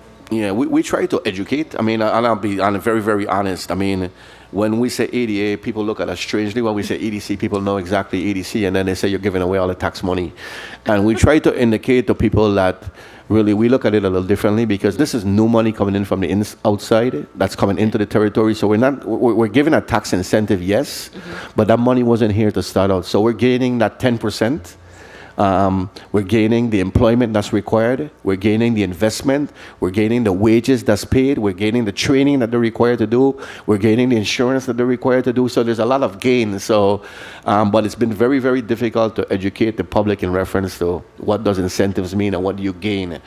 So we do have a campaign that we look at where we market to investors a little differently than we market to the community. Okay. And we're actually talking about creating a campaign now, basically saying that, I am the EDC or I am the EDA, and have faces and let people recognize that that company that your uncle worked for might be an EDC company, that you want to know how we get a car or how we got, that sort of stuff. So there's a variety of different campaigns we're working on in reference Well, of more that's a good education. idea. I mean, seeing that you just shared that you had some internal updates in your own organization with the new marketing director.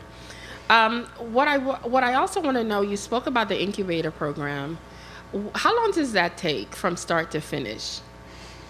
It depends on each client. I mean, Ms. Holloway is here, and she can come in and answer that directly. But each client, we have some clients that may be ready to graduate out quickly because, let's say, they need help with labeling. Okay. And we've helped them create that label. They already have the product, so that's they may be ready to go outside. But then we have some that from infancy we have to walk them through each step, and they may take 3 years before they graduate out. So there's a variety of different entities that we've assisted over the years, and some have been very short and some have been long term. But we consider all of those business and investments. So if they ever want to come back to us, they can come back to us at any time, and we're ready to help them. Okay, good. One of the things that we deal with, and it seems to be a continued major problem here in our territory, is dealing with our electrical company and WAPA.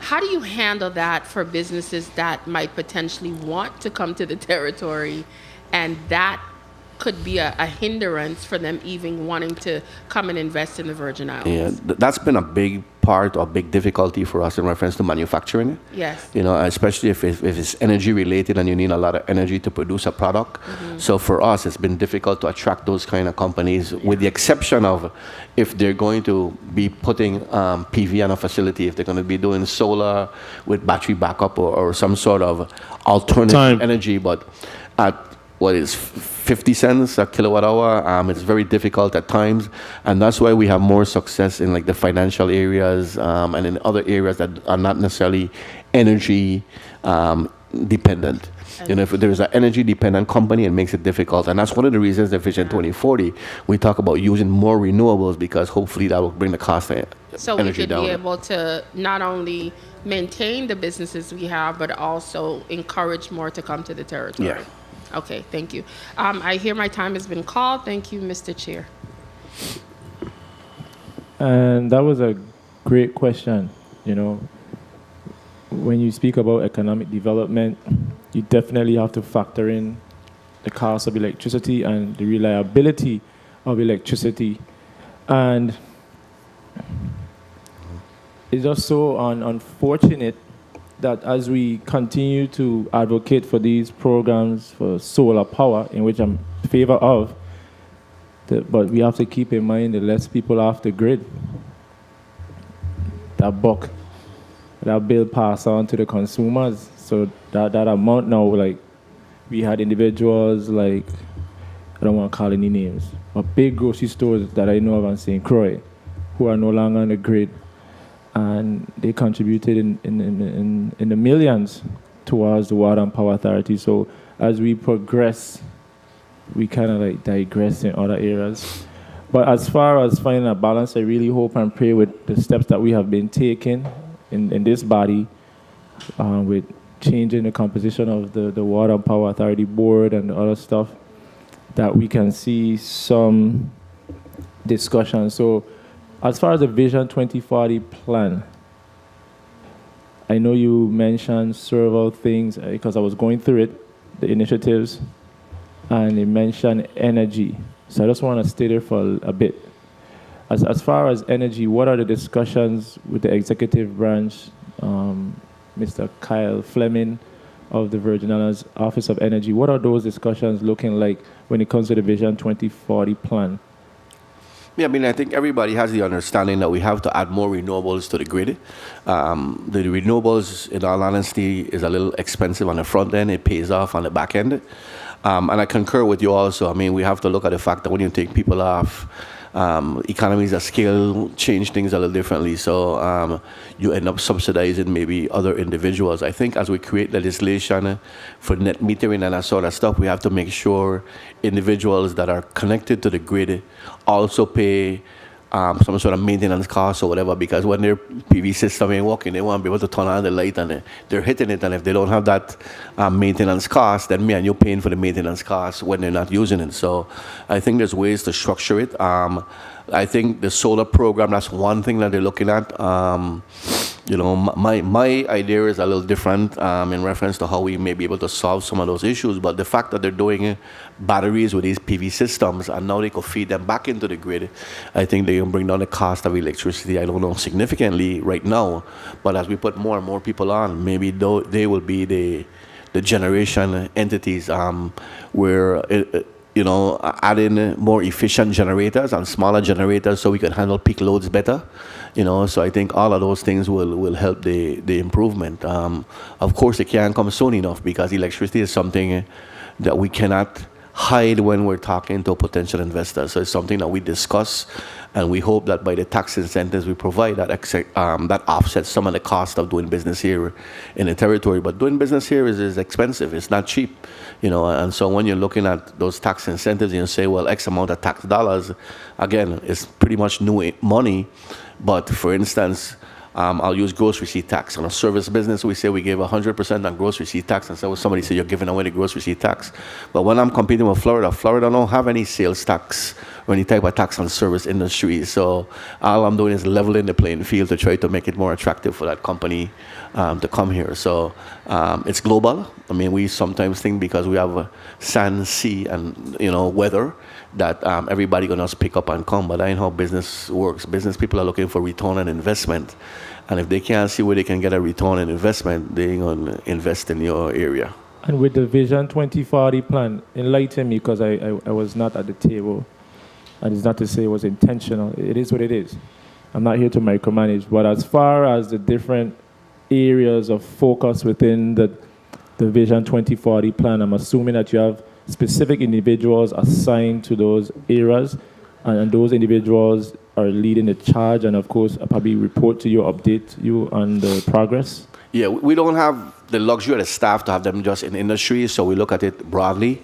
But we do, for instance, when we're talking about, I'll use the coastal and creating a center where we become a center for the blue economy. I mean, the blue economy is a buzzword that's going around, and how do you take advantage of it?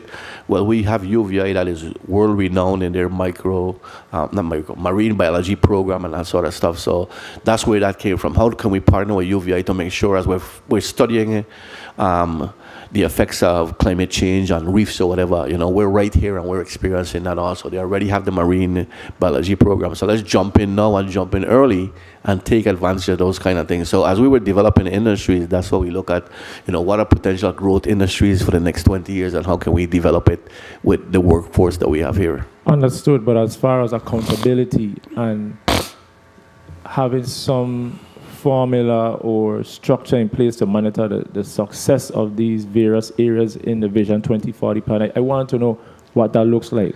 How do you maintain accountability to keep track of what you're doing? Yeah, that's why we're looking at now. How do we create the benchmarks and what the benchmarks will be?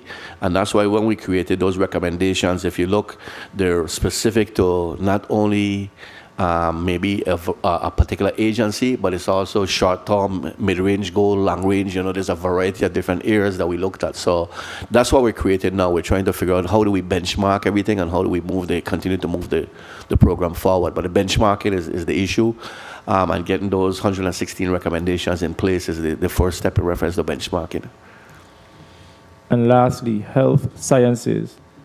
That's a part of the 2040 Vision plan.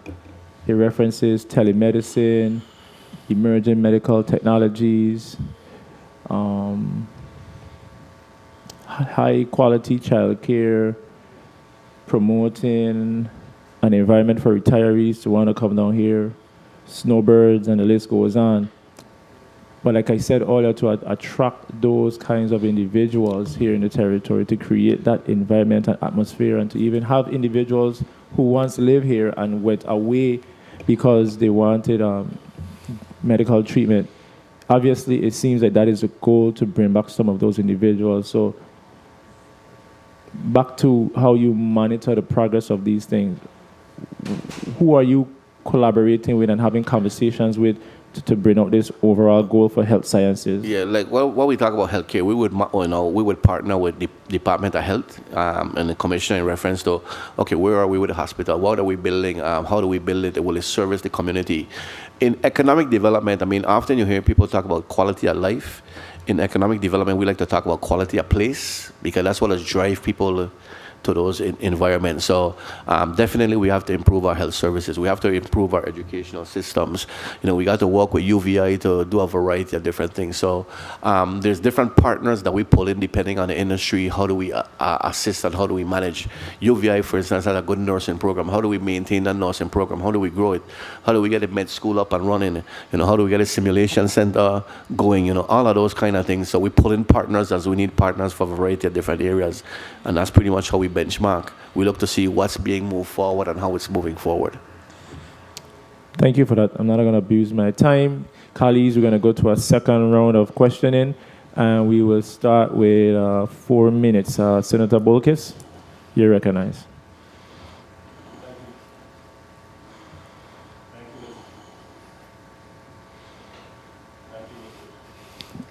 Senator Bolkis. Check. Thank you, Mr. Chair. CEO Biggs, I'm going to talk to the Sergeant of Arms to make sure you have a bigger bottle of water. I don't want you to get dehydrated. We need you, okay? Make sure you hydrate regularly. CEO Biggs, I think that the chair was right on the mark when he made his indication on what you perceived as benchmarks, because I believe it's important to make a clear distinction between growth and investment. Not every investment forms any sort of growth or return of interest. And I'm not saying that the EDA is investing in anything particularly. However, the investment now is the fruition of this plan, so to speak. And there are 8 mandates that are wrapped up within the plan, a very ambitious plan. And I do agree with the chair and the sentiments of my colleagues as we have gotten into this very healthy discourse with you concerning the 2040 Envision Plan. And I'm looking forward to see how this body can collaborate with the EDA to further formulate that possibility. Concerning, and one thing I have to mention, I know that St. John does not have an easy C zone, but what are you doing for St. John? I have to ask. We tried to create a commercial zone on St. John.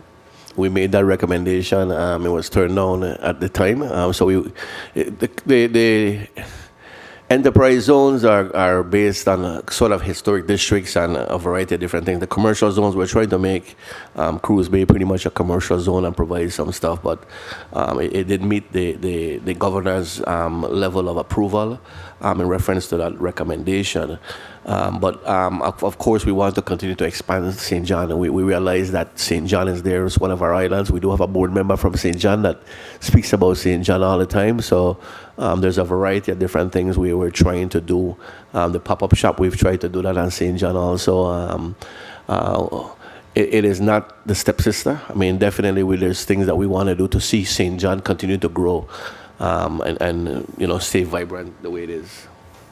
Well, one would easily assume that the smallest island is particularly the largest economic driver in this territory. And whatever you can do to further enhance, and this is just suggestionary, whatever can take place from an economic standpoint on the island of St. John, I urge you to do so. Concerning your capital projects, in your testimony you mentioned a few of them. And I was wondering, are there any derelict properties in the hospice of the EDA that you own currently that have the potential to be redeveloped? No, the 3 sites that we indicated are the 3 sites that we own. On St. Croix, for instance, there are 4 buildings roughly on 23 acres, 160,000 square feet. Pretty much all occupied or in the process of being occupied, including with our incubator facility. St. Thomas, we do have 1 bay out of the 4 bays we have that remains damaged, but will be repaired as we put on these new roofs. And the reason for that is that it plays a very important role in phase number 2, and there's some structural things that we need to do. So we'll have that fixed and going. And then Frederickstead is a pretty good building. I was surprised the way it actually withstood the hurricanes there, but there is some work that we need to do. A lot of is, nothing really structural, but that's our main office building, and we operate regularly out of that particular building. So we don't have any derelict buildings right now. There's several around us, but none that we own directly out. Okay, would you consider investing in something that can be redeveloped if needed? Yeah, I think that's when we invested in Frederickstead back in 2003 or 2002. That was one of the things was to invest in the enterprise zone and create that building and have that building in the enterprise zone to lead by example. And if you look at our building, particularly our downstairs area, as you go into Frederickstead, we build that out 2 different ways. We build it out, I'm going to call it the expensive way, where we cut the walls and we put a electrical in the walls and everything, and then we build the next side. We build it out the cheap way, where we bring power poles down and that sort of stuff. It's very attractive both ways, but we wanted to show individuals when they come in that there's different ways you could do build out and stuff, and still have a attractive design for those particular buildings. Very well. And how are you planning to improve local EDC opportunities for local small businesses? Are we marketing to them, or are we doing any sort of outreach or collaboration with DLCA to target some of the potential businesses that could be included in the EDC? Yeah, we do market to them on a small business program. We call it the EDC Small Business Program. Is how the nomenclature that we use, and we market directly to them. The difference is, again, for most of our companies, with the exception of maybe hotels and manufacturing entities, all the money that's coming in that get EDC benefits is from the outside. So there's pretty much the industries, as a local entity, you'd have to be in some sort of manufacturing or assembly, where we allow you to get tax incentives on your wholesale product, but not your retail product, or you'd have to be in the hotel type industry, where again, because of that industry, we do provide some incentives. But we continue to market. Additionally, we market not only EDC, but if you're in the enterprise zone, there's EDC-like tax incentives we could provide for a period of time, and also we could provide you tax credit. So we try to drive small businesses to those zones also, so they can take advantage of some of the incentives. Okay, thank you for those responses, and keep up the good work. Mr. Chair, thank you for the time. Senate President Francis. Thank you very much, Mr. Chair. CEO Biggs, in respect to economic forecasting, what is your level of engagement for businesses that are scheduled to come online in the very near future, i.e. the hotel, for example? How do you develop the surrounding area, or at least begin the conversation of engagement to develop the surrounding area, so that we can make sure that that business is able to thrive once they up and running? How do you do that engagement? Is there town hall meetings? Is any level of discussion been occurring in respect to that? Yeah, difficult question. If we're talking about corridors leading to those businesses, it's very difficult, and that's something we've been trying to develop for years now, particularly in the enterprise zone, is how do we create these corridors so the areas coming into those areas are vibrant also. So that's a difficult task in regard to how we develop that. But definitely we have basically open meetings in regard to the hotel coming online. We do job fairs. We work with the Department of Labor. So it's a cohesive effort so people understand that one, opportunities are there while this business is coming online, but also two, that the business will be coming online in the near future. So with the opportunities also come maybe some additional traffic and some additional things that people are aware of. So we try to have people be aware of that, particularly if they're larger type businesses. If it's a one-man business or a two-man business, it's a little differently than if you have 400 employees. But as we do our cost-benefit analysis, we do some of our forecasting in there also as to not only how many employees they're going to have, but what's the indirect employment as a result, and what's the induced employment as a result of this project coming online. So we use different financial models to determine those type of things also. Yeah, I would like to see us develop that a little bit more. A lot of times in the stateside, for example, in Florida, you'll have an anchor tenant that develop in a surrounding area, and then the neighborhood is built up around it, and to kind of support that business ability to be able to be successful. So that's one of the areas I would like to see us, maybe do some surveys or some studies of how we could really make that happen.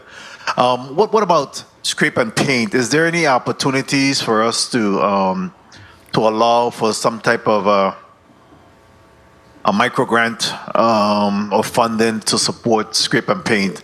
A lot of our town areas is derelict in the sense that on the front streets, we're seeing those businesses, but when you go to the back street, the issue of boarding up or how do we start to uplift those back streets so that businesses on the front street could continue to thrive as well? Any thoughts on how we could re-engage perhaps a scrape and paint or some boarding up that would allow for our towns or surrounding areas to have better upkeep? 1 minute. Yeah, we call that program under rejuvenation, and we try to get as much grant funding, and HPC has helped us with some grant funding in the past, but again, funding is usually scarce. I live going out of Hospital Street on Christiansted, and there's a developer that's cleaning up that area, but there is a few derelict homes, and I know if we could board it up and even put a picture to make it look like somebody in the window, the old Department of Labor building, for instance, that's a government building, it may enhance and improve those areas, but a lot of it is driven on funding, and if we had funding, we could do a lot more of that. We are also applying for some grants with Department of Interior for what we call 4x10.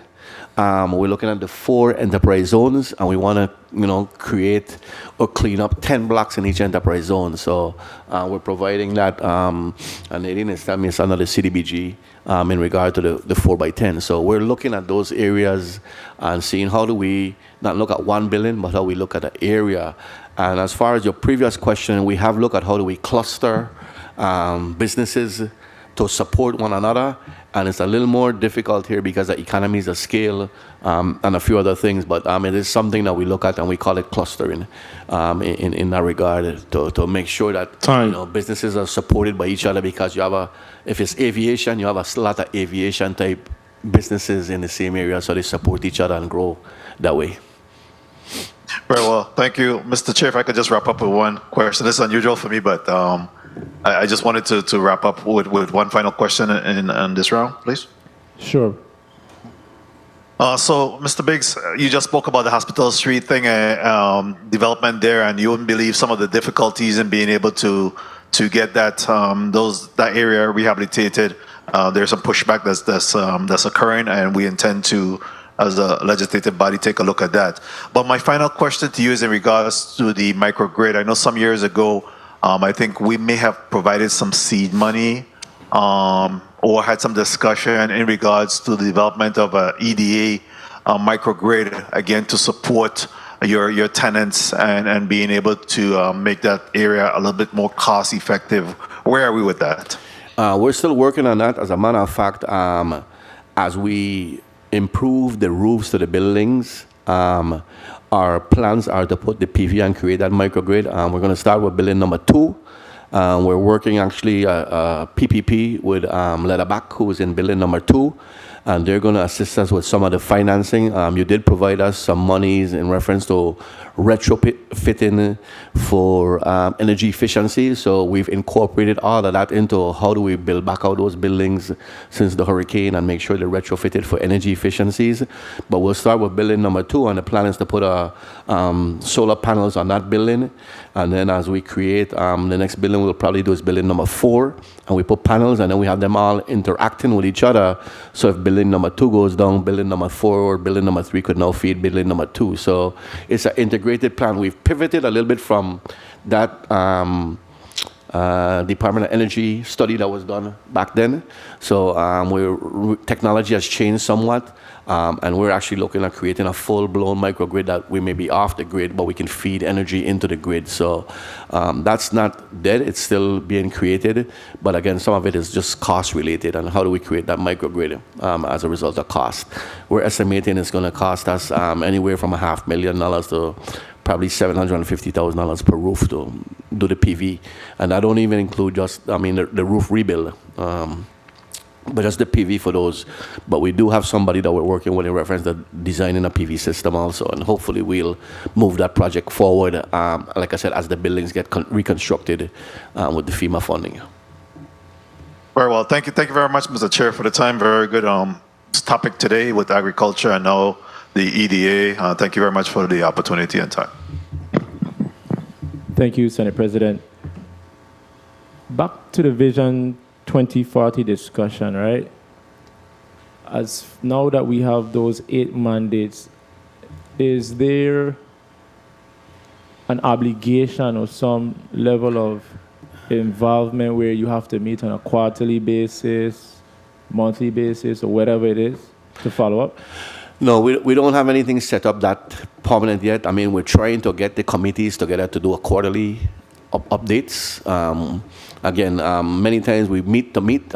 We really want to meet to be constructive in regard to that, but we haven't formed those committees yet in reference to how do we move the whole project forward. So the governor is in the process of naming members to those committees, and once we get that done, then the plan is to meet on a quarterly basis, like I said, so we could benchmark and look at. The one thing I'd like to say with Vision 2040, again, is EDA was I guess the brain trust behind of it, but this was really a community plan. So we need the whole community to really be involved in this if we're going to be successful as a territory in reference to moving the plan forward and having prosperity going into the future. So definitely the legislature will have to play a role, as will all the other sister agencies as we move this forward. And lastly, you mentioned that you have 21 hot projects. So my staff can take note of this at a later time. We are going to request documentation from you regarding the 21 hot projects so we can have an idea of the timelines, the funding needed to execute those hot projects, so we could just be in the loop as far as what's going on there. Yeah, and we could talk offline, but I mean, we'd love to talk to your staff as to how do we categorize. So hot topic don't mean it's something that's happening right now. It means that we're in active engagement with these entities. Hot projects. Yeah, hot projects. Yes. We're actively engaging with the entities to try to move these projects forward, not that they're projects that are being done right now on the ground. So we can have that conversation offline with your staff. That's no problem. Of course, no problem. Senator Alma Francis Heiliger and then Senator Donna Fred Gregory. Oh, but before we do, we're going to take a quick recess. The Committee on Economic Development and Agriculture stands in recess for 3 minutes.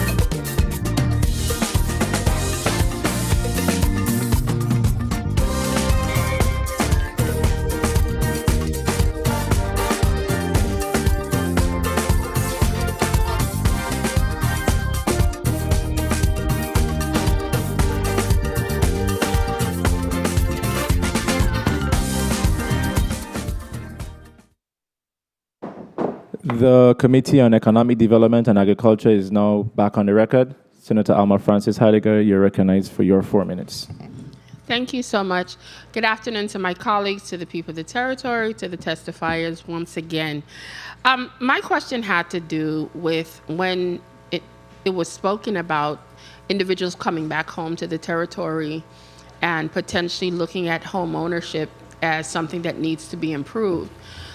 Do you think that is one of the things that have people staying away? And are there other things that we could also look at to encourage people to come back home to the territory?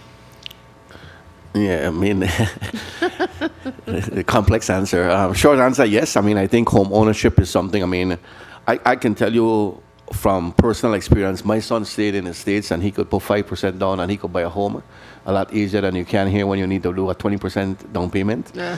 You know, so I mean, I just use $100,000, $20,000 versus $5,000, so it's a lot easier, makes it more attractive. But I mean, I think there's a lot of complex other things. I mean, quality of place, like I was talking about, I think that goes a long way in attracting people here. I mean, and for individuals who are young, they're looking at, you know, activities, a variety of different things. So I don't think that's the sole thing that's keeping people away, but I think it's one of the things that contribute. You know, the cost of living here is significantly higher than in the States, so the quality of place is usually a little different in the States. Well, one of the things I do know as a legislator we did was we passed millions of dollars to assist with that 20%. So just for public information, if anyone is interested in helping with financing for a home, you can go and apply for that 20%. If it's granted, it would also be added to your loan costs as a whole. So we do try to help.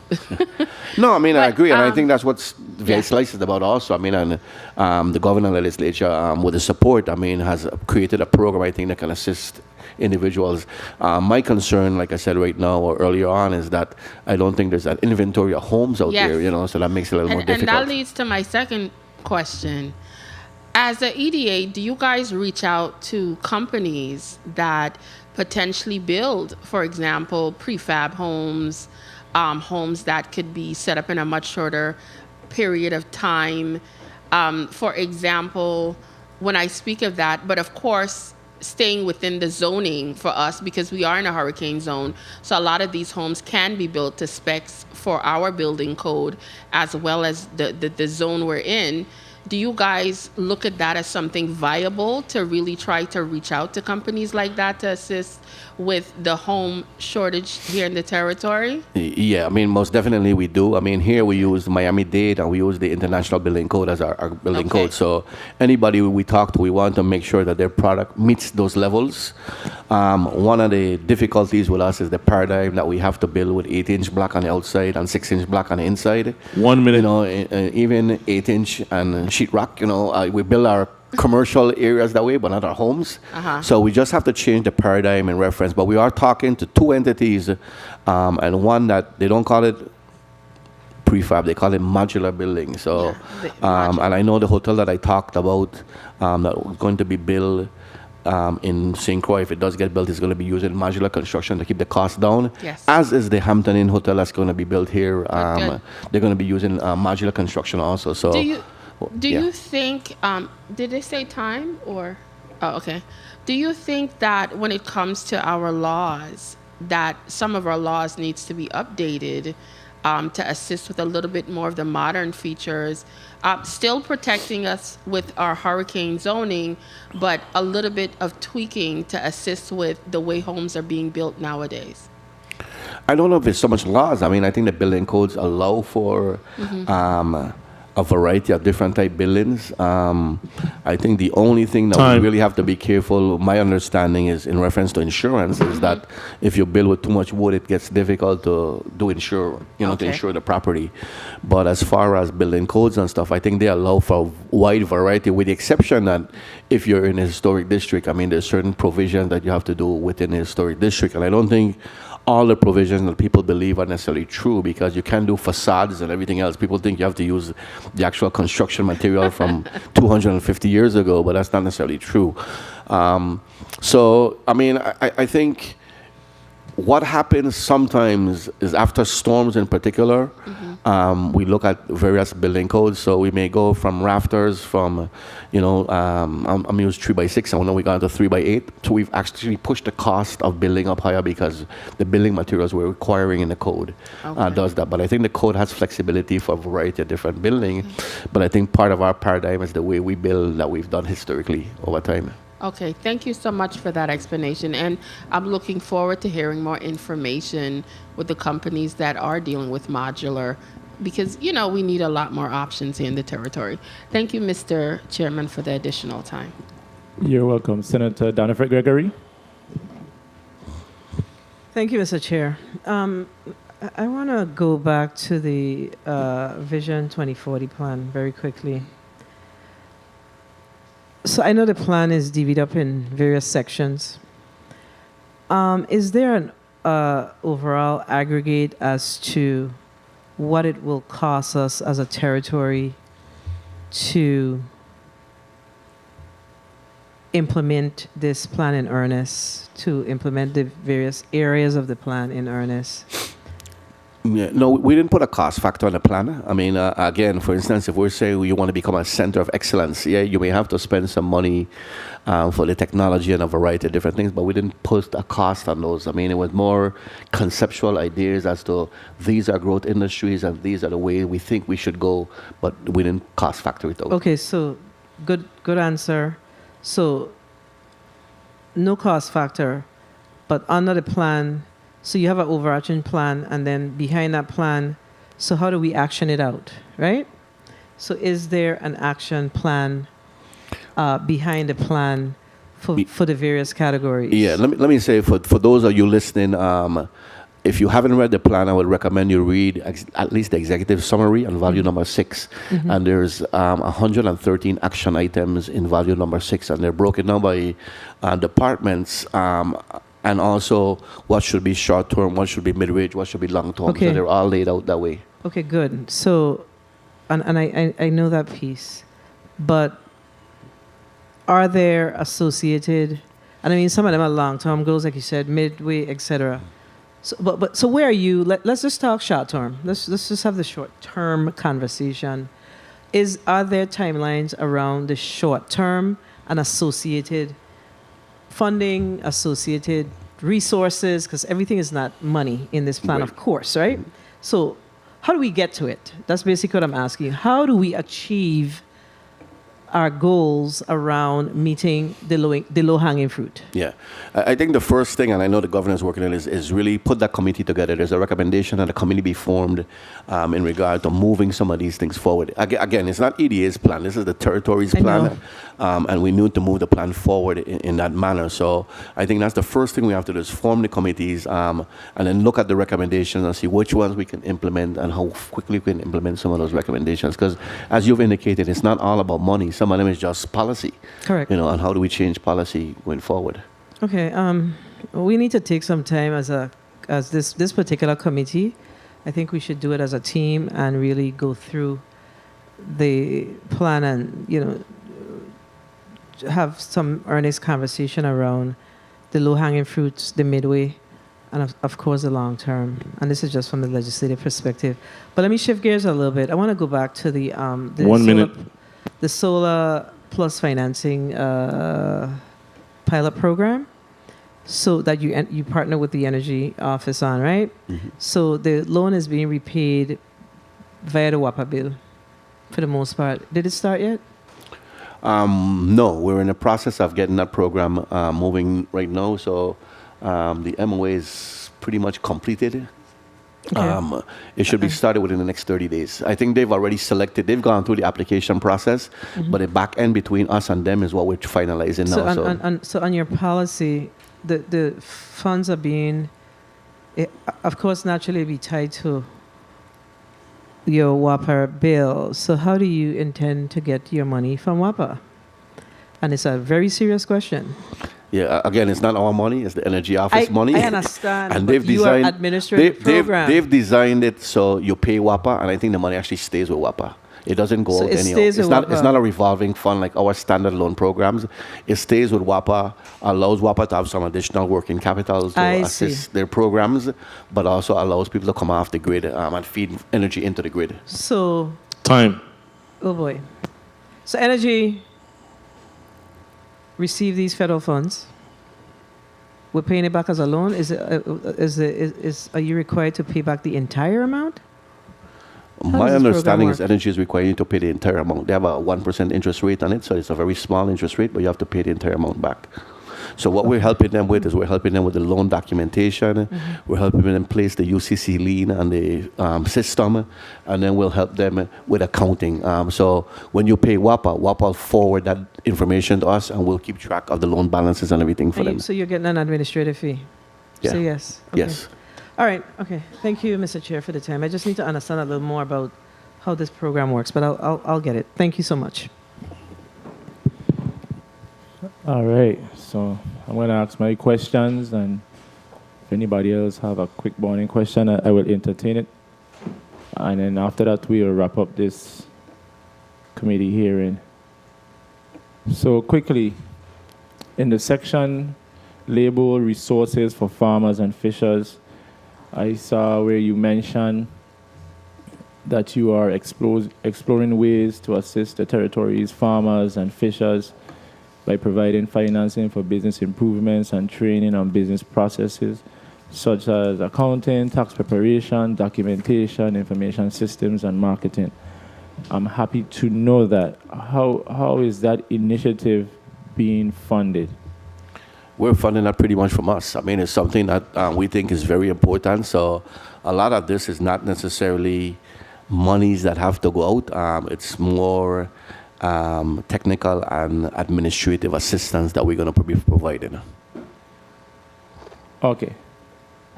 And do you plan to start rolling out that program when? We've already started, collaborating with some of the entities already. Like an example? The Good Food Coalition, we've met directly with farmers, we've met with the Department of Agriculture, so there's a variety of different things we've done. Again, we've also hired previously agronomists that have gone out to help farmers increase their yield. So there's a variety of things that we've been doing to assist farmers.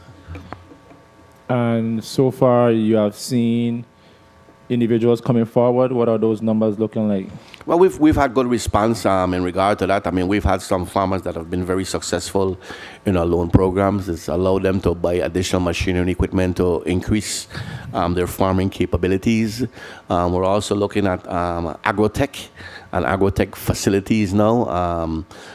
In the Industrial Park, for instance, we have an entity that creates a greenhouse in a container. It's a complete automated system. So down below you have crawfish and tilapia and other fish growing, and up above there's a greenhouse, and it automatically adds the fertilizer from the fish and everything up, and water the plants and everything else. So there's a variety of different projects that we're moving in reference to agribusiness. I mean, people are thinking about farming and putting your hand in the soil. That's not how farming is done anymore. I mean, agroscience allows you to do a variety of different things, particularly tower farming, aquaponics, a variety of different things that's being done. And I hope you can be able to elaborate. What role is the Good Food Coalition playing in all of this, or are they there just for giving you information, or they're actually implementing or helping you carry out this program? They're helping us carry out the program. They're sort of a liaison between us and the farmers. So they're working closely with us in reference to getting in contact with individuals and getting individuals to come to when we have meetings and seminars. So I would say they're a partner with us, sort of working as a consultant. And as far as fishers, who are you collaborating specifically with as far as programs or entities that represent that profession? We've done Fish and Wildlife through DPNR. We've gone out, for instance, the CARES Act, we actually went out, boots on the ground, and we went to the fishing establishments, the fish market here in Frenchtown. We've gone to the fish markets. We've met the fishermen where they're at. We find a lot of times that if you hold an event, particularly if it's a daytime event, they're busy out selling their fish or whatever. So we actually put boots on the ground, and when we're advertising programs like we did with the CARES 1 and 2 for fishers and stuff, we actually went out to them, and we had people that went out there on Saturdays when they were out, a variety of different things. We sat there with them to get documentation for those that, we could assist. So it's not as simple as just going out and meeting with any one person or any association. It's actually boots on the ground. You have to go out and actually be on the road and meet with people on the road. We go to the vegetable market on the Saturdays, we go to the one on the Wednesdays. There's a variety of different things we do to meet them where they're at. And during COVID, if I'm not mistaken, there was funding that came through you or your agency to assist the fishers or the fishermen, right? Yeah, it was through DPNR. That was the CARES 1 and 2 that we spoke about in the testimony. But it was actually through DPNR and a grant they had from NOAA that allowed them to assist. But the fishermen had to show a certain amount of loss to access those funds. And I know there were some issues there. Those issues were resolved? Documentation is the biggest issue we have with fishermen. So that's why we're doing these programs now to say, look, you're running a business. You can't just go out and sell. You got to keep records. You got to keep your catch record. You got to keep, your finance record. This is how much gas I use, and this is what profit I made. This is what losses I have. So I think they've learned some of those lessons because they weren't able to access this free money. And hopefully, if we have this issue in the future, that we'll have all of the books and the paperwork in place where now we could show levels of loss and everything so they can qualify for this free money. I am so happy to hear about this initiative. And as the chair of this committee, I will be staying close to you to make sure that we help our fishermen and farmers because, some people are good laborers, but when it comes to the administrative side of things, that's where they tend to fall short. So I'm happy that you saw that need to bring this forward. It says a lot about you and your entire team, and I really do appreciate it. Before I wrap up, colleagues, if you have one burning question, feel free to do so. After that, we're going to adjourn this meeting. So, Senator Bolkis. Thank you, Mr. Chair. And CEO Biggs, concerning your charitable contributions from your EDC company or beneficiaries, specifically for like scholarships or to our schools, what are the requirements and are there any efforts to raise that ceiling? You recently raised the ceiling. The last legislation was passed, required instead of 50% going to public education, if you're doing anything for education, it went to 55%. So it was raised by 5% in that regard. We do require by policy, it's not in statute, but by policy that individuals do philanthropic giving or they provide charitable contributions. So a lot of it is based on their what heartfelt needs. For instance, if I had a parent that died from cancer, I may give more to the Cancer Society because it's something that I have a very big concern about, and we see that often. We are in the process of hopefully doing a study again in reference to the charitable contributions that was done. We've done one in the past, it's been a while, but in reference to the charitable contributions that the EDC has provided these beneficiaries and what the impact is on the territory. So two studies we didn't talk about in here that we talked about that we want to do internally. One is that charitable contribution. And then one is we want to do an impact analysis in reference to the EDC beneficiaries on the territory, but also the EDA other areas. So what's the impact analysis for Enterprise Zone? What's the impact analysis for the bank? What's the impact analysis for the park? So we're building that out into our budget. Last time we did it cost us about $100,000 to do that study just for EDC beneficiaries. But you probably will see something come across, and we'd like that support for that one-time study. We try to do that like every 5 years or so. So there's that impact, and we have good data that you can look and see what the impact is in regard to that. Okay, excellent. Thank you for your response. I'm looking forward to seeing that report. Thank you, Mr. Chair, for the time. Anyone else? So once again, I really want to thank my colleagues and the testifiers and everyone who contributed to the success of this meeting. I'm really having stronger hopes as we get these updates on the future of the Virgin Islands. And of course, we have our challenges like any other place in the world, but we are second to none. And we have to continue to hold our heads high and to have that high level of self-esteem. That way it could have a domino effect in this community. So in closing, I just want you to place your closing remarks on the record. I will give you 30 seconds. But if you want to go over, feel free. This is your time to shine. Great. Well, I appreciate the time just really to say thank you for the support that the legislators continue to provide to me and this team. In reference to the Economic Development Authority, again, we're going to be seeking some additional support as we try to create some more studies. I mean, I think sometimes we get so entrenched into our day-to-day activities that we don't look at the studies and the impact that these programs have on the territory. And I think it's something that we need to do so we can look back and we can make educated decisions as to what we fund and what we don't fund. So the legislature has been very supportive of us over the last several years, and again, I appreciate that support. I want to thank you for your continued support.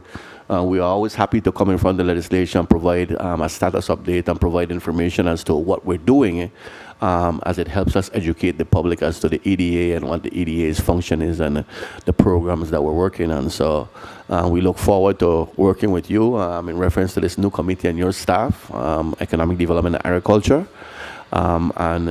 We look forward to your staff support and the legislature support going forward. But while I'm here, I'd like to really thank my team again publicly because they are driven individuals and they really do try to do the best for the people of the territory. So without the team that I have at EDA, a lot of the things that we talked about today would not be able to get done. And so I truly appreciate all the efforts that they all put into working on a day-to-day basis. And you don't have to respond to this, but I'm hoping and praying that you have something similar to the GVI fellows or just merge with them. Because I'm really concerned when it comes to the institutional knowledge of this government and making sure that even when I am over with this, that we have young men and women, strong Virgin Islanders, who will be able to take over as we pass the torch. So once again, I want to say congratulations to Aliyah Boston, who was recently the #1 pick for the WNBA draft 2023, and she will be playing with the Indiana Fever. And to the people of the Virgin Islands, please be safe tomorrow on St. Thomas. We don't want any incidents as we deal with the Uber Soca cruise. Congratulations to the Department of Tourism, but we all know what comes with FET, and I'm hoping that we do not blow this opportunity by having these individuals from all over the world on our soil. So in closing, I want to say thank you to the testifiers, thank you to my colleagues, thank you to my staff, the entire central staff, and to the people of the Virgin Islands. We will continue to do our due diligence as the first branch of government. And in closing, God bless the Virgin Islands. The Committee on Economic Development and Agriculture is hereby adjourned.